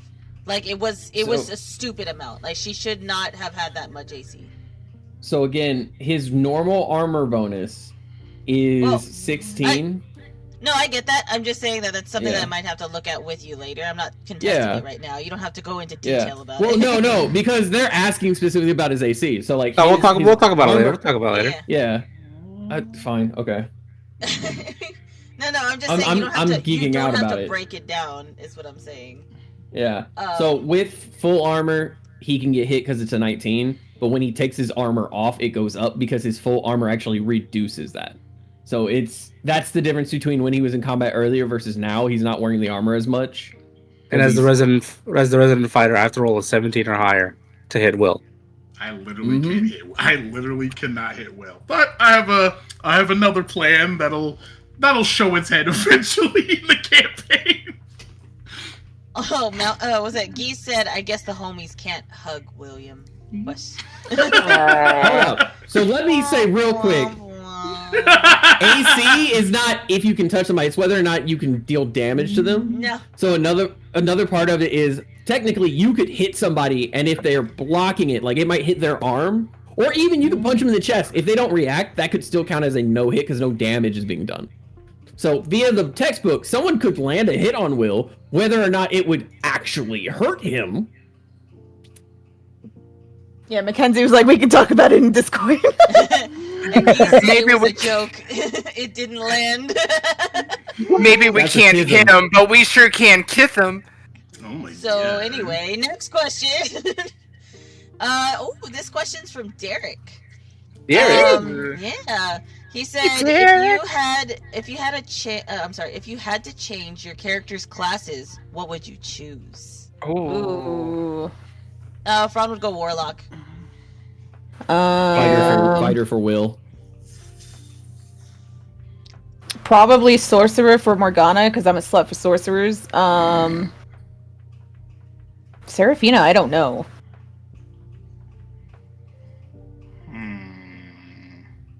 Think long and hard like Franz. Never mind. Well, she already does that all the time, so. Damn. Let's see. Gragnar, maybe Druid? There is the Wildfire Druid. Oh yeah, I think Ragnar would be Yeah. a great druid actually. I mean, I pretty much play him like a fucking druid. Artificer. Oh. I can see that. I love artificers. I feel like I've told the story before. I'm scared to play Artificer again. Slut for artificers. I am too. The problem is I get out of hand. I have to have a DM that's just gonna be like, no, you're not gonna do that. That's illegal. Like, no, we're not doing that. And I'm like, okay, yeah, that makes sense. Because I have way too many ideas that I'll randomly come up with, and then I'll just randomly just be like, yeah, let's do this. And then, like, you know, then we have like a Ragnar situation. Okay, guys, I invented napalm, but it's also edible. But For Sam, like, so she's already trying to multi-class as a warlock, but if I was going to, like, wipe the slate completely clean, I might fuck around and make her a paladin, like a paladin of Calypso. I think that might be cool. That would be sick. I would love to see that. That sounds dope. yeah. Yeah, Oh, I think didn't that say would be I didn't- pretty fucking crazy. Yeah, I still don't know what Seraphina's alternate class would be. I didn't It say doesn't have to be box. alternate. It'd just be, you know, a class that you would like to. No, do, I know. It's like I this can't class. think of one for her other than sorcerer / fighter. Okay. I think Fox would probably be maybe Barbarian, because Nice, nice, yeah. The Mhm. funny thing is, I found a build for Barbarian that still makes him fast. Because if you go Totem Barbarian, and I think Yep. Oh, I think it's Deer that increases your fucking Big movement zoomies. speed while you're fucking raging. So you know, there's that. You yell and you're gone. Yeah, pretty much. Mackenzie said, I was thinking that Morgana would be a druid since she likes to be completely naked. She do like to smoke the gillyweed. Ooh. Honestly, it would probably fit that or a ranger. I could see that, in yeah. general, yeah. Yeah. for the next question, Fumi says, "What does God of Chaos think of Lynette, and how did they first meet?" So this is a question for Morphe. Yeah, Morphe. Say that again. All right, pay attention. Sorry, I got I zoned out. I'm sorry. What does God of Chaos think of Lynette, and how did they first meet? Okay, so first and foremost, let's get some metaphysics in.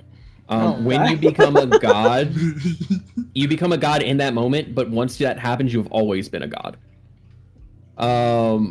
You can die and come back. No It is some metaphysic. It is metaphysics shit, because once you start becoming a god, you have this idea of yourself that becomes kind of omnipotent. It's kind of like stepping outside the universe and you're looking into it. It's if a character in a story could step outside their book, they could flip at any point in the page, and they've always been able to see those things at that point on the inside the book. What about the questions? Yeah. So they met in the beginning, like In the when beginning. I'm sorry. It's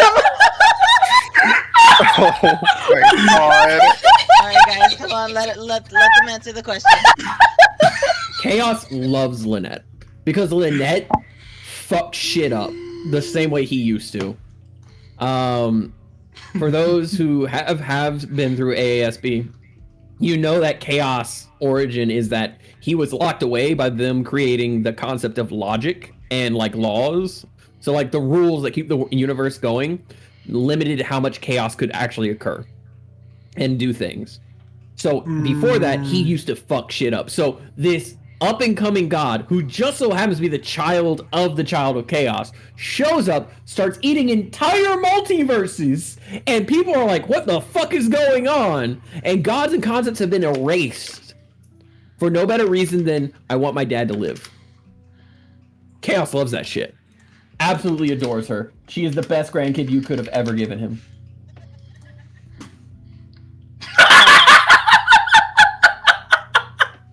So, next question, and we're gonna start closing out the questions here soon. So get your last minute questions in, guys, because we are now reaching almost 5 hours. almost 5 hours. Oh my god. So, get your last questions in now. I'm gonna go ahead and keep going until we run out. Fumi asks, at the moment, what kind of creatures would each character have as pets? Fran would not want a pet. He's too scared to. Oh. Oh man. Yeah. That's the quickest answer that I could give. Oh man. Both my characters. Seraphina would want a pseudo dragon. Ragnar technically already has pets, but he doesn't really view them as pets. They're equals. Yeah, Actually, I guess essentially. technically the dragon spirit is a pet, kinda. Kinda.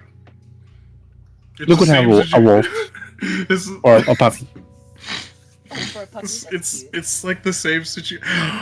That just fucking reminded me of the shit that happened in last in LK where we find him a fucking Gregny and toast. Yeah. Oh, yeah. I forgot about that. That was so fucking cute. I was like, ah. Little Oh, screech. I love them so much.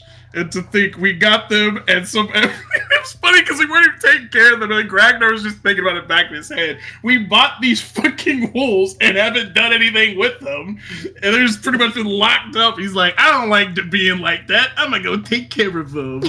And now they're Can I be Morgana's pet? Sure, you can be Morgana's pet. Oh my. Okay, the problem that we run into with Box having a pet, it probably would have to be bigger than him because he would try to eat it. Yeah.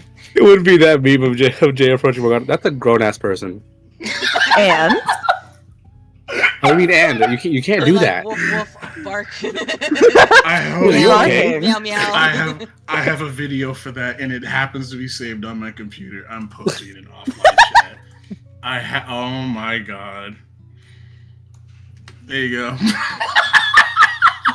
yeah, God. Daddy's little kitten. No, I can't do this. Oh my god. Or Sam, like, I've thought about, like, trying to make her, like, go full Barbosa and see if she can get a monkey. Like, I think that'd be cool. But I think it would. I also kind of have an idea of, like, what if she, like, while she was underwater, she just found, like, an abandoned, like, little baby kraken one day and was just like, yeah, we got a little baby kraken now, guys. That'd be cool. Yeah, nah, we need that right now. Serafina would just look at you like, what is that? Yeah, it's just a little guy. It's He's just a little guy. Several months The go blind by. chickens were cuter than that. Several months go by. He's just a little guy. He's bigger than the ship. What do you mean he's a little guy? Oh, he's a cuddler. Actively squeezing the life out of somebody. Guys, I'm going underwater. Help. Bye, Luke. I am under the water. Help.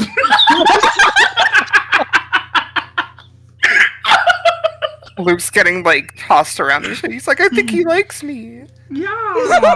I'm so baby. Sure, you can say that. Alright, 1 second. There's a few questions that came in just now. God damn it, that's so fucking funny. Yeah, nah, Box could not have a pet unless that thing is bigger than him. It'd have to be like a Boromir situation. Boromir's not a pet, he's a person. Yeah, no. I'm just saying, it would probably have to be as big as Boromir, because both of them just have this silent agreement. Yeah, you're too big to be food. A dire cheese rat. Don't get big ideas! Dire cheese rat. Let me tell you. Oh no! Write that down. Write that down. Oh, Why you stop think I'm there? joking. Where cheese rat? There we go. We'll name him Tostito. Oh my god! Tostito! Dire cheese rat. Okay. That's been added to the list of things that I have ideas for. Next question from Fumi. This is also to Morphe. Does Lynette ever want a partner or introduce herself to Granddad, which would be Chaos? And does she like head pats? Wait, what? Oh, I've so zoned out so hard. So when she first ascended godhood, yeah, she would have loved head pats. Now she's a grown ass god. As for a partner, we're talking about. Okay, so she was technically banging the Fae King. Yeah. Yes. She's the queen of the Fae in one rendition of her story that's being told. And Asba. In Asba, again, stories create reality for gods. If you really want to, like, weaken a god, you need to tell the story of them failing. Like, that's the type, and you need to make it popular. There are other stories about Lynette as, like, the mother of emptiness and so on and so forth that the party has come across. And in most of these stories, she's actually single. Because she stands on her own. I'm hyper aware of how goddesses in real life have been kind of twisted and made subservient to, like, male deities via modern pop culture and, you know, people changing who they are in modern times and not wanting to be able to admit that a goddess can stand on their own. So part of it is, yes, there are stories of Lynette where she is the Fae mother, but there's a lot more where she is on her own doing her own fucking thing. She would take a few lovers here and there, but she is not really tied down by anybody. Love that. Okay. 1 second. We had more come in. All right. Next question is from Geese. It's actually a two-parter question here. So, 1 second. Geese asks, what would each of your characters say to each other if they, which would each of your characters say to each other if they met each other? So if the, As Above, So Below met last night in party. Wait, I sorry, hate what was the you. question? Now Okay. it's my turn to zone out. I need you I need you to stop zoning out, guys. I'm trying. We're trying to. There's so I'm many questions. I'm and trying. Myself trying. is hard. Okay. I'm sorry, brain. Just be like. How about now you just copy and paste them into the bubble chat? Yeah, it's fine. It's fine. What would each of your characters say to each other if they met each other? So AASB meeting LKI. I hate you. Ooh.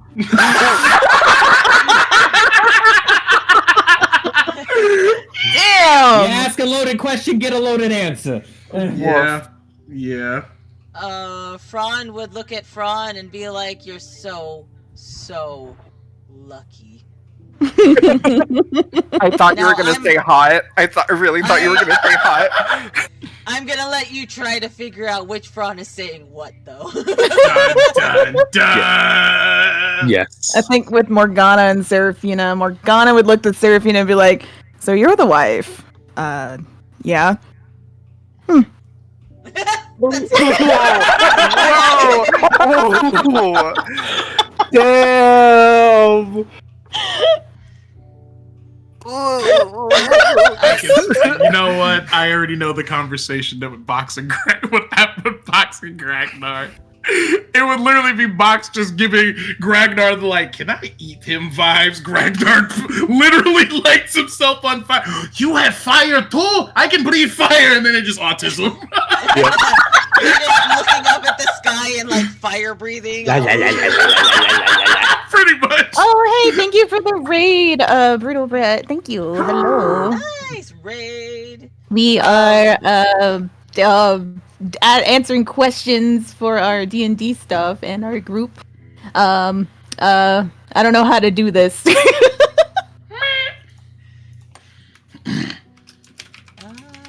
Let me see. If I remember right, Lynette said she is not the Fae King's woman. That is correct. Yeah, that is correct. From Yes. earlier, Correct. Yeah.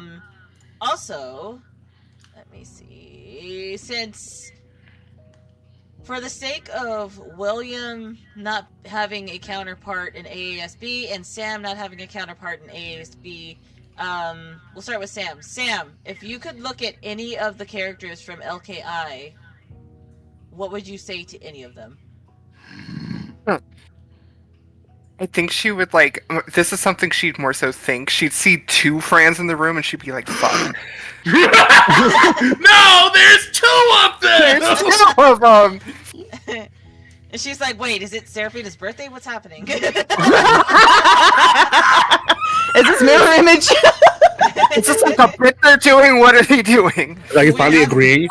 We have done that bit before. We have. Oh, I bet. Despite Murphy telling us no, we did it anyway.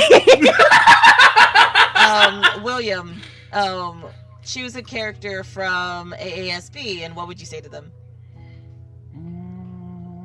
Walks into the room, walks directly over to Fran, puts a glass on the table. Drink or deal with the consequences of your future transgressions. I mean, I'm gonna drink either way, but I would also love to know what you're talking about. Ron, I'd like to Drink. fight that one. Or deal with the consequences of your future transgressions. I'm gonna drink. Wait, what's happening here? Are you confused? I'm No. gonna drink.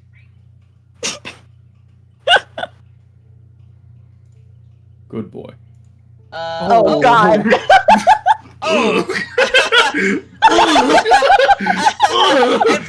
Meanwhile, Fran's like taking off his coat, unbuttoning his vest. Oh, you about to die. Serafina comes in and is like, what's going on? Oh, I'm sorry, dear. I have to kill this guy. I can't explain it.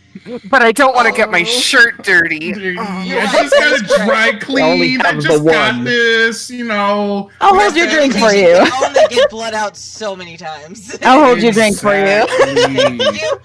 We got that fancy Drider silk from, you know, down in the Underdark from the That shit is governess. I expensive. can't get blood on this again. She'll kill me. Like, Again! and here's the thing. Will would be 110% down for that fight. So the minute Fran starts getting ready, he's just gonna pull the latches and drop the armor, just being like, Let's Oh, this is fucking gonna go, be princess. fun. Jesus Christ. You do realize, you know what? You probably don't realize, because I can't expect you to know things, because it doesn't look like you know a lot or you're very perceptive. So let me put it this way, Vicious Mockery. Your tiny little brain is not going to be able to process the things that I can tell you about yourself in this moment. So maybe you should step down before I have to do something about it. If not, me and my friend here, and he'll gesture to Luke, will gladly kick your ass. But if you don't feel like that's going to be a fair enough fight, because I am giving you the benefit of a doubt just because of your Jay? stature, you know, Jay, it's fine. too long, didn't read. Jay. Is this That's just you? mockery, motherfucker. New phone, who this? Yeah, it's like your vicious mockery. Like this is where like the autism kicks in. Your vicious mockery should be 1 or 2 lines, man. You're reading a whole fucking paragraph. If I don't pay attention to it, I know it's still going to do the damage, but overall, long-windedness pops the nose. Jay. You wouldn't be Is able this- to hit me, motherfucker. They have My so AC much alcohol here. matches Vicious yours, mockery. motherfucker. Oh lord. Yeah, both of y'all's AC is fucking insane. Jay's looking at the liquor cabinet. Jay or Luke? Jay. Jay. Oh, yeah, Why does this yeah, dude- Why does this guy look like a happier, more well-off version of you? he's a bitch. Sweep the leg. Sweep the leg. Sweep the leg. Do you want in on this, or do I get the joy of beating 2 guys' asses? That's oh, all is this you. the one I can shoot? That's all you. You need it. You've been pent up this entire time. You're so outside. unlucky. You look like that high guy over there. He's like, oh, are you getting your whole party into this? Honey, we get to fight somebody. Sam, Oh, you want to great. take your aggressions out on somebody? Also, Ragnar, you want to catch something on fire? Ragnar and Box would be outside already catching shit on fire. Like, Equivalent of like skipping through flowers together, but they're all ablaze. This Like, would be the worst case scenario at absolutely, because you would have Box, Immediate fire and Zanzibar, arson. and fucking Ragnar. It would end in disaster. The whole city's getting lit on fire, and Zanzibar's like, "Yeah, it is a good idea. Let's go, guys." You got an entire party that is traumatized and angry with another party that is traumatized and angry. So But the two So this is autistic DLC ones. for D&D Fight Club? Yes, correct.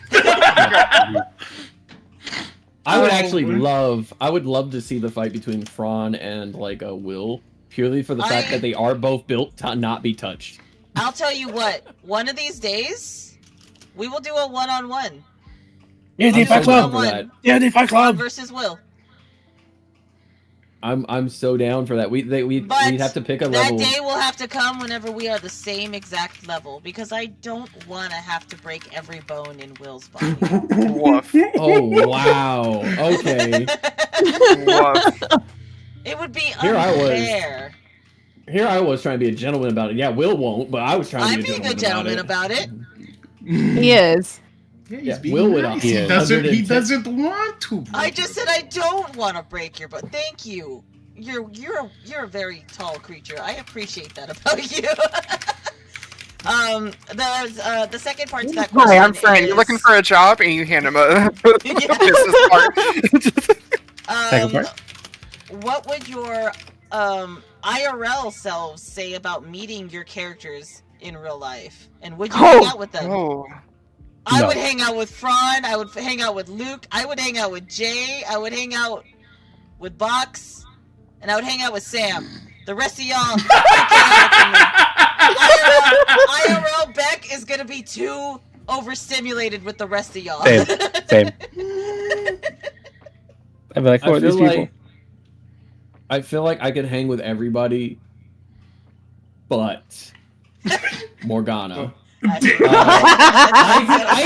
could even swing hanging out with Serafina, because Serafina has become less of a pain in my ass via brattiness. She's learning. so Morgana much. is still fucking running around thinking she's hot shit, and I would hate to have to absolutely bury that woman in her sleep. Like, I'd have a hard time not staring. You horny bastard! And that's coming from me. Okay, so next question is for Box. Hey, that's me. This is from Oki. Oh my god. Would Box try to eat Mavis? Oh, damn. Mavis? And it's my campaign. Oh. So the TLDR of this context, I have a homebrew spider that I made up called a marionette spider. Marionette spiders have the way that they hunt their prey is their venom paralyzes things, and the reason that they get the name marionette spider is because they paralyze their prey, crawl inside them, eat all of the organs, and then puppeteer them from the inside of their body. It's No, thank you. honestly the most beautiful thing you've ever told me about. No, and thank I you. love it so much. I don't like it. So I don't her like it. character rolled like nat 20s the entire time, and she managed to befriend one of these things, and it didn't fucking eat her. And I did some rolling off camera, and the thing with the queens of these spiders, essentially when they find like, I guess, for lack of a better term, host body, when they find one that they really like, that like feels like it can keep them safe and stuff like that, the queens have a habit of going through like a metamorphosis, and they can make completely different creatures, and they have a situation like that going on currently. It's the last body that they got Mavis in was a fucking bone devil. So But would Box Yeah. eat them though? no, they don't look tasty. Oki said she's inside a bone demon. I'm so proud. It is the fact that they pulled that shit. I have to tell you about that a different time of how that shit actually fucking happened. It was so fucking stupid. Because they should have died.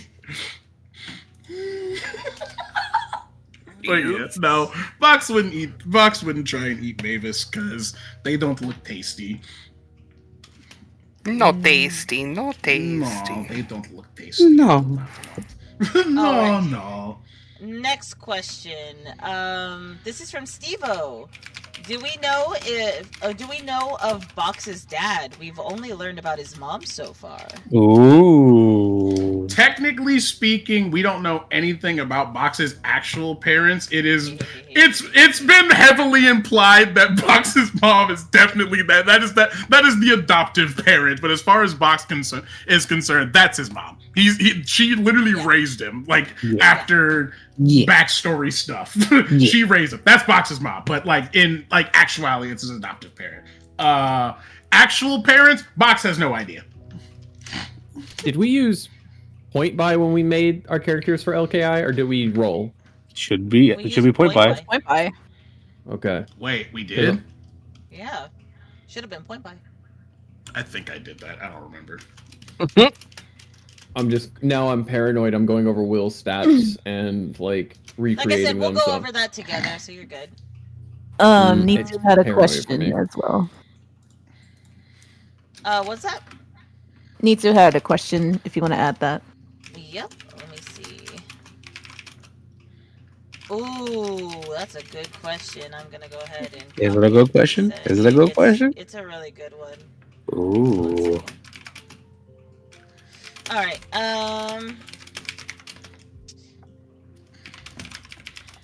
Let me go ahead and cross that one. Okay, next question is from Fumi.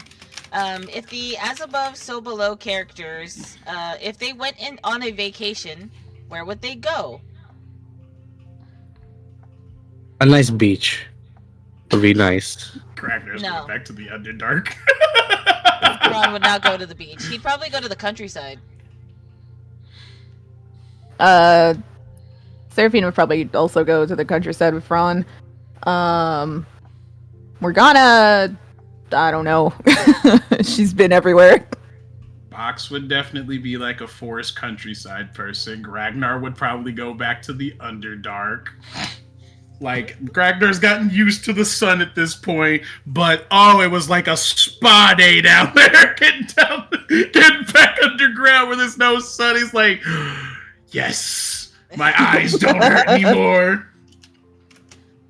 Will would most definitely just fuck off to any which direction he chooses. Like, he doesn't have a set place that he would like hang or anything. He would just kind of wander into the next nearby town. Don't lie, it'd be anywhere with Fee. I mean, again, he would wander into the next nearby. His whole like mentality is like, you want me to go on vacation? Where the fuck am I supposed to go for vacation? What the fuck's a vacation? Correct. I don't take vacations. No, you don't. sorry, but that was rude of me. I'm technically already on vacation. You're learning. It's true. You got kicked out of your fucking nest. Yeah. Your mom said, "Go learn." Your mom's like, okay, you don't have any friends, and you need the actual. You Box, you do not have any friends. We need you to get out of the house and go get life experience. Was that Box doing his mom's voice? Yeah, she doesn't sound like that, but I have to make different voice so you think it's just me talking. Oh my god. You did great, Box. Yeah. Good job, buddy. Sam. So Sam's kind of in the same vein. Like, she just wants to go somewhere where her and Garam can actually sleep and like not be Peacefully. bothered by anything or anyone. But Sam's that's just about floating it. in the water, in the middle of the ocean. And Garam's just like a little alligator, just fucking.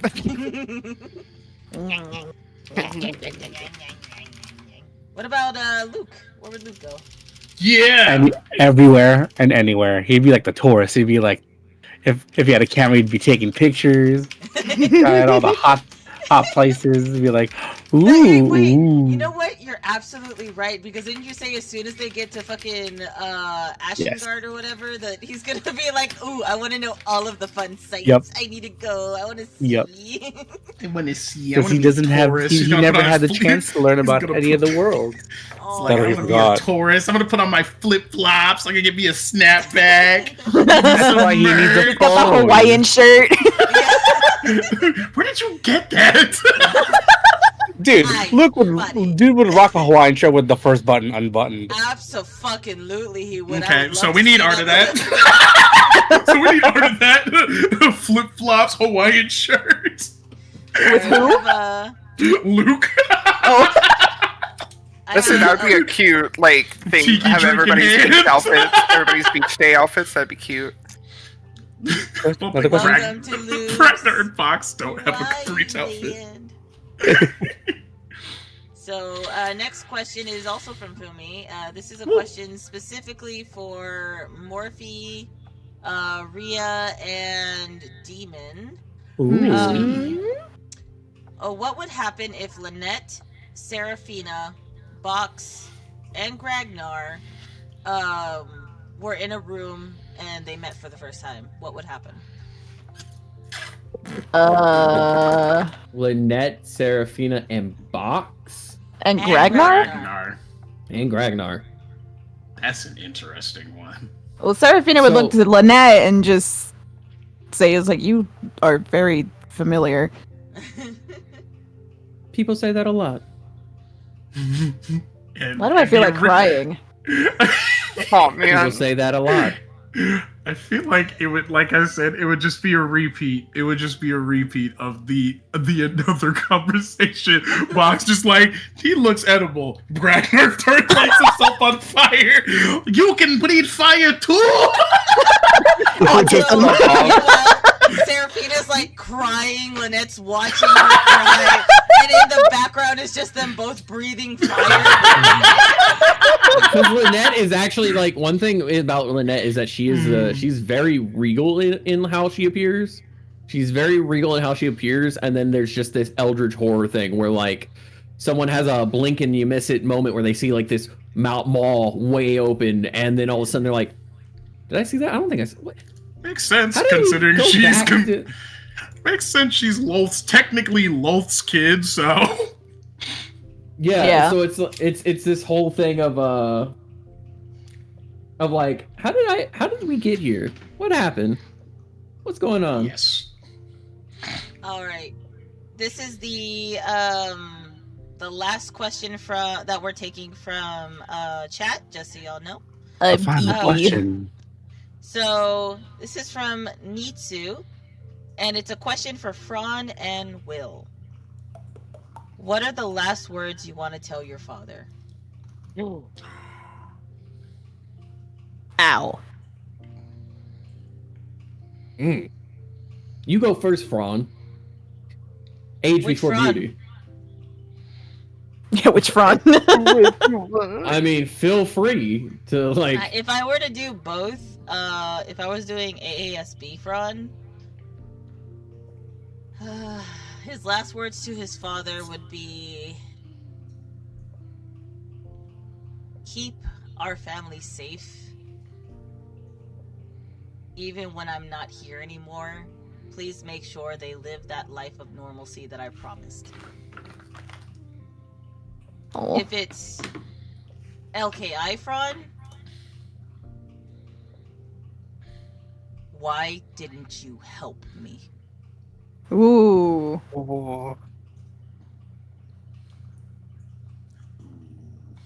Will would find himself staring at his dad.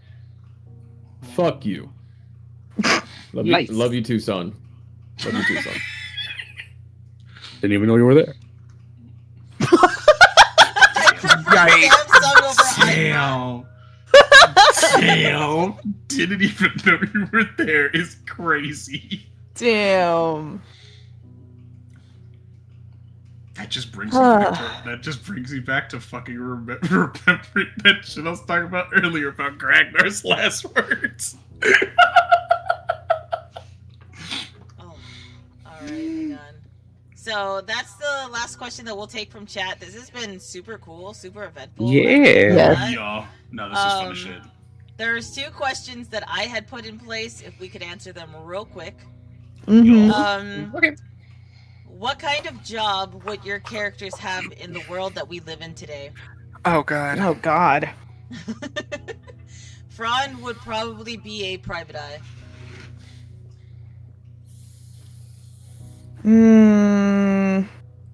I think Serafina would be a baker. Cute. I feel like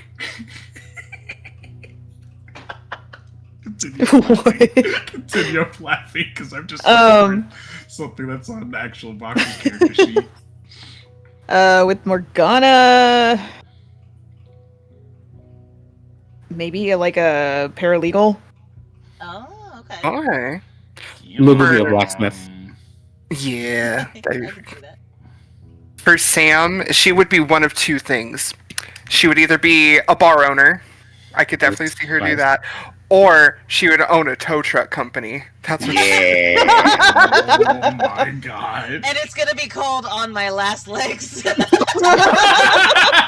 leg repo. oh my god. Oh, that's perfect. We need a modern, day for, a modern jump for our campaign, and so she can be a tow truck driver. That'd be hilarious. Never in a million years I'd think a D&D character want my job. Wait, what's your job? Oh no. Clarify. What about Gragnar? Oh, blacksmith. Oh. Let's see. I know Box. Box would be a chef, but Box would also would also do butchering as well. Just don't ask Box where they got the meat from. Don't ask. You don't want to know. It's okay. If Box and Serafina open up some kind of restaurant or a bakery, she would be lips sealed. Do not ask. You are not gonna want to know the answer. She's just like, I don't really care as long as nobody finds out and it tastes good.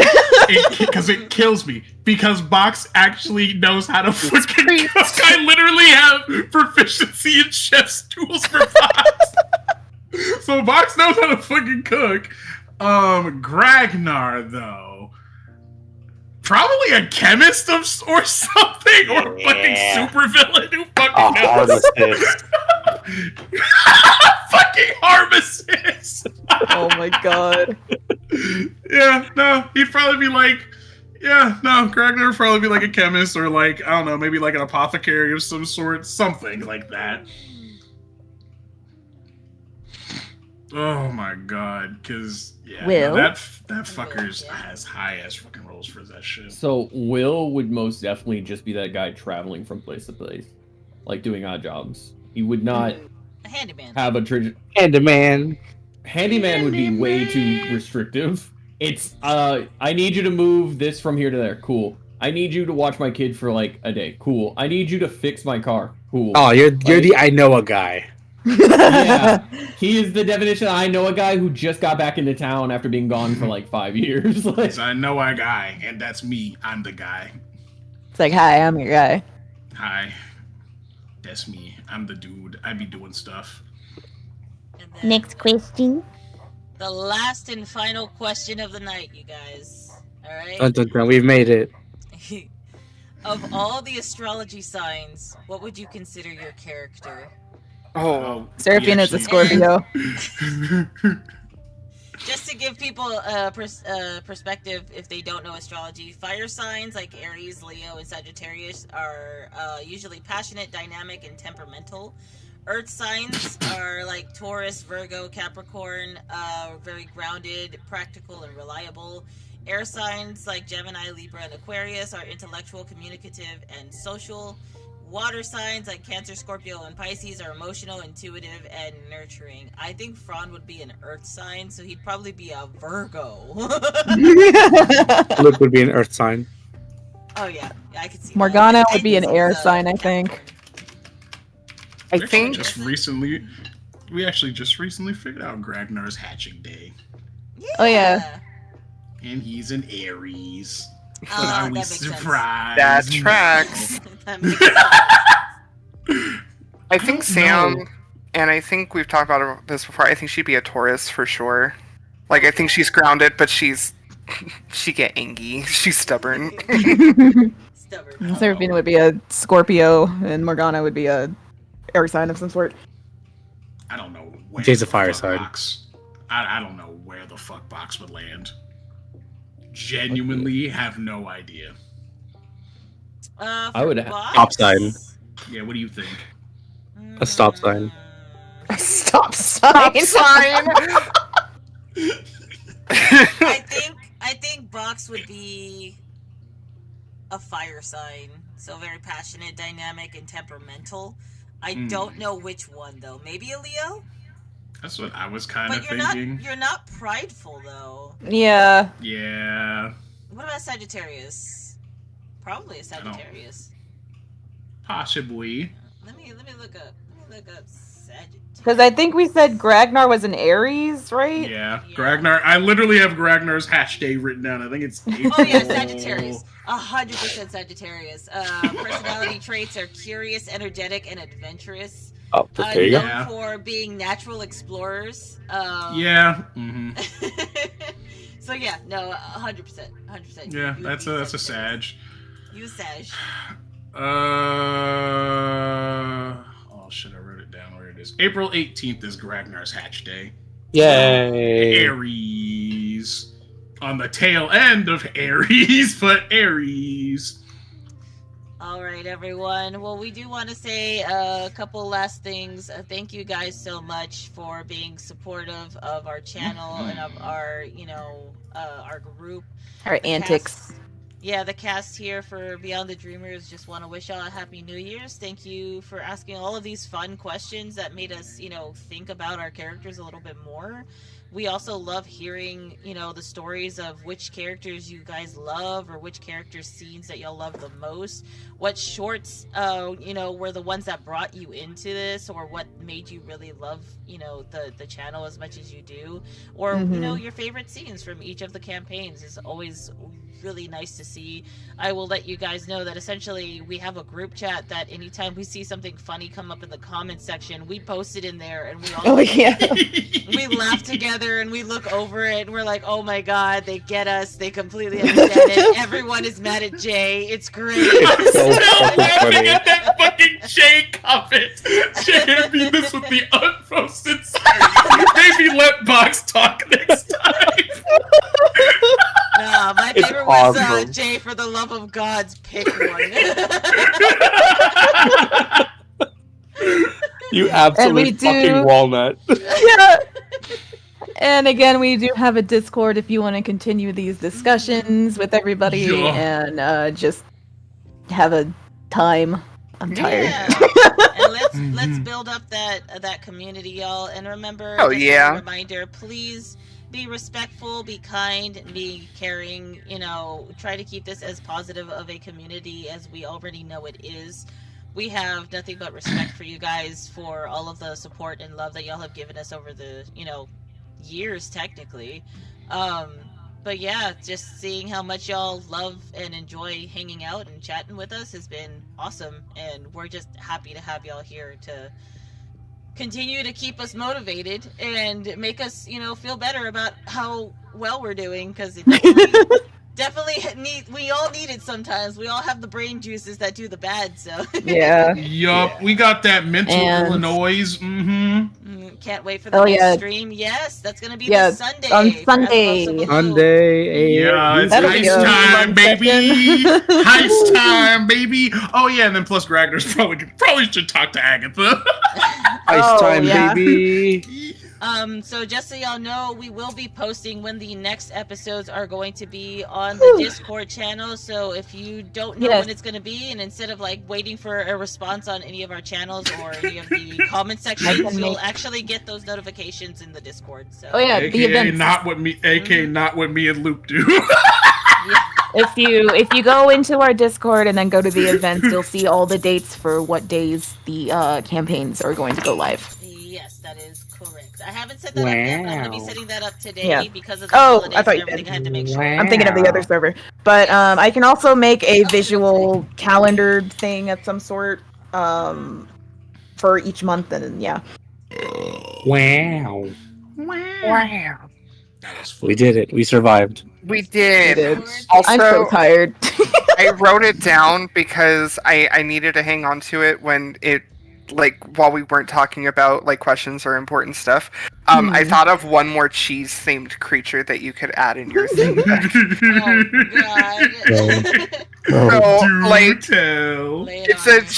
it's a cheese themed beholder, but instead of a beholder, it's a brie holder. Oh my Oh god. my god. As a cheese, that would be so bad. Oh my god, Yeah, as a what? fucking cheese ray. Oh no! No, I don't want to get hit by the cheese ray. Oh, Don't turn my equipment into cheese. It's worse than the fucking rust Oh, monster. I was thinking of a fucking stingray. I'm dumb. I was like, I don't want to get Steve Irwined by a fucking cheese stingray. Jesus Christ. No. Yeah, maybe it's Yeah. fine. Maybe it's fine. All right, Cheese guys. ray. Well, until next time. Bye. Bye.